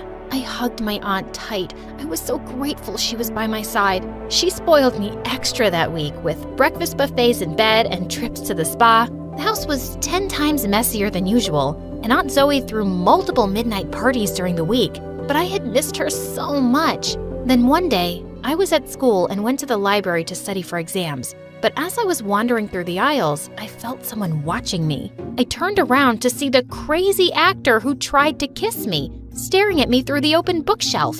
Hey there, princess. You happy to see me? Oh my God, what are you doing here? Did you track me down? I did in fact track you down, because even though you tried to kill me, my heart is still screaming for you. I've never met a girl who's played so hard to get before, and I like it. He walked around over to me and stood inches away from my face, and I just lost it. I slapped him hard across the face, and he cried in pain. Listen, you psycho creep, if you don't get lost this second, I'll call the cops. And I'll hurt you for real this time. If I were you, I wouldn't take any chances. I stormed off and decided to get coffee with Aunt Zoe to cheer myself up. Before we went out, though, Aunt Zoe insisted on wearing Mom's clothes. She has so many designer dresses I'm in love with. I don't think she'd mind, would she? No, I don't see why she'd mind. Actually, I have to tell you something important. Once we were settled at the cafe, I told my aunt everything that had happened. But to my surprise, she shrugged like it was no big deal. You know, sweetie, maybe you should date him. He's super cute and he's like a huge star. You could be famous just like your parents. I'm sorry, are you suggesting I date someone who tried to kiss me, turned everyone against me, and stalked me? You're overthinking this, Eden. Dating a star like that could change your life for the better. But maybe you're too young to understand. I was shocked. How could she be so blind and insensitive? I knew I wasn't overreacting. But if nobody wanted to support me, then so be it. I would take matters into my own hands. I called the cops that day and told them the situation. And thankfully, I was able to get a restraining order against the guy. I wanted to cry of relief. But when I got home, I heard laughter coming from upstairs. I walked up to see what was going on and saw my parents' bedroom door was wide open. And inside was Aunt Zoe. She was wearing Mom's clothes again and talking to the mirror. The weirdest thing was, she was talking in Mom's voice. No, thank you. I can't believe this is my 3rd Golden Globe. Oh, you're a fan too? Oh, you guys are so sweet. I can't take it. Aunt, what are you doing? Just having a little fun, playing a little dress up. Was there something you needed? I felt really confused and weirded out. What did Aunt Zoe mean she was playing dress up? I decided not to dwell on it and got right to telling my aunt about the restraining order. I'd hoped she'd be happy for me, but instead, she looked super pissed. I can't believe you'd do something so stupid, Eden. Do you know what I would do to be wooed by a celebrity like that? To be seen with him in magazines and to be famous? Poor me. A star actor tried to kiss me and tracked me down to profess his love. Ugh, cry me a river. Yeah, he tried to ruin my life. Aunt Zoe ignored me and walked out of the room. Did she really think fame was more important than my own safety? She was insane. And the dressing up as mom in the mirror was strange, too. Maybe Aunt Zoe just really missed my parents and was acting out. Things were awkward between us that week, and Aunt Zoe started acting weirder. Not only was she dressing every day in Mom's clothes and talking in Mom's voice, she started going by Mom's name. Eden, you're not allowed to call me Aunt Zoe anymore. You have to call me Aunt Savannah. And Aunt Savannah is off to an acting audition. How? You're not an actress. What are you talking about? Aunt Savannah is a star actress. Aunt Zoe pulled out her phone, which was opened to Mom's email account. She had been talking with a bunch of directors pretending to be Mom. If they notice I look different, I'll just tell them I had a little plastic surgery. Aunt Zoe started laughing as she walked out the door. She was totally out of her mind. What was happening to my aunt? That night, I was asleep in bed when a loud machine woke me up. I ran downstairs to find Aunt Zoe shredding hundreds of pictures of my parents. Are you shredding pictures of Mom and Dad? It's something that has to be done. They're obviously not coming back, which means we have to perform a ceremony to say goodbye to them. All of a sudden, Aunt Zoe scooped up a pile of shreds and put it into a pot of boiling water. I'm putting their old pictures into a soup that we're going to eat. Then they'll really be gone for good. And I'll be the one who'll live here now. That is the most twisted thing I've ever heard. And you know what? I know I'm going to find my parents. The police were able to help me with that stalker actor, and I know they'll help me with this. And if you're gonna act this crazy, maybe you shouldn't live here anymore. I fled from the kitchen and out the front door to the police station. I just didn't feel safe around my aunt at that moment. I spoke to the cops and asked for an update on my parents. I also told them about Aunt Zoe's weird behavior. Eden, don't worry. We're gonna continue searching for your parents. Also, I think it's best I find you somewhere else to sleep tonight. Your aunt sounds mentally ill and you should stay away from her right now. I knew the policewoman was right, so I slept in a shelter nearby and went back to the station the next day. And when I got there, Aunt Zoe was waiting for me, looking furious. You little brat. You had me worried sick about you. Well, I'm sorry, but you were acting like a crazy person and I just couldn't be around you. Suddenly, Aunt Zoe ran up to one of the cops and hid behind them. Do you hear how mean my niece is being to me? She wasn't always like this. But ever since her parents went missing, she's turned all her anger on me. As her legal guardian, I want her to go to a psych ward so she can get proper help. I love her, but I can't live with her right now. I couldn't believe the words I was hearing. Luckily, the cop didn't believe Aunt Zoe and sent her to another room so they could do an investigation. I stayed with the police while they continued the search for my parents. I felt sick to my stomach. I wanted my parents back, and I wanted my aunt back.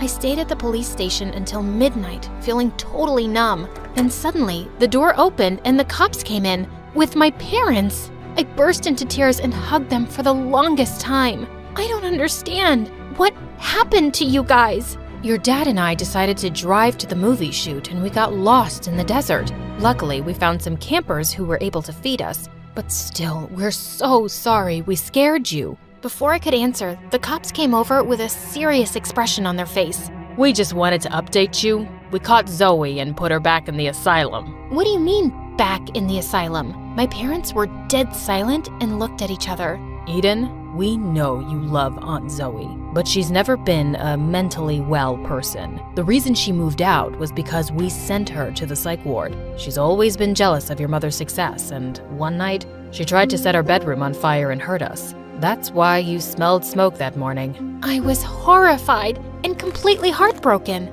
My aunt had been my favorite person in the whole world, but apparently, I never really knew her. God, I feel so stupid. I'm sorry I got mad at you guys when you kicked her out. You were only trying to keep me safe. Oh, darling, we don't blame you. We've neglected you for so many years, and as crazy as my sister was, she did take good care of you. But we're taking time off from work now. We're ready to give you the love and attention you deserve. We are so sorry about everything. We love you, Eden. I love you guys too.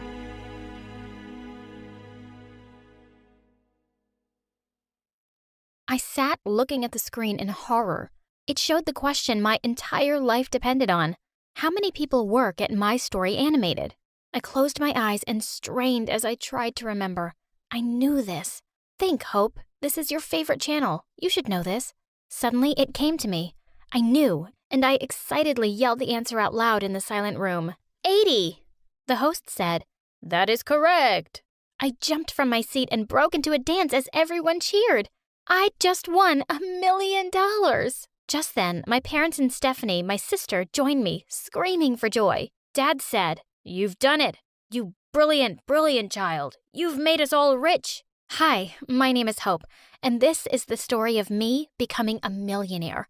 Little did I know, the minute I got that check would change my life forever. When we received the money, our parents moved to a gorgeous mansion, and I officially became their favorite child. One person wasn't happy about all of this, though. Stephanie, my sister, a famous influencer on Instagram. It was like the minute I got rich, she made a pact with the devil to destroy my life. One day, as Mom ordered our new chef to make me a special breakfast, the butler came in with the mail and said there were flowers for someone. Stephanie, who was working on her newest vlog, quickly snatched them, saying they must be from one of her fans. Okay, guys, this morning there were flowers in the mail for me again.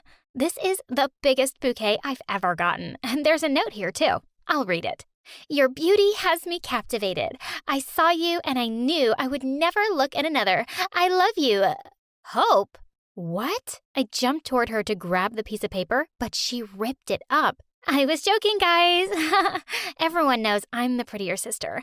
Anyways, these flowers are half dead, and I think I see bugs. I'll throw them out. Dad threw down his fork and knife and stopped eating. "How dare you behave like that with your sister? She won $1 million.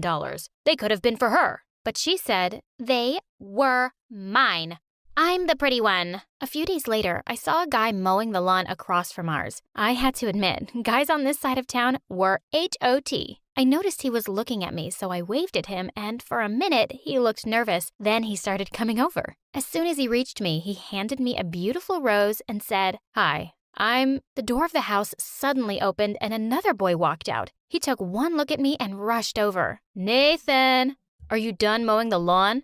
We don't pay you to hit on our gorgeous neighbors." Nathan turned red. I was so embarrassed. I'd called him over, and now this rude dude was insulting him. Nathan just smiled and winked at me. Then he turned and ran back. "I'm getting to it, man. Chill." By then, the other guy had walked over to me. He grabbed my hand, shaking it far too enthusiastically for my liking. "You're Hope, that millionaire girl. I'm following you on Instagram. You looked so beautiful on TV. I'm Jake." Steph and Dad saw us from the window and joined us. As soon as Steph heard this guy was following my account, she tried to cut in and introduce herself, asking if he'd seen her on Instagram. But Jake totally ignored her. She looked furious. Uh-oh, here she blows. But thankfully, Dad cut in. "I'm glad you've all met each other. We met him when we came to check out this place. I hope you two will get along well since you'll be going to the same school." Jake grinned and winked at me. "I think we'll get along just fine, sir." Oh, great. I shuddered thinking about hearing this weirdo talk like that for a whole freaking school year.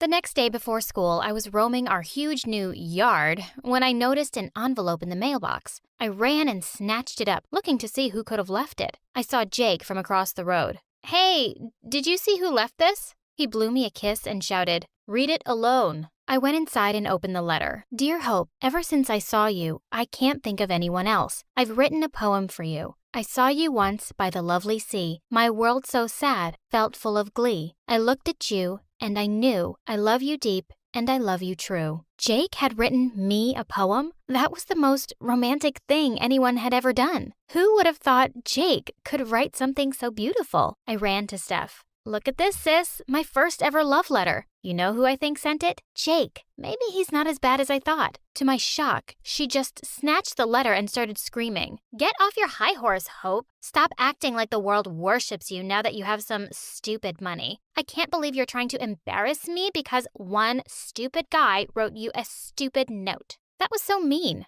How could she say something like that? You're just jealous because Mom and Dad like me more now. But luckily, Mom pulled us apart and yelled at Stephanie. "Stephanie, behave yourself. If you can't be as useful as her, at least appreciate what she's done for us. She's paid for this huge mansion. You're all just eating out of her hands because she's rich now. Disgusting. But Mom just pushed us out of the house for school. School! Stephanie had already made friends because of her Instagram, but the only person I knew was Jake, who may have been both a stupid jock and a secret poet. But as soon as I walked into class, all thoughts of Jake and his notes disappeared when I saw him. The guy who was mowing the lawn, Nathan. The minute our eyes met, he rushed over to me. Hi, I never got to properly introduce myself. I'm Nathan, school jock by day, gardener, and waiter by night. I laughed, and I half expected him to make a remark about me being a millionaire, but he waited instead for me to introduce myself. Did he not know I was the new millionaire girl everyone was talking about? Oh, hi, I'm Hope. Nathan said, Okay, Miss Hope. I'm sorry if what I say freaks you out, but you look gorgeous. For a minute, I didn't know what to say, and he pulled out a seat next to his. Sit with me? I couldn't believe this guy was being so obvious about liking me. The girls around me were clearly jealous. That evening, there was a huge party at one of the seniors' house, and Nathan had invited me to go with him. Steph couldn't stop talking about it. I'm going to make the best vlog ever, and sponsorships will pour in. Just as we were about to leave, Mom jumped in. And just where do you think you're going? Stephanie said, Ugh, Mom, the party. Now let's go. I've got a vlog to make. Mom looked mad and said she couldn't go. Those peanuts you make from Instagram aren't worth anything now. Go upstairs and study. Then she turned to me and said, Have fun, sweetie. We won't wait up for you. I felt bad for Steph. I would have helped her out, but just then, a car honked outside. Nathan was here to pick me up. At the party, girls kept swarming up to Nathan like bees to honey. But then again, he was eye candy. Suddenly, he put his arms around me and asked me to dance with him. Luckily enough, the music turned slow and Nathan and I were gliding around the room while everyone stared at us. Hope, I have to tell you something. My heart hammered in my chest. This was it. The moment I'd been waiting for since I first saw him. But out of nowhere, a pair of strong hands pulled me away from Nathan. Jake said, Babe, I've been looking everywhere for you. Dance with me. Oh my God, Jake, did he seriously pull me away from Nathan when he was about to ask me out? I wanted to kill him. I pushed him away and said I'd catch up with him later. I went looking for Nathan, but it was like every guy in the school decided to ask me to dance just then. I had to practically yell that I wasn't interested and made my way through the crowd looking for Nathan. He didn't leave, did he? But then I saw him. Except he was dancing with another girl. No! I ran over to him, but when I saw who he was dancing with, I almost passed out. Stephanie. She said, Hey there, sis. I saw you dancing with Jake, so I thought I'd give this cutie some company. I said, Nathan, I'm sorry, he was just... She said, Oh, stop it, you. Stop playing with this poor boy's heart. I told him everything about Jake. In fact, I told everyone. I immediately saw what she was doing. She was streaming it live. I said, What? No, Nathan, don't listen to her. I turned to tell him the truth, but he was gone. What's your problem? You've gone too far, Steph. The next day at school was hell. Nathan wouldn't even look at me, and everyone else kept calling me a two-timer. At lunch, I saw Stephanie grab her tray and sit right next to him. I glared at her. Why don't you just sit in his lap, you idiot? Steph turned in my direction as if she'd heard my thoughts and stuck her tongue out at me. Then she put her head on Nathan's shoulder. The witch. That was the last straw. I jumped up and got onto the table. Everyone around me gasped. I said, Nathan, I know you think I've been playing with you, but that's not true. The truth is, I really like you.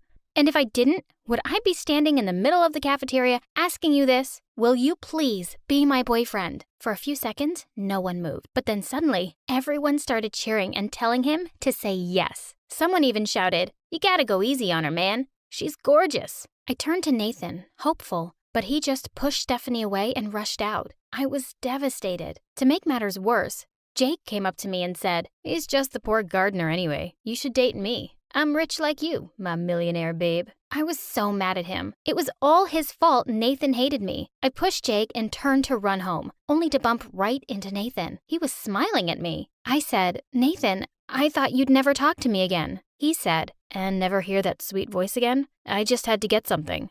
It was a gorgeous silver necklace. He put it around my neck and said, You're the moon, and I'm forever a star in your orbit, Hope. I was so happy. I hugged him right in the middle of the school. I heard people cheering around us. I looked around to see practically half the school. When I got home, I was still blushing and grinning like an idiot. But the minute I walked in, my smile faded. Mom and Dad were sitting in the lounge looking grim.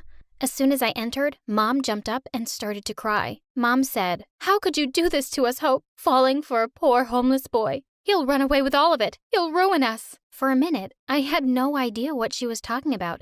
But then she showed me her phone. It was a video of me and Nathan hugging. How did they find out so soon? Just then, I saw Stephanie sitting in the corner of the room. She caught my eye and grinned. Of course she had a hand in this. I said, "Mom, Nathan is not homeless. His parents aren't poor. He just works so he can help pitch in for school." Stephanie said, "She's lying, Mom. Dad, you saw his car. It was tiny. He's just after her money." I tried to protest and said, "He doesn't even know I'm rich. He didn't recognize me at all." But no matter how hard I tried, Stephanie just yelled louder that Nathan was lying to me. I couldn't take it anymore, so I ran to my room. I needed to think straight. I felt like I was a character in one of the videos from my favorite YouTube channel, My Story Animated, my experience with dating a billionaire girlfriend. But there was no way Nathan was lying to steal my money, was he? The very next day after school, he slipped a note into my hand. The envelope read, "Follow this heart. It'll bring you mine." Then he took me to his favorite spot in the city, and sitting next to him, I couldn't care less about what Mom and Dad said. Nathan really cared about me. Somehow, we would make it work. As we came back, Nathan said we would visit his mom before he took me home. "She's been really ill. Dad and I were really worried for months, but I've managed to finally get my hands on the money I needed for her treatment. You're like a good luck charm for me." I blushed hearing that. How could someone be so handsome and still be so sweet? Answer, they can't. As soon as we pulled into his driveway, everything changed. There seemed to be a crowd outside his house. There was Jake, looking furious, and two people who I assumed were Jake's parents. And behind them was Stephanie, grinning like the idiot that she was. Her camera was out, and I knew we were being streamed live. Nathan said, "What now?" To my utter horror, Jake started shouting about how Nathan was a thief. He said Nathan had stolen his wallet. I said, "That's ridiculous. And Steph, put away that stupid phone." Jake said, "Oh yeah? Then what was this doing in your room?" Then he waved his wallet in Nathan's face. He looked like he'd seen a ghost. Nathan said, "No, that can't be. I don't know how." But just then, Nathan's dad stepped up and said, "Don't lie, son. We saw them pick it out from a pile of clothes. I've never been more disappointed in you." I tried to defend him again when suddenly Stephanie showed me something horrible. Stephanie said, "Guess what else we found, sis? My diamond bracelet. I hadn't even realized it was missing."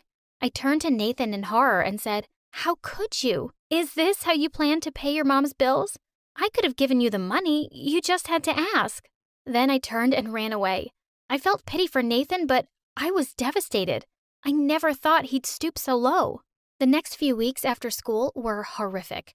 At school, it seemed like everyone had seen Steph's stupid video and everyone was avoiding Nathan. It broke my heart to see him alone and sad, but I didn't know what else to do. Worst of all, now Jake was always by my side. I couldn't even think of talking to Nathan with Jake around. I really missed Nathan. So one day, when I finally managed to shake off Jake, I went to Nathan's mom's house. I wanted to see him just to give him another chance to explain himself. Maybe he wasn't really guilty. His mom was on the porch, so I didn't even have to ring the doorbell. She told me where his room was and said another girl had just dropped by minutes ago.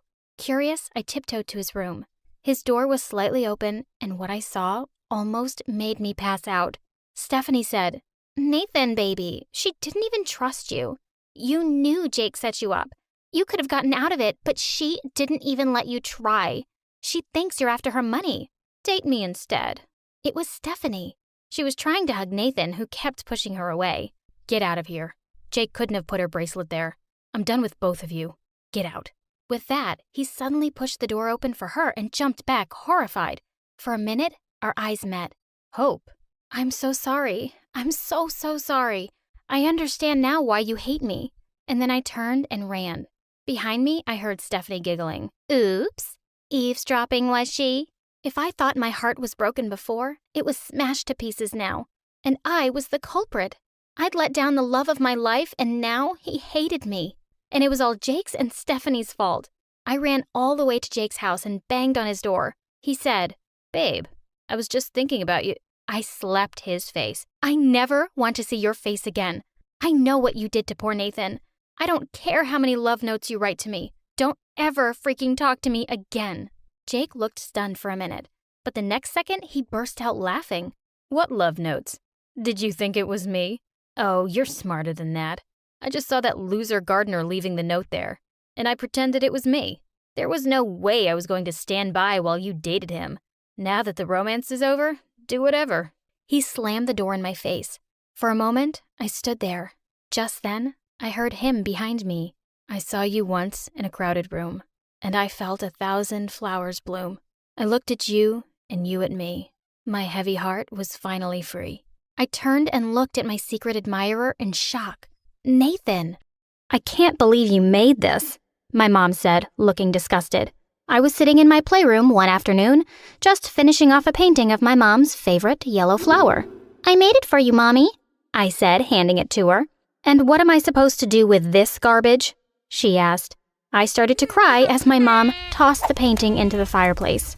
You draw like an idiot. What do you expect? Ugh, just go to your room. You're acting like a 5-year-old. But I am 5, I cried as my mom left me all alone in the room. This pretty much sums up the relationship I have with my mom. While this memory is still stuck in my head forever, it wasn't even close to the worst thing I can remember her doing.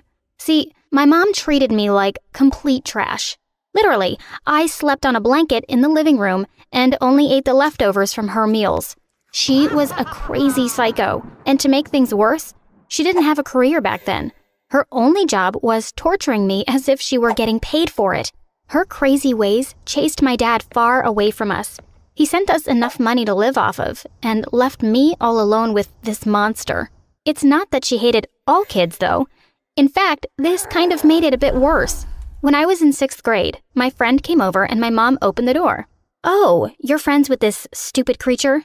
She treated my friend better than me. She even let my friend sit at the dining room table for dinner. My friend thought my mom was cool and funny, and they both kind of teamed up on me. When I confronted my mom about why she acted the way she did, she simply said, "Be more like your friend, and maybe I won't hate you." I really tried to make her like me, I promise. I did good in school, never got into trouble, constantly did all the chores, and bought her gifts. One day when I was cleaning her room for her, I really thought my life was going to turn around for the better. Spoiler alert, I couldn't have been more wrong. Under my mom's bed, I found a gift box. My birthday was that weekend, so I just assumed it was for me. I was so excited. On my birthday, she took out the package and started walking towards me. I was crying with happiness, thinking it was for me. When she asked why I was crying like an idiot, I explained that this was the first time she'd ever acknowledged my birthday. She started to laugh. Not in a nice way, but like a supervillain. Your birthday? This is for a friend, you fool. Her birthday party is today. I guess you didn't get the invitation, she said. Later on Facebook, I saw that my friend actually had a party and invited everyone but me. She even invited my mom. I spent my whole birthday crying in my room, all alone. When I was in the 11th grade, my dad stopped sending us money. He had a new wife and a baby. He sent me an apology note and said that he would see me soon, but I knew it wasn't true. I figured my mom would find a job, but she did something crazy unexpected. See, I came home one day and saw this beautiful woman sitting in my living room. I asked her what she was doing in my house, and she said in a foreign accent, "Oh, your mom was right. She does have an ugly daughter," she said. I yelled at her and told her that she had to leave. That's when my mom came in and asked what all of the screaming was about. I tried to tell my mom how the stranger was making fun of me. Her response? "That's no way to treat my girlfriend. You really are rude," Mom yelled. Girlfriend? She ran over and put her arm around the gorgeous woman. My mom explained how she had realized she was a lesbian and she'd fallen in love with a graduate student she met at the park.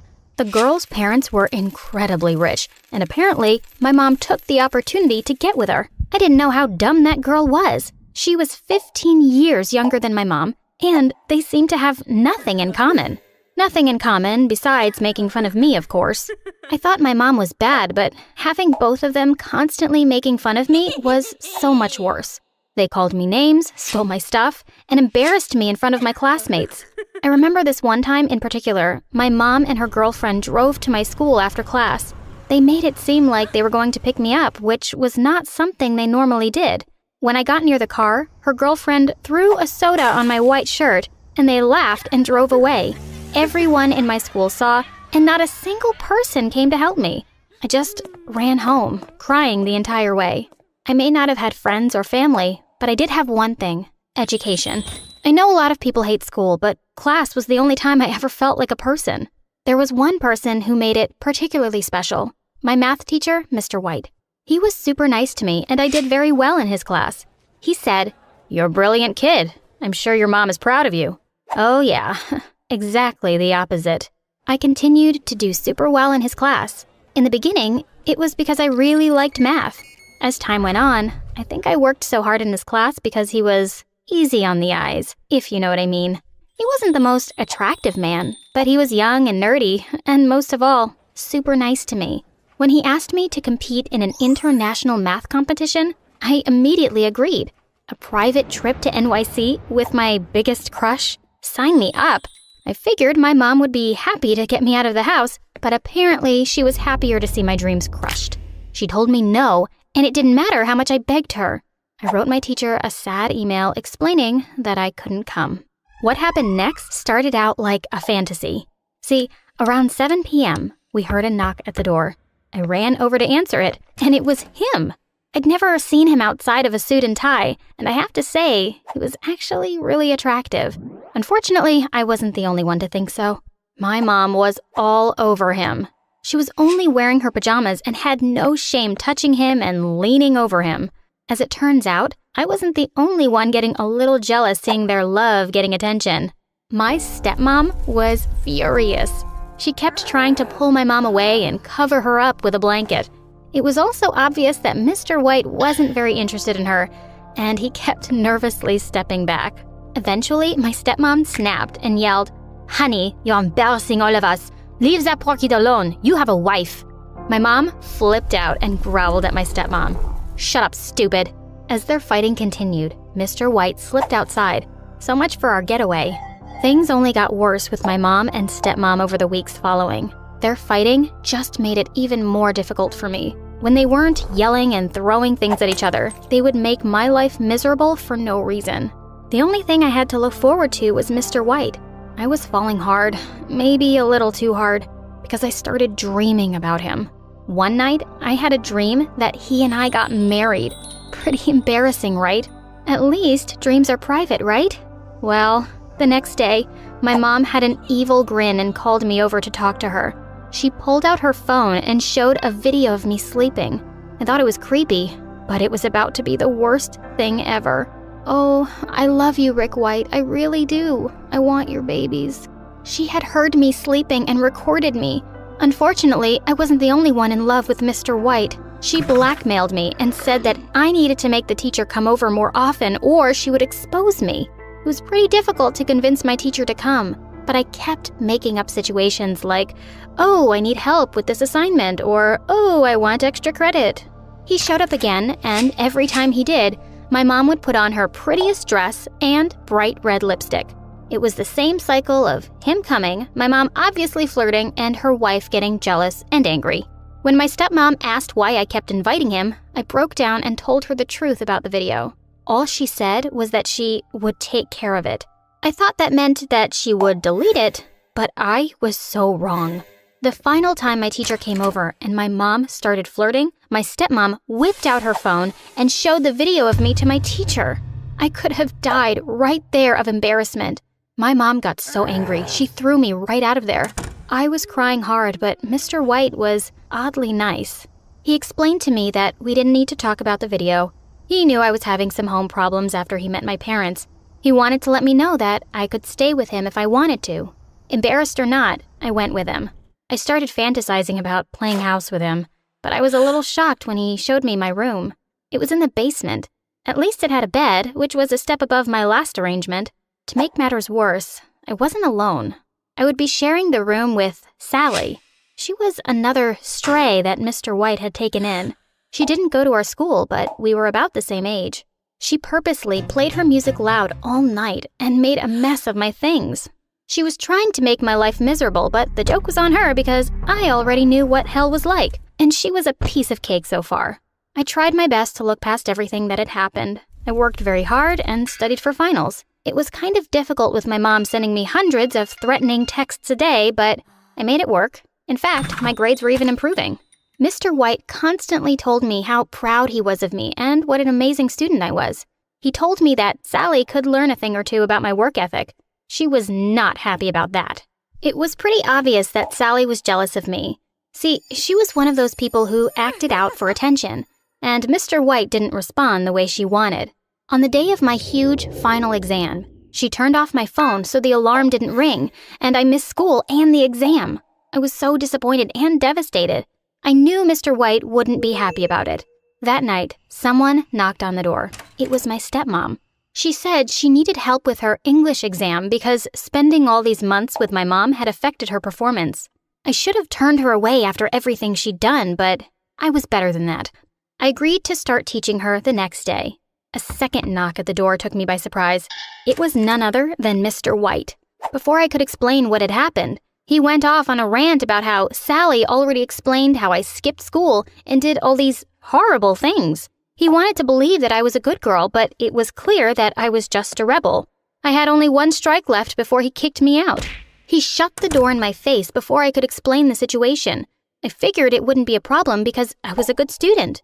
I was about to be shocked again by Sally's creativity. See, the very next day, when I had my stepmom over for lessons, Mr. White came in and threw me out. Apparently, Sally had told him I was sitting alone in my room with my girlfriend and was making noises, and she was scared. We both knew what she meant to say. That night, I was sent packing all alone. I stayed with my stepmom in her studio apartment for a few days, but it was awkward, and it was time to address the elephant in the room. I decided to go back to my mom. To my surprise, she wasn't angry and didn't say anything to me.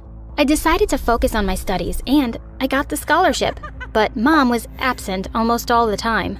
Mr. White contacted me and said he wanted me back and that Sally had actually become a problem and he'd realized I was better. There was something creepy about the way he said it. I also thought it was such a jerk move to take kids in and out as he pleased. How long would his kindness last? I said, "Sorry, I'm happy with my life now, and I'll be going to college soon." I was moving to college the week after when Mom suddenly came home with a guest. I couldn't see them, only hear them.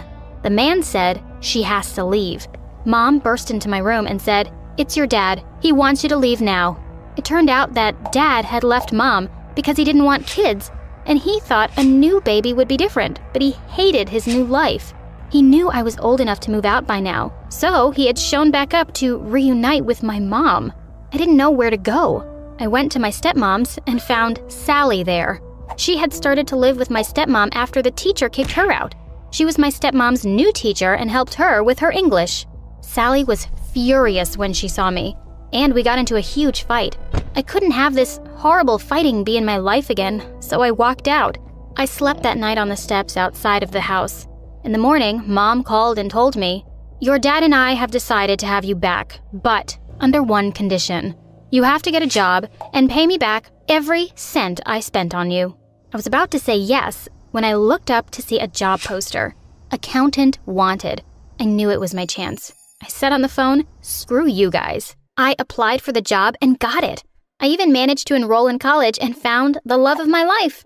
We moved into an amazing house, and I thought my life was finally perfect, until one day the bell rang. It was my mom.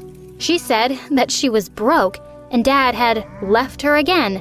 She needed a place to stay, so against my better judgment, I let her move in. For 3 days, she behaved nicely, but on the 4th, I saw her in her pretty dress and red lipstick trying to flirt with my poor husband. She was batting her eyelashes at him and laughing the way I remembered only too well. Was she already doing this to me again? I couldn't stand it anymore. I'd had enough. I opened the door and kicked her out. If she was going to behave like that, she belonged on the streets, and that's where she could stay. Hi, I'm Julia from New York City. Please like and subscribe to MSA. Ever since I can remember, I've never had a day of peace in my life thanks to my older twin sisters, Tina and Sophia. They were 10 years older, famous models just like my mom, and they loved annoying me. On my 6th birthday, Mom gave me a pet piglet, but it went missing a few weeks later on Thanksgiving. I was devastated as I sat down for dinner that night. Julie, you see that turkey? That's your piggy. What? Yeah, Mom said they ran out of turkey, so she cooked your piggy instead. You're lying! No! I started bawling like a baby till Mom rescued my pet from my sister's closet. They were grounded, but the memory haunted me for years. I could never enjoy another Thanksgiving. Things just got weirder as we grew older. Tina and Sophia got more famous, and I became their geeky little sister with a thing for science and sugar. By 13, I weighed twice the kids my age. One time, Mom invited a French photographer to take family portraits. Wow, Tina, that is a beautiful pose. Sophie, yes. Hold that. Juicy, juicy. Julie. Whatever. Pull in your tummy while you smile. A little more. More. Okay, now smile. I said smile. I was trying when Tina tickled me a little, and I let out a huge fart. Oh my God, Julie, you stink up the place. You baby cow. When the photos came out, I was so red, it looked like someone had slapped me 20 times. So embarrassing.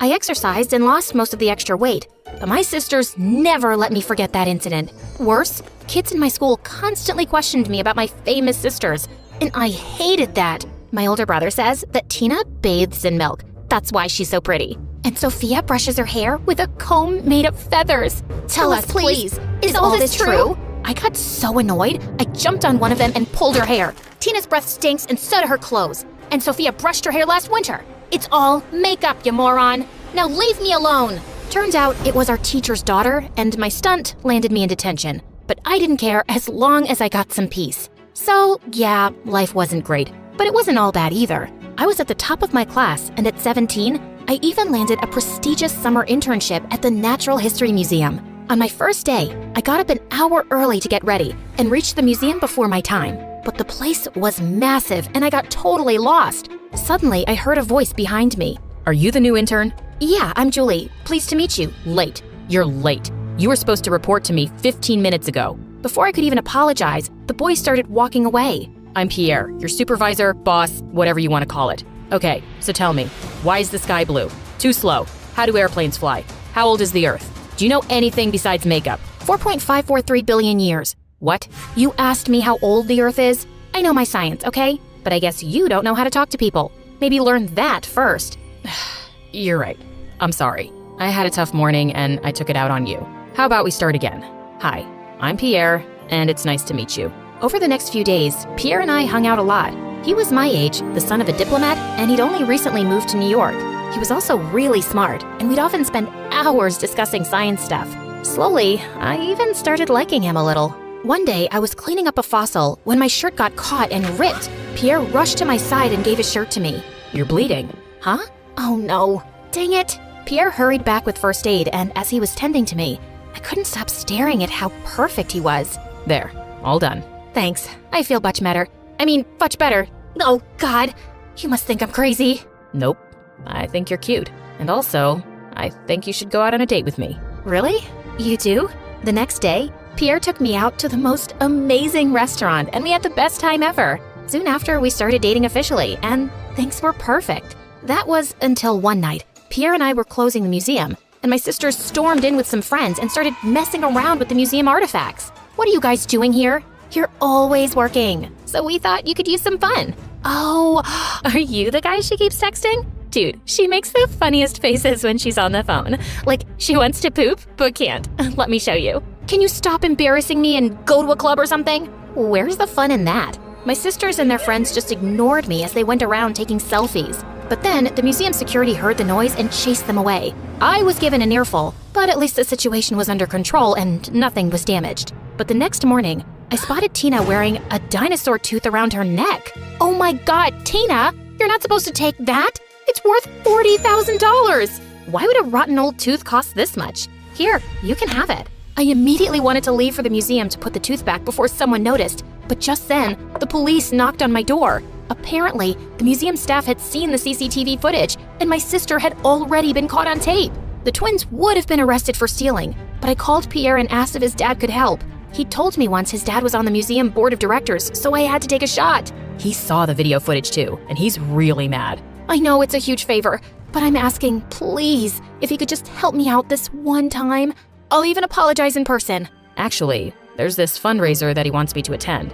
Maybe you can come along too and talk to him. That'll be perfect. Okay, I'll see what I can do. Pierre pulled some strings and the police let off my sisters. And for the first time, they were sorry. The fundraiser wasn't as bad as I thought, even though his dad was really cold even after I apologized. And soon, Pierre started asking me to all the events he got invited to. And things were exciting for a while. I enjoyed dressing up and going around with my handsome boyfriend. But between studies and work, I was getting burnt out. One evening, I didn't have anything, so I raided Tina's closet. Oh my god, who died and left you this hideous dress? It's yours. Must be something I bought to give to a homeless person. Listen, kid, no matter what you wear, you'll always be a dork. Don't change too much to fit in, okay? Did you hit your head or something? Anyway, I'm off. I had no idea what Tina meant, but I was terribly late, and when I got there, Pierre was outside waiting for me. Where were you? Everyone is asking me, and why are you wearing that? Don't you have something designer? Aren't your sisters models? What's wrong with my clothes? Besides, I'm exhausted and I'm here. Before Pierre could reply, someone told us that his dad was looking for him and we went inside. I was standing in a corner feeling angry and tired when I spotted one of the world's most famous marine scientists, Dr. Keller. Oh my god, I'm a huge fan, sir. Your work in the space of dead turtles is groundbreaking. And that piece on how sharks are misrepresented in shark movies is amazing. You've read that paper? No one ever has. You should come by my office sometime. I'd love to. I even have something I'd like you to see. Julia, there you are. I want to make you meet someone. Before I could say anything, Pierre dragged me to the other corner of the room. What was that? I just saved you from the worst conversation of your life. You should thank me. Thank you? A world-famous scientist just invited me to his office, and I was discussing my research with him when you dragged me away. Dr. Keller is a bit of a cuckoo. He invites everyone to his office because he's bored all day. It's nothing special. Give me a break. So you think I'm not actually good at what I do? You know what? Save your breath. I've had enough. I'm leaving, and yeah, maybe we should take a break. And with that, I stormed out. Pierre tried calling me later, but I ignored him. And over the next few days, he tried everything to get my attention. He would drop cards in my backpack, leave chocolates, show up with a car full of roses, and when nothing worked, he came up with the ultimate surprise. I spoke to Dr. Keller. He's agreed to meet you next week. Get that research going. You did what? I can't believe it. Oh, thank you. Does that mean we're good? Pierre, I like you, but we belong to different worlds, and I really can't afford distractions. I understand, but at least we can be friends, right? And I can help you finish your research paper. That's the least I can do after everything you've done for me. Pierre was a smart guy, and I could really use his help. We started working day and night, and I often caught him stealing glances at me. By the time we were done, I was exhausted out of my wits. Maybe you should rest. I'll make the final changes and see you at Dr. Keller's office. You sure? That'll be amazing, and thank you for your help. Pierre kissed me lightly on the forehead, and I had butterflies in my stomach. I knew he still liked me, and I liked him too. Maybe I'd give us another shot. But right now, I had bigger fish to fry. On the day of the meeting, I was feeling really confident and showed up early. I was sitting at the reception waiting for Pierre to show up, when suddenly, I saw him leaving with Dr. Keller and my final research. Okay, I'm gonna be late. Good job on the research, Pierre, and welcome to the team. Your dad will be proud and happy.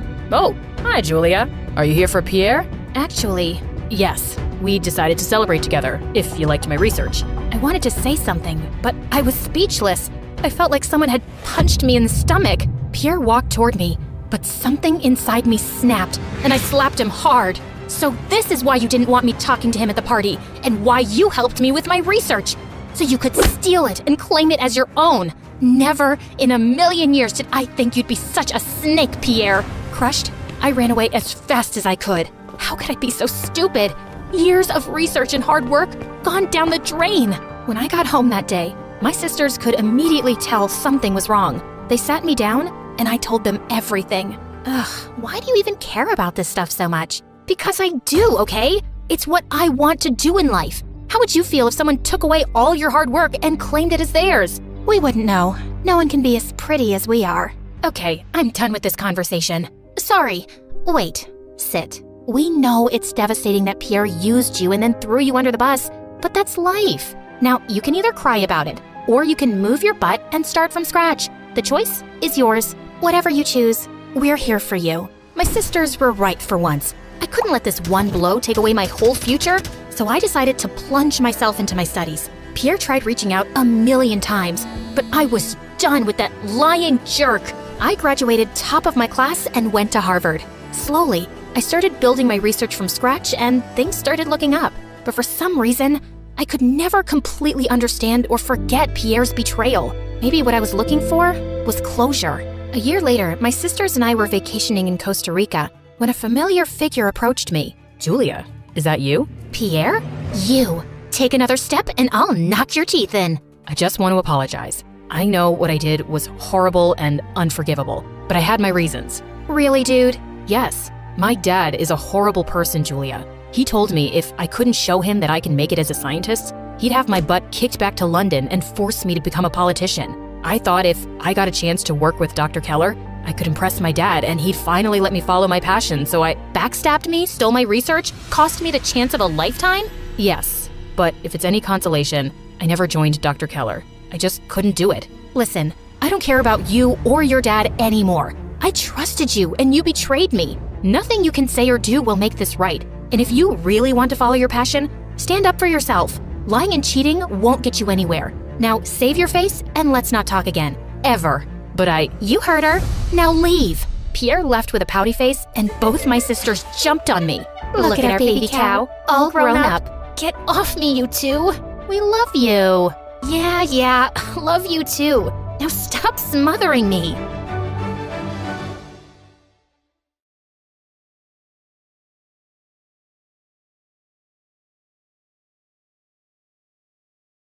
Hi, my name is Anna. Before I was born, there were two things my parents loved more than anything in the world: their restaurant and their yacht, both named Bella. And that didn't change after I was born either. But soon after, their restaurant wasn't doing so well. When Dad knew Mom was pregnant with me, he said, "It's so expensive to raise a baby. We'll have to sell something. This child is already bad luck." Ultimately, they sold their precious boat, and they never stopped crying about it. Oh, if only we didn't have Anna and had Bella with us right now, we'd be having breakfast at sea. And I'd be sunbathing on the deck.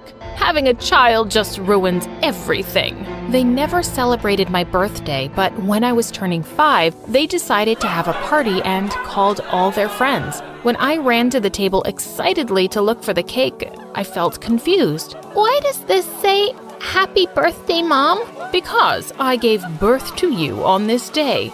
What did you have to do? Nothing.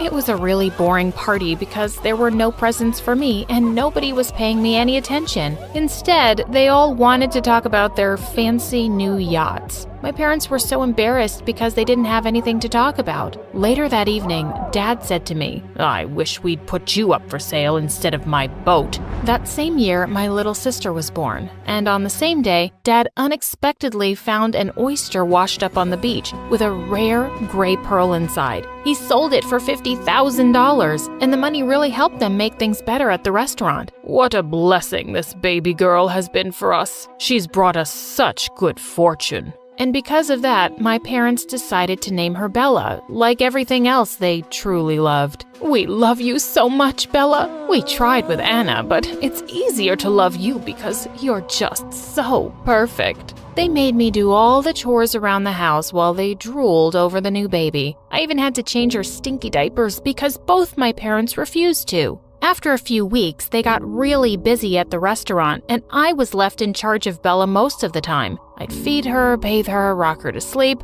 I started teaching her my name. Anna, I'd point to myself. Bella would just look at me, and then she'd laugh and clap her little baby hands. But things changed forever when Bella turned 1. My parents came home from work one night, and Mom started yelling at me for not having dinner ready. "You own a restaurant. Can't you just eat there?" "We sell that food, you moron. What should I expect from someone as stupid as you?" "I guess we'll just go eat out somewhere. Come on, Bella." But Bella didn't want to move. She slapped my mom's hand away and started to cry. With her little toddler fingers, she pointed at me. "Anna!" My parents looked shocked. Bella had just said her first word, and it was my name.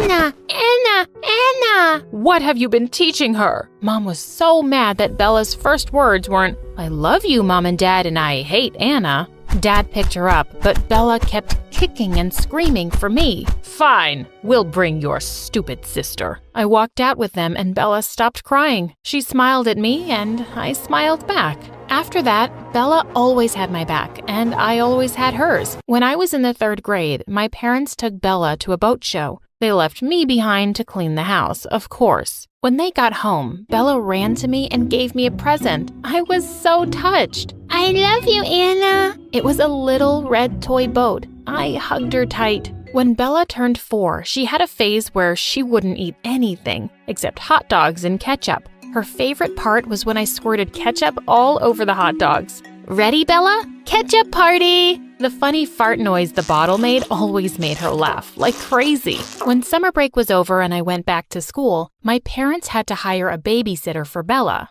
One day when I got back, I could hear screams from one of the rooms. Just then, Bella came running out, holding a ketchup bottle and squirting it everywhere. Ketchup party! Behind her, the babysitter came out drenched in ketchup from head to toe. That's it! I quit! Just as she was storming off, my parents walked in looking horrified at the mess. What on earth is Bella doing? Did you teach her this? No, I did not teach her to spray ketchup all over the house. Mom caught Bella and snatched the bottle from her, glaring at me. I don't know how, but this is all your fault. Clean this up right now and stop poisoning our little Bella's mind. Just as she was dragging Bella to the bathroom, she slipped on some ketchup and fell on the floor. Angry as I was that I had to clean up everything, that made me feel a little bit better. When I was old enough, my parents made me work at their restaurant. I thought it would actually be fun waiting on tables and meeting new people. But what was I thinking? They just handed me an apron and rubber gloves. You'll be washing the dishes. When I asked them to pay me,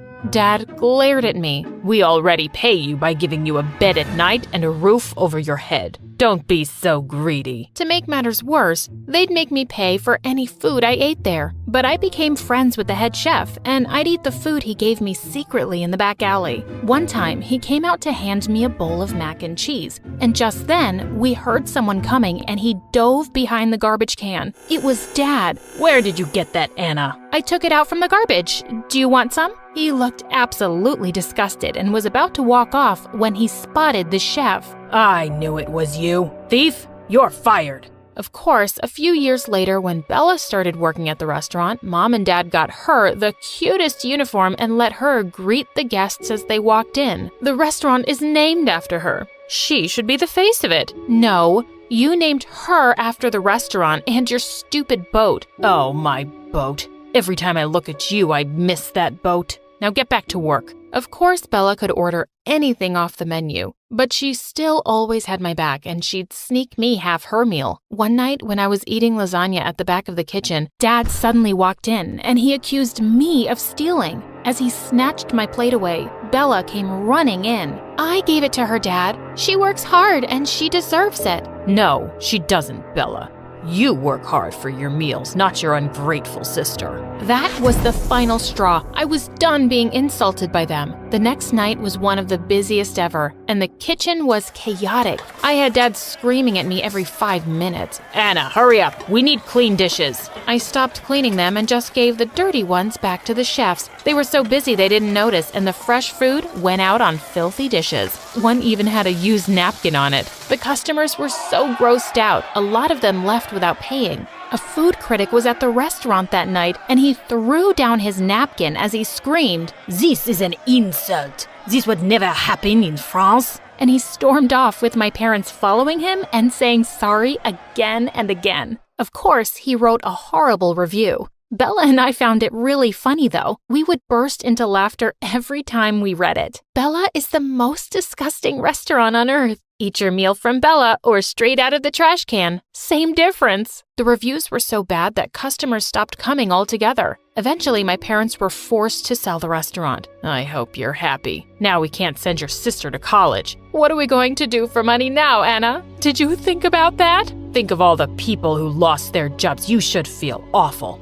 But no one lost their jobs, Dad. Everyone got rehired by the new owner. In fact, I'm also still working there, and I got a raise. I skipped off before Dad exploded. I knew I wanted to go to college, and living by the sea had always made me want to study marine biology. I got a loan, worked part-time, and put myself through college. I graduated at the top of my class and got a research job. I would spend days at a time out on the water, and I loved it. With the money I'd saved up from work, I eventually bought a cute sailboat. I could see my parents turning green with envy. I offered to take them around for a spin, but they refused to go with me. When Bella hopped onto the boat excitedly, she asked, "Have you named it yet?" "No, but what do you think about the Annabella?" Her face lit up. "I really like that." And just like that, the Annabella set sail for the first time. A few days later, Bella came to me with a poster. "We should enter this contest." It was a sailboat race coming up in a few weeks, and there was a grand prize of $100,000. "You think we can win?" "I know we can." As we were practicing one day, I was shocked to see my parents had a sailboat too. Dad yelled out to us, "Guess what? We entered the contest too. Borrowed the boat from a friend." "But why?" "Oh, he thought it would be fun to beat you. We spent years on the water before you were born, Anna. You'll never win against us." It was the morning of the race, and Bella and I were getting everything ready when we noticed that something very important was missing: our sails. How were we going to race without them? The race started, and everyone got off to a huge head start. I could see my parents pointing and laughing at us from the water. "Good luck without your sails, Annabella." Of course they'd sabotaged us. Just then, Bella came panting behind me, dragging some disgusting sails. I found them in the garbage. They smell so gross. We set them up, caught a big gust of wind, and took off. We were pretty far behind the other racers, but Annabella was a speedy little thing, and we'd been practicing a lot. We quickly caught up to the rest of the pack, but our parents had a big lead. The finish line was fast approaching. "We'll never catch them. We're too heavy." I turned to see Bella strapping on a life jacket. "What are you doing?" "Win this race, Anna, for me." And with that, she jumped over the side. I knew she could swim like a mermaid, so I wasn't too worried about her. I immediately picked up speed after she jumped off. I turned around to glance at her once, and she yelled at me, "Catch-up party!" What was she talking about? I was right behind my parents' boat, and the finish line was only 200 yards away. That's when I saw a big squirt bottle of ketchup on the floor of the boat. "You'll never catch us, Anna. You'll always be a loser." It's time for a ketchup party. And with that, I got close enough and aimed it straight at Dad's face. He couldn't see anything, and his boat ended up getting stuck between two rocks. I could hear Mom and Dad yelling, but I went even faster and crossed the finish line. Bella ran up to me and gave me a huge hug. "We won! We won! We're rich!" A few weeks later, the Annabella and its victory was trending on the internet. We were invited to race all over the world. Eventually, we bought a bigger boat with our winnings. And even though my parents had always been so mean to me, I bought them a boat too, to make up for the one they'd sold all those years ago. And I keep the red toy boat Bella got me as a present right by the wheel at all times. Hi, I'm Laureen, and for as long as I can remember, I have wanted to be famous. But I didn't want to be famous for just anything. I always envisioned myself as a rock star, screaming into a microphone in front of millions of adoring fans, like my idol. No one in my family even liked music. In fact, everyone downright hated it. The only thing Dad ever watched was the boring news on TV, and my suck-up siblings always followed suit. So every time I turned on music, my dad would yell at me, "Go to your room and put earphones on. I can't believe any of my children could be such a bum." So I would do that and get so lost in the music that I would start to sing out loud. The only problem was every time I really let go and sang my heart out, someone in my family would come banging on my door. "Be quiet in there. You're so annoying." And every time that happened, I would sing louder. I found out this later, but one day, as I was singing in my room loudly as usual, my dad's friend came to visit, and he heard my voice. "Oh my God, what a beautiful voice. Who was the singer?" "No one." "Oh, come on. "Call her. You know I have some connections with someone who can make her a famous singer." "Oh yeah?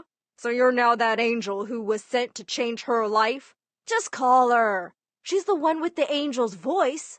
All I knew was that I was minding my own business when Dad banged on my door screaming, "I said no singing!" My friend got so annoyed and he left. So shut it now. A while later, my whole family came in. My sister said, "It's like hearing nails on a chalkboard." My brother said, "It's like listening to an alley cat." My mom just burst into tears and said, "Music and singing is rotting your brain." I just couldn't take it anymore. And I yelled back, "No, it's not. You guys are. One day, I'm going to be a famous singer, and all of you are going to beg to come to my concerts." Dad looked shocked to hear me answer back and said, "Oh, so you'll answer back now? Looks like we're taking away your music." Before I could stop them, they took everything. My stereo, my iPod, my CDs, and my computer. And Dad smashed everything. That's it. You've messed with the wrong person. You can't keep me from what I love. If they thought throwing away my stuff would stop from listening to music, boy, were they wrong. The next day at school, I ran to my best friend and dumped all my savings in front of her. "We're going to a rock concert. Can you arrange the tickets?" "What? Are you crazy? Your parents will legit kill you." "I don't care. They don't own me." Seeing how determined I was, she said her brother could probably arrange them. "How will you get out so late, though?" I just laughed and winked at her. I have my ways. The night of the concert, I went to my sister. "You have to sleep in my bed." "Lol, you wish, pest. You go out and I'm telling Dad. It'll be fun." "Great. I guess that's a good time to tell him you invite your boyfriend to your room every night." "Oh my God. Are you blackmailing me? He'd never believe you." I grinned and waved my phone in her face. "He'll believe the picture I have." She gave in. Easy peasy. I almost felt bad about blackmailing her. But it wasn't my fault she was so dumb that she didn't even check my phone. I didn't really have any pictures. And before I knew it, I was walking into a crowd of hundreds of thousands of people. Excited as I was, I had no idea my life was about to change forever. All screaming and shouting with excitement for what we were about to see. Everywhere I looked, people were singing and dancing and laughing. And the music finally started. And that's when I caught my first real glimpse of the person I knew I was destined to become.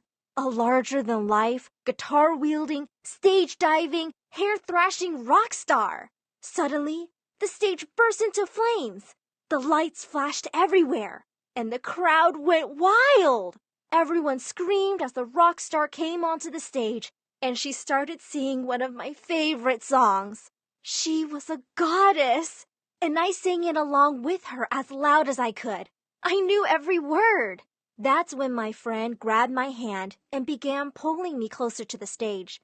We pushed our way through to get as close as we could. And when the song ended, someone handed me a bouquet of flowers and told me to throw it on stage. I did, and the rock star picked it up, and she looked right at me, and, I kid you not, she winked. Then the music stopped, and she bowed her head, and she took a long moment before she grabbed her microphone and said the craziest thing I could ever imagine hearing. "Now, I want to invite a special someone on stage to come and sing my next song for me." The crowd was wild. I couldn't even hear myself think. I shouted louder than I ever had in my life, and I couldn't believe it when she looked right at me and said, "You, who threw the flowers, get up here." I didn't even have to climb up to the stage because I was literally hoisted up in the air by all the people around me and then thrown onto the stage.